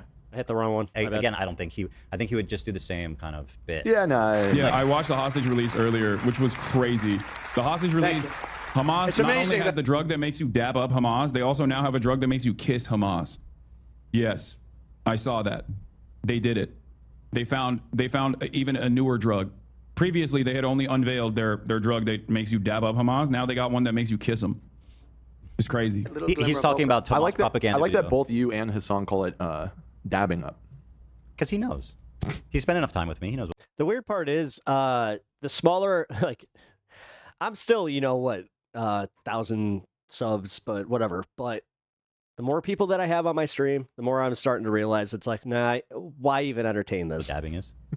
Because before I was kind of trying to do that, like, oh, you know what? I don't want them going to these other people being like, oh, the left, like just proving that it's just like the left is so intolerant. But these assholes, it's like, no, that's not what that is. I've had a few people legitimately be surprised where it's like, oh, you actually do want to engage. You like they weren't here to troll, but that's how I know. Rubbed off on the guy. That's good. We have common ground. We can connect on that. And that you both say it wrong. We can dab each other up. Well, he dabs, I dab. Dabble in a dab. I think Sam, again, he's talking about these Hamas propaganda videos they put out, and basically, making fun of the hostages and saying like, oh, they loved being in captivity, they loved their captors and all this kinds of stuff. Sam would have said the same thing. He's like, who cares? Who cares? I don't need to talk about this. There's a genocide in Gaza. It's like, okay. Well, I don't know how the conversation even would have wound up there, but again, it's no shade. It's a tricky thing to no shade to Sam. To talk about the conversation without. Oh, is he gonna start like actually shading Sam now? Like because Sam didn't do what he wanted, and he actually kind of like made him look a little bit bad. Talking about specifics of what you've taken issue with Hassan specifically, but it seemed obvious that he didn't really want to go there. So is that a sword or a guitar behind him?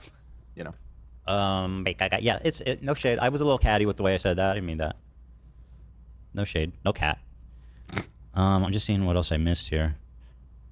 70% of Israelis want Netanyahu to resign. That's very interesting.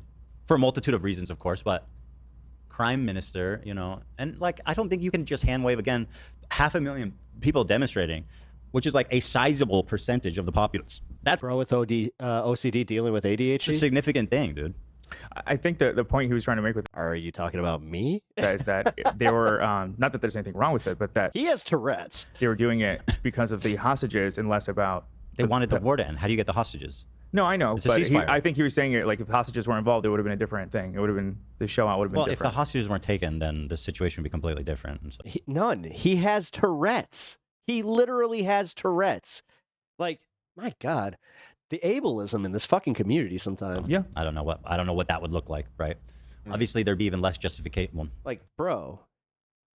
Not that there's any. Even I don't. Well, you guys were do talking that. about how Israelis feel about it. If they, if they condone it. I think it's more complicated. I'm trying to say, and there's a lot. Ethan KLEIN has Tourette's. A lot of people out here who they wanted the hostage back. They want the war to end. I don't know. It's kind of splitting hairs. It's like the Gallant thing. Those ticks are totally like it's like he wanted to cease involuntary, and that's the thing. Like, so when you see him do that, I have a friend that has Tourette's, right? And he had verbal that actually like it turned into tics because that's how he was managing it. So this is why I get a little defensive about this because honest to God, if you made fun of that guy, I would have fucking because we worked at a Starbucks together, I would have thrown a hot coffee at you because like that shit is insane. When people do that. And like, obviously we worked at Starbucks, so he didn't have hand tics, but he had facial tics. So I very much understand this. You fucking hate. And the facial tics they come so he doesn't do this. Like he used to do that kind of stuff too. Occasionally you would hear him go and want to kill. Which that one always made me laugh because it sounded like he was farting. So Palestinians, was he genocidal? Yes. Did he want to end the war? Also yes. You know what I mean? So. But for real, man, like doesn't really matter at the end of the day. That's the one thing where I'll draw the line. It's like, if you disagree with Ethan, fine. If you think he's weird, fine. But the Tourette's, come on. Does it? If you didn't know, you didn't know. I'm just going back over a few things here to see if I missed anything. Ban Emma Panda guy. He didn't take to the Tim Pool beanie thing. I thought he would love that.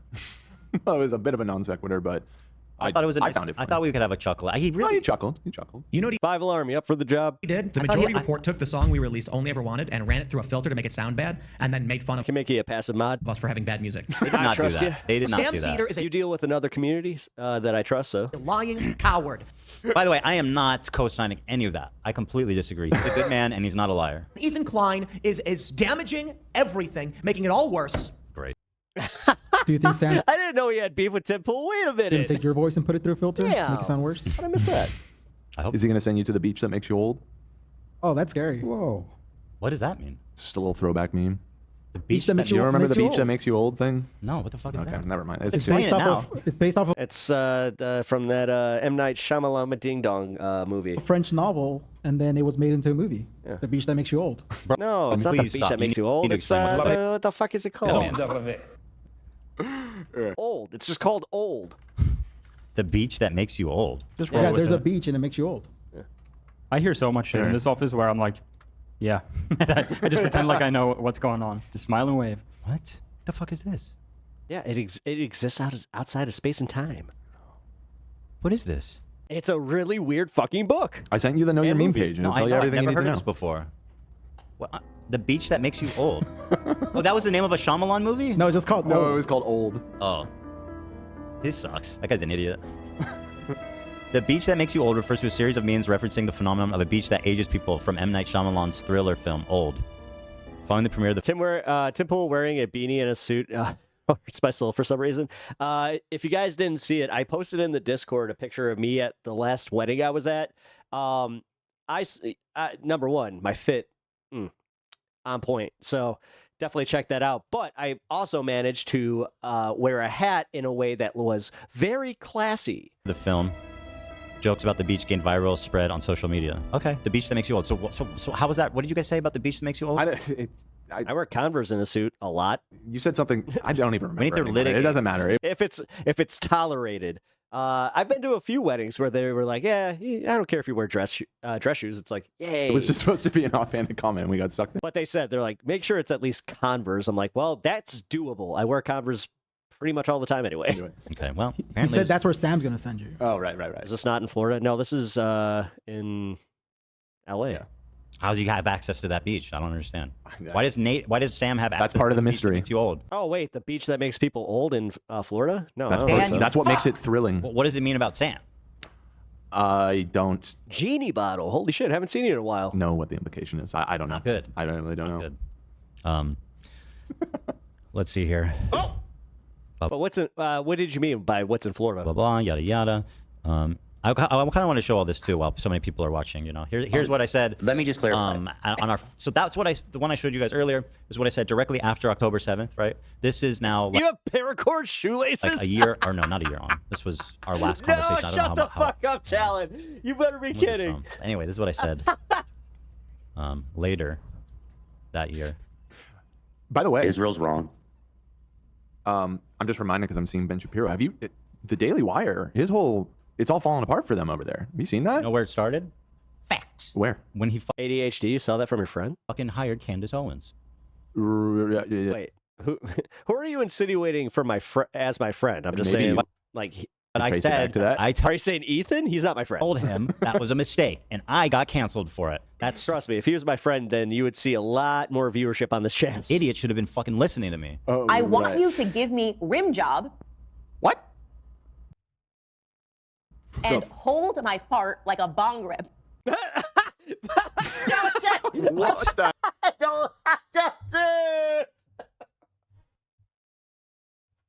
hell is that soundbite? Hearing Candace Owens say, "Hold my fart like a bong rip." Candace. No. Hold my fart like a bong rip. I have everything. No way, bro. I've never heard that before. That's quite an image. Yeah. But most tragically, it apparently happened a couple months ago, but I only saw it recently. But the female version of Ben Shapiro, Brett Cooper, I believe her name is. they're out. Gone? They're gone. I saw a video of her crying, but I haven't watched it. I haven't seen that either. I was just reading about, I guess, the CEO guy resigned or stepped down, and they're losing all their talent. And I always thought Brett Cooper was tough like times over there. Dr. Jekyll and Mr. Hyde. Like that was what he looked like. I did too. I did too. His potion would kick in at night, and he would do Brett Cooper's show. The settlements should be removed. Netanyahu's a war criminal. I fucking hate him and his whole cabinet. They're genocidal, absolute psychopaths. Fucking despise them. I think the Palestinian people, I think the blockade needs to be lifted. I think there needs to be, I think that Israel is indiscriminately bombing Gaza. That whatever, this indiscriminate bombing of Gaza is fucking horrific and horrible and absolutely destroys Israel's position. I don't know what more I can do to try to empathize. This is what caused his community to turn on me in this conversation. So that's well, I don't think it was this specific conversation. This Why they call me conversation. a genocide supporter. I mean, I don't know what else I can say. You know, when Hassan's saying in this conversation, you call like Jewish Voice for Peace capo, which is like not. I never said that. I still hear people saying I said that. And then there's also, again, if you go back, there's me talking about on various podcasts, but going back to even May 2021, I had this post on Instagram 2 years before October 7th happened.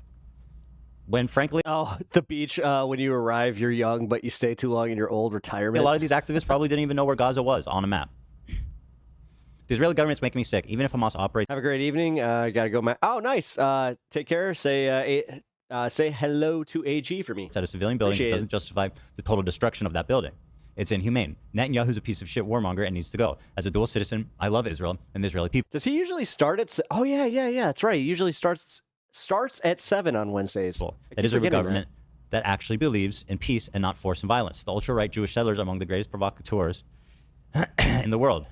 They are shameless and hateful, fueled by religious zeal, and enabled by the Israeli government. I wish the settling and repossession of Palestinian land would stop. Wish the bombing in Gaza would stop. Gazans deserve to live a life free of fear. For all of the crimes Hamas has committed, we must always remember that... I actually have to be honest. I kind of wish he would have covered this tweet with Sam. They are not Palestine. The Israeli government holds all of the power, and it's on them to stop... And then Sam maybe would have asked, like, what happened? ...the violence and show a true willingness for peace. That is what I said 2 years before October 7th, and I have remained consistent in my beliefs. You just won't find me contradicting anything here. Despite people always go, they'll accuse me of being a genocidal, but notice they won't really I'll hop in chat. Provide evidence. No, hold on. He said, don't do that, Ethan. Don't call them capos. The implication is clear. I'm off at 7 almost every Wednesday. Me and my buddy, we get together. We watch some AEW wrestling. Saying I called them capos. He's the one that brought that word into the... It's not that great lately, although it's picking up. Fucking conversation, which in my opinion was so gross. We've literally been watching Dynamite since day one, and we've only missed like a handful of episodes. If I remember correctly, he was saying that there are Jewish people who feel a certain way, like Jewish Voices for Peace, and you said that doesn't mean anything. The Nazis had collaborators, and he said, don't do that. Don't compare them to capos. I didn't compare them. He didn't even let me finish my fucking point. I was saying that you can find a group from any minority. No, he's not. Group to agree. He's not a Zionist. With any position you have, it doesn't mean anything that you have like a token of whatever. Labeling him as a Zionist is actually doing like a disservice to who Zionists are. Or a minority group or whatever, majority group, it doesn't matter, to tell you what you want to. No, he's an Israeli that's uncomfortable with the situation. He doesn't know. He has leftist tendencies. He has leftist friends, but then he's also, an Israeli Jew. So he feels very conflicted because when he hears people going, all Israeli citizens must think this, so therefore they're this.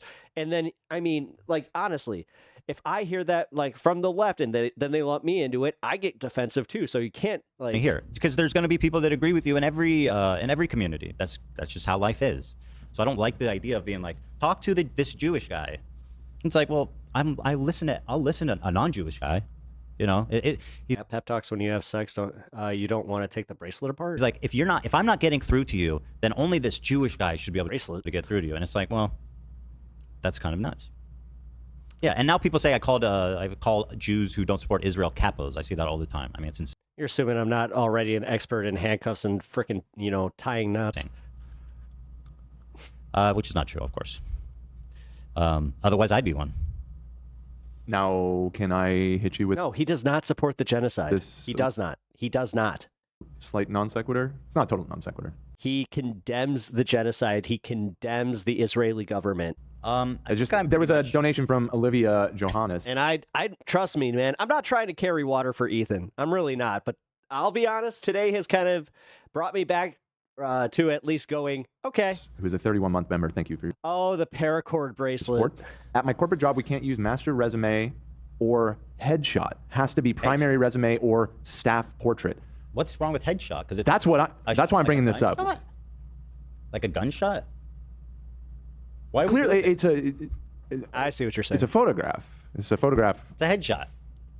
Taking a shot. That one is. Why are we doing this, people? So they can't say headshot and they can't say what? It is called a headshot. The other one was a master resume, which, frankly, I'm not even familiar with that term. I don't know what that means. Moralists. But it's the headshot part that caught my eye, because that seems. Don't even say it, bro. That seems a little far. That seems a little over the top to me. I was planning on ending the episode after the debate, but honestly, there's so many people watching. I think it'd be a shame to not continue, to have some fun here. Well, we're at 3 hours and 1 minute right now. So let's have a little fun here. 30 minutes. I knew when you said it was going to be a short episode today that you were lying. That was a lie.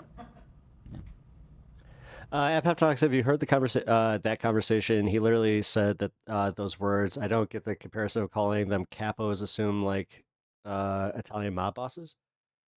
Kois, I'm actually a little confused. What are you talking about as far as like the comparative? I never lied, Dan. Not intentionally, anyway. You guys want to talk about JoJo controversy, or you want to talk about mini goss talk? We need more time. Which one is more light? Which one's more fun? Yeah, I bet they saw a huge drop in numbers there, which it's fine. I mean, I saw my fair share. Fuck, when I finished the Ethan stuff, I was just like, oh, I guess people are just peacing out. Okay, well, I'm glad that they definitely had some fun. So,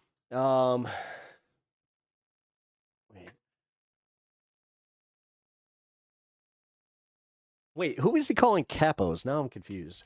Ethan and Hassan's conversation that he was just debunking.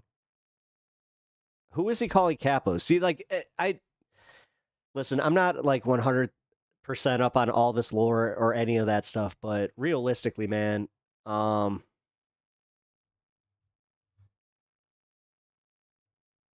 trying to at least be fair in all of this, like, and real. Distracting. Not sure if you are watching, but I actually watched that yesterday. The Ole and Chill. Oh, he's calling Jewish people like saying there's like capos and shit.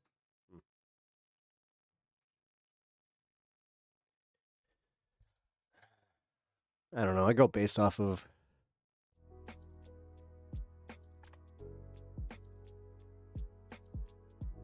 I honestly don't either. I'll be completely real. Like, I'm a little lost.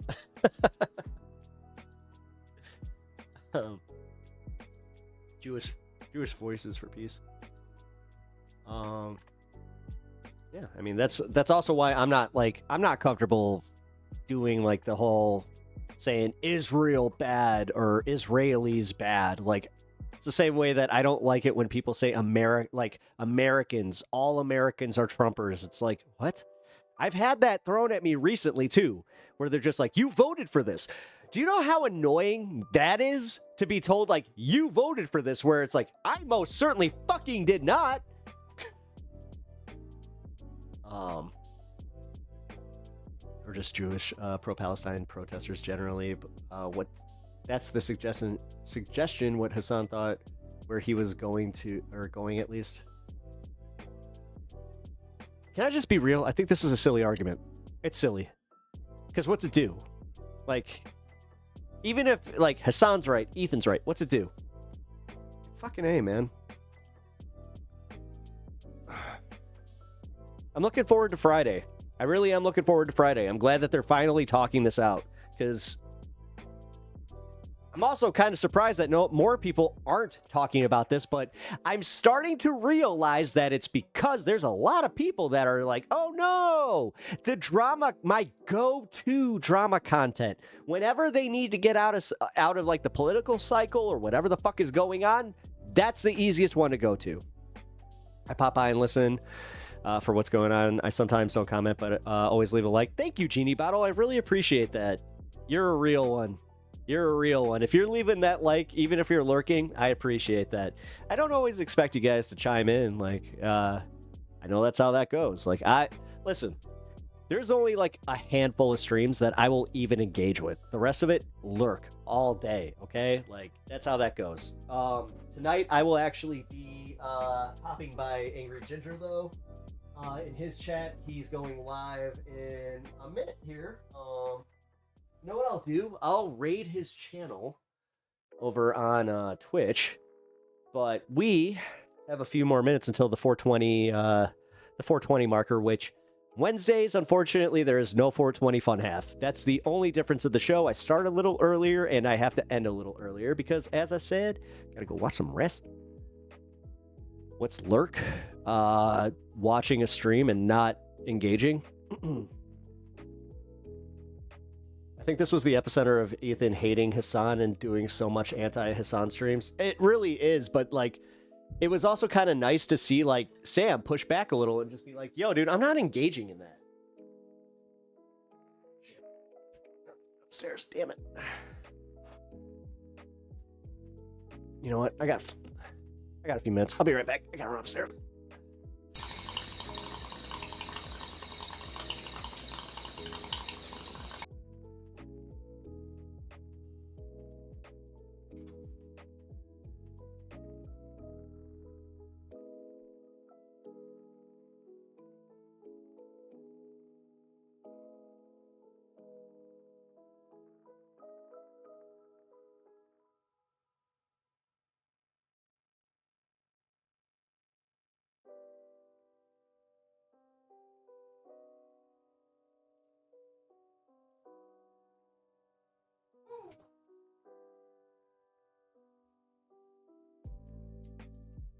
Okay, my lab just caught a fart that would evacuate the entire house. Holy shit. I'm off there now. Thank you at Pep Talks. Farewell, folks. Got to spread the likes. Hell yeah. I appreciate that. Thank you, Genie Bottle. I really do. Thank you. That means the world to me. Look at me. I'm all blushing. All right, we got 5 minutes until that 420 fun, or well, the 420 marker. So, what I will do. Also, the fact that guy, he was trying to be like, yeah, they're illegally here. They don't get due process. I love how you can point out actual like law, and they're still like, no, that's not how it works. I just think that they're here illegally, so I just say they don't get due process. Yeah. A bunch of numbnuts. Why is my chair so squeaky? Hey, thanks for the follow, man. I appreciate that. Suck now. Appreciate that, base. Also appreciate that. No, thank you. I appreciate the follow, man. Every follow matters. So, I'm a newer streamer, so I saw the Sanderhall vid yesterday where he made a good point about liking videos. He always said right-wingers always like all their vids, so their message gets out more. Yeah. I'll be honest, that's kind of where I got the inspiration to be like, guys, always hit that like button. And the thing is, that's why I have also been adamant that you do it to everybody. You just gotta like the videos that you actually like. It doesn't fuck up your algorithm as bad as people think. Trust me. But yeah, man. Is that Raichu? That's Raichu. Hell yeah. Hell yeah. Comrade Squishmallow Dragon. You seem to be well known. I like that. All right, so 3-minute mark. So one thing I request is if you guys are 420 friendly, then what happens is at the 420 marker of the stream, I like to, have a nice little session with all of y'all. So pack up whatever apparatus you got, fire, if you got this, fire it up, and then we all chill at the same time. I think that I've said this before, but I try to make this like the stoner circle of YouTube, where it's like, come on, it's awesome.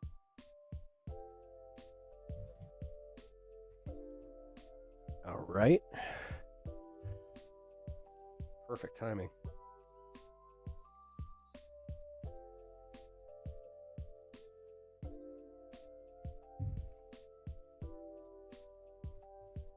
All right. Listen, I'm critically online, Twitch Marxist, Leninist, still here on Twitch. Nice! Well, then you found the right place. I am I might not be as left as you are personally, but people have said that I am, a democratic socialist with, more left leanings, but whatever, man. I just finished watching the show. It's pretty good. Oh, thank you. Oh, wait. You? Oh, the show You.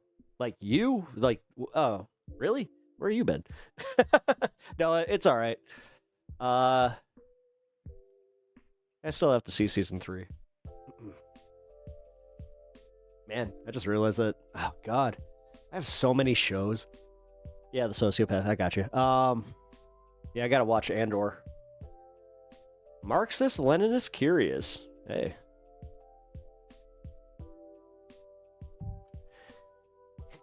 That's one thing. I have been...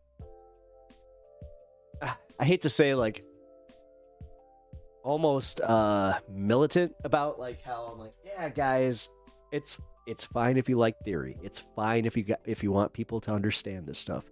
But just remember that some people get turned off that, like, the second that you start just laying, academia on them. And somebody was just like, oh, so you want me to dumb it down for people? It's like, yeah. Yeah, actually. That's how that goes. Some people respond well to it. Some people don't. I understand. Ooh, 420. Let's go. All right, guys. I have to do this off cam.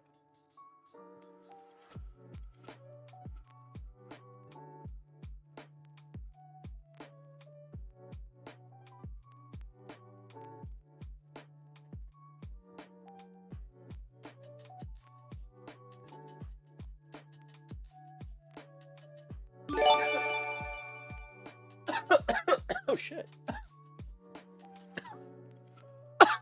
Oh, dude. Thank you for the gifted sub. Squishmallow, by the way,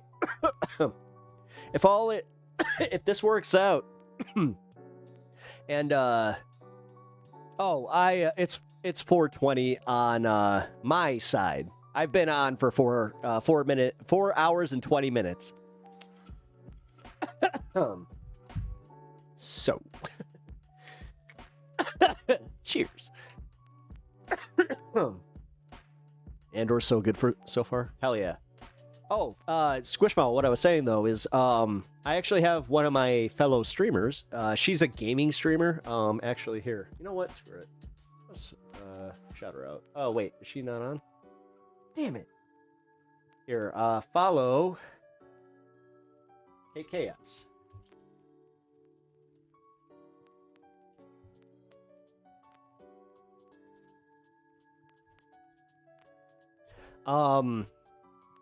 She mostly does like Call of Duty streams, but she is extremely entertaining.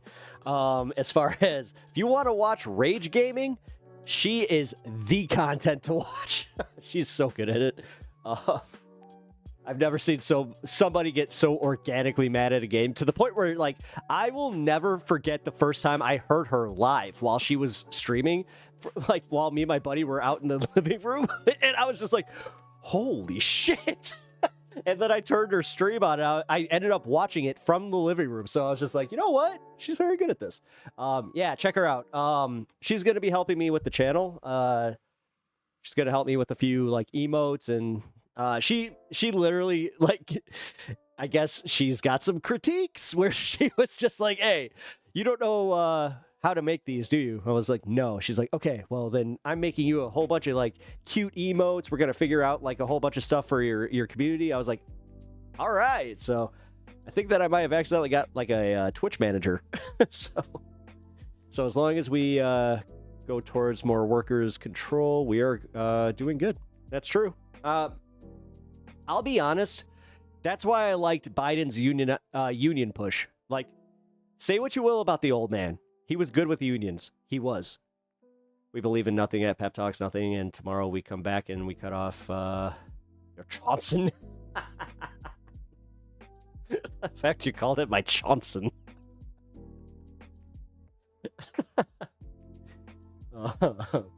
Had to get new chicks. They decided they didn't like my brother watching them, so they perished. Oh, I'm sorry. That sucks. I like unions, but yeah, co-ops are great. Hell yeah, man. I'm all about that. I'm all about having, like, seizing the means of production. Are you serious? Okay, so right before I end stream, my dog has to go outside. So I'll be right back. I gotta go let her out. I got another, like, 10 minutes.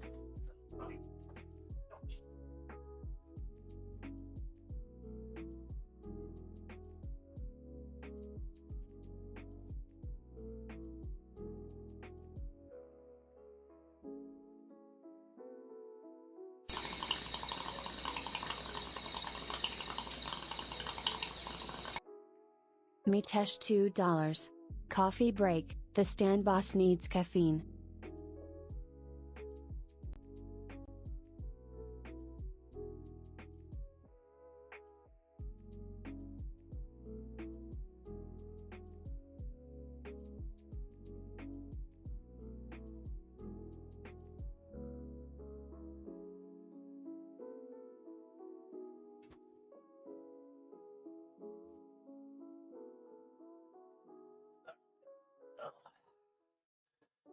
Aw, coffee break. Stan needs caffeine. Yeah, he does.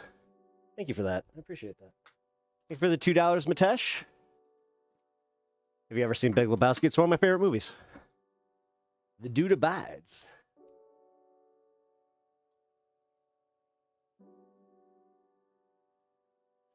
Honestly, my one of my biggest like holdups right now is with my mom's memorial coming up. Me and my sister, we had a nice laugh about this, which it was talking about Donnie's funeral from Lebowski, and I was just like, yeah, you ever see Big Lebowski? I have a feeling like because we're gonna be doing a seaside type of deal like that. My mom loved a certain place. It's a whole thing, but yeah, I'm just so worried that when I go to release her, it's gonna be like.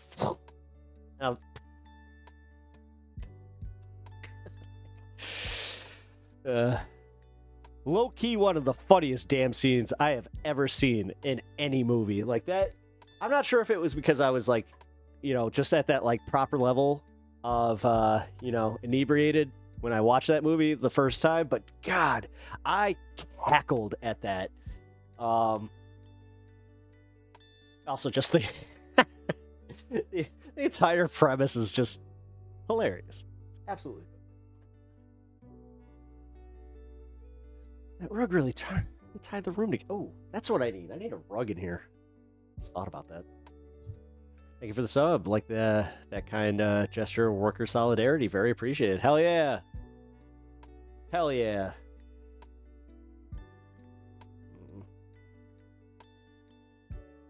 I feel bad for the chickens. Did I mention to you guys that like I went to preschool on a farm? So like, and my preschool was like a 2-year program, so I learned how to take care of and incubate chicks and also how to milk cows. It was cool. Can I give an idea for lefties in the room? Yeah, absolutely. This is a lefty community. I am I consider myself a leftist, but again, as I said, this is one of my big things is we really need to cut back on, like, we can subgroup and just say what we do, but like when trying to sell it to like a broader populace or like bringing people in, that's where it's like, nah, unify.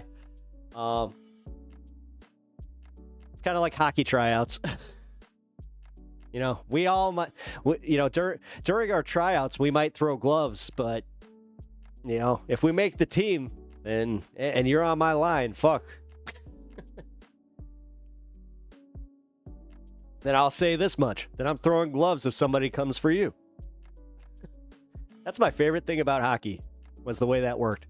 You know how many times I would end up on a team with somebody I fought? Like, that shit was a regular thing, man. And I'm not sure what it is, but like hockey fights, maybe it's because we would like get it out on the ice. We were buddies. Like, there was no like animosity. There was never that took this to the parking lot. There was only one time that happened, and it's because I didn't get out a fight on the ice. But yeah, right. So many times, like vice versa, where it would just be like, "Oh, hey man, like have a beer. You want a beer? Bisky, I have not seen you in a while. Have you gotten banned from any communities in a while?" Guess what? Canada won the hockey game. Yeah, I know. Are you talking like they won politics because they have a, well, not a lefty government, but a liberal government? Sure. Which, by the way, Honeybee was in chat, and she would. I can tell you right now, she was not happy about that. I was just talking to a MAGA fan. Ah. Yeah, I voted liberal. Oh, good for you. How in the fuck do you keep getting banned from all these communities, man? Be good. I hope you didn't get banned from mine. I'm not even sure. I let my mods like handle business so well that I'm just like, I forgot. Like I barely have to check. How about we combine elements of the co-ops and unions together? I have a dangerous weapon here. Like, how about staffing agency as a co-op where you can own a share of your own company? Yeah, we have a grocery store like that called Woodman's. Look it up. Here. Actually, fuck it. I'll look it up. I'll do the... I'm the streamer. I should probably do that. Woodman's Grocery.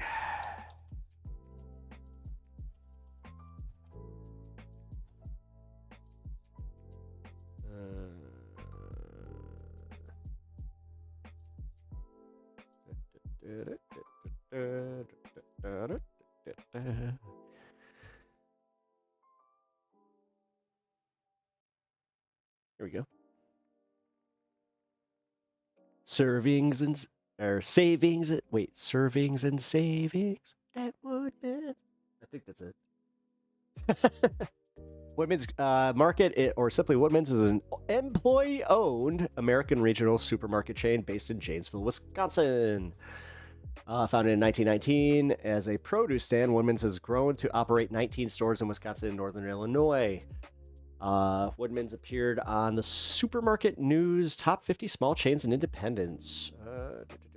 Employee benefits. Despite the company being employee-owned, Phil Woodman created controversy in December 2009 by eliminating the company's mental health coverage, complaining that patients could rack up uncontrolled costs for the company. Was he like admitting that it's like, oh, you know, we might abuse some employees here or there. I mean, as somebody who has had to shop there, like for the occasional thing, good store, but holy shit, I don't know what deal they have, like, but all of their bread goes bad in a day. I have not ever bought a thing of bread that wasn't like moldy by the second day, which means that it was more than likely bad before then. Guess sometimes I'm too honest and tell everyone who I think is hot. You need to stop that. Seriously, like the thirsty internet shit. Stop it. I don't care if you're gay or straight. Stop it. You guys know what a black wasp? Wait a minute. I thought those were called something else.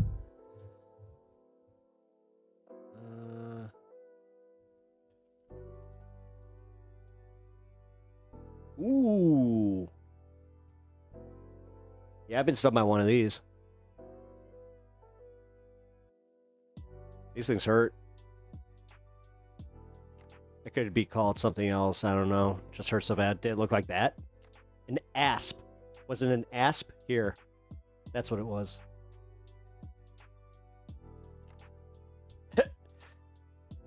ASAP Rocky. I like how that pops up here.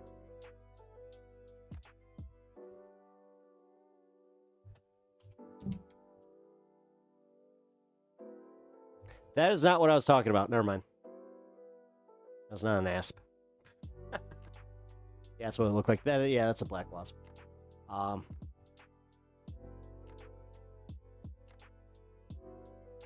The great black wasp. Yeah, we get those in Illinois here. I think any wasp would hurt. Yeah, wasps suck. I've been stung by a few of them. Oh, actually, I just had this happen yesterday. I was doing something in my yard, right?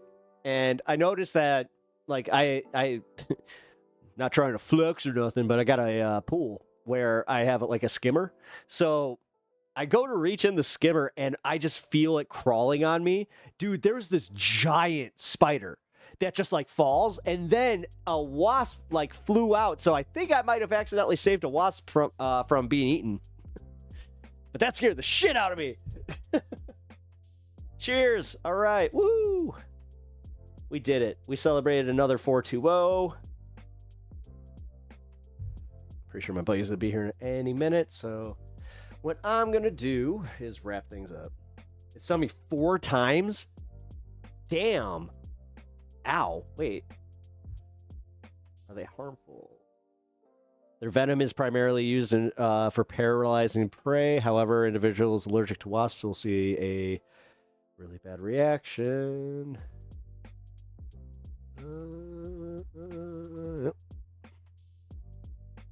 I tried to flex, but my backyard there was there was a bunny, and it came up to me the other day that fell in a hole, and we found its dead body.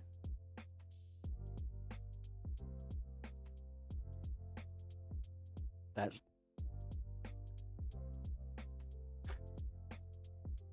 Cool. That's sad. Actually, this is horrific, so trigger warning. If you guys don't want to know about like what a dog can do when you don't watch them close enough, because yeah, man, him.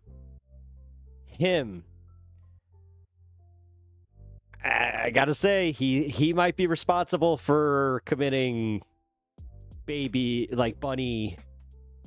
Yeah, it was one of the most horrific days of my life I have ever dealt. Like, I hated it. I hated every second of it. It sucked so bad.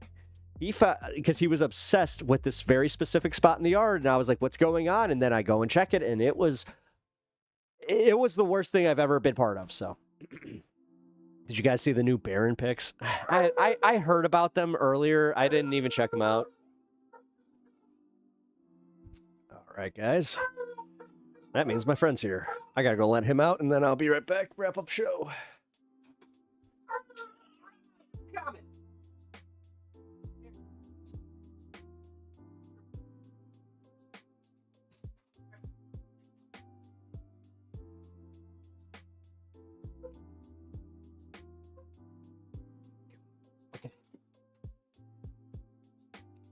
When you find out your son.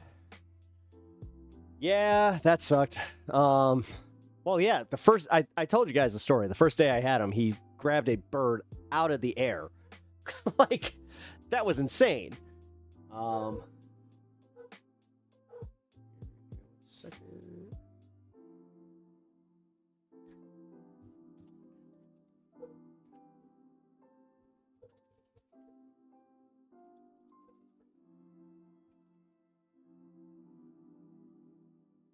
Yeah, he's a good boy. Like, that's the thing. He's just too good at what he does.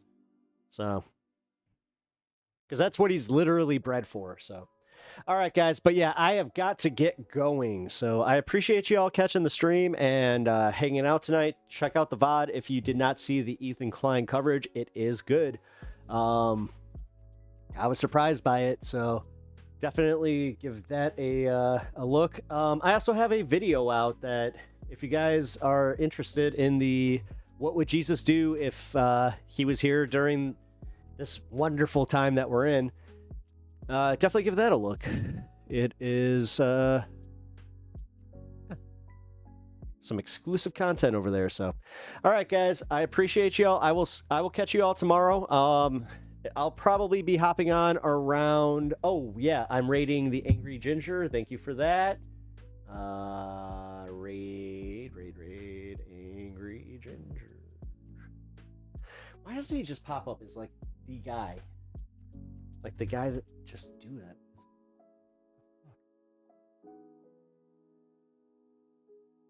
Oh, why does he do this? There we go. Got him. All right, guys. We're rating AG. Everybody say hello. Also, shout out to 5 Alarm Fire. Shout them out while you're over there. So, yeah, I hope you guys enjoy being with AG over here. Really, what I would say to you guys is shelf prices are going to start going up because stores are going to prematurely raise their prices. They already are. The main problem with how Donald Trump is doing this, I mean, we can get into the fact that it's just dumb in the first place, but the main problem for people... All right, well... You had a pretty good idea. Yeah, I'll pop on of what was going to happen. Stream You understood say hello. that we were going to go through this period of shutdown. Yeah, I'll let him do his rant. All right, guys. I will catch you all tomorrow. All right. Love y'all. Oh, shit. My bad. I forgot my end screen. There it is. All right. I'll catch you all. I will catch you all tomorrow. Jesus Christ. Oh, hey, I gotta move this too. There we go. That's my schedule. All right, love y'all. Who the heck is Pep Talks? I'm not gay, but I fantasize about Marco Rubio. Pep Talks.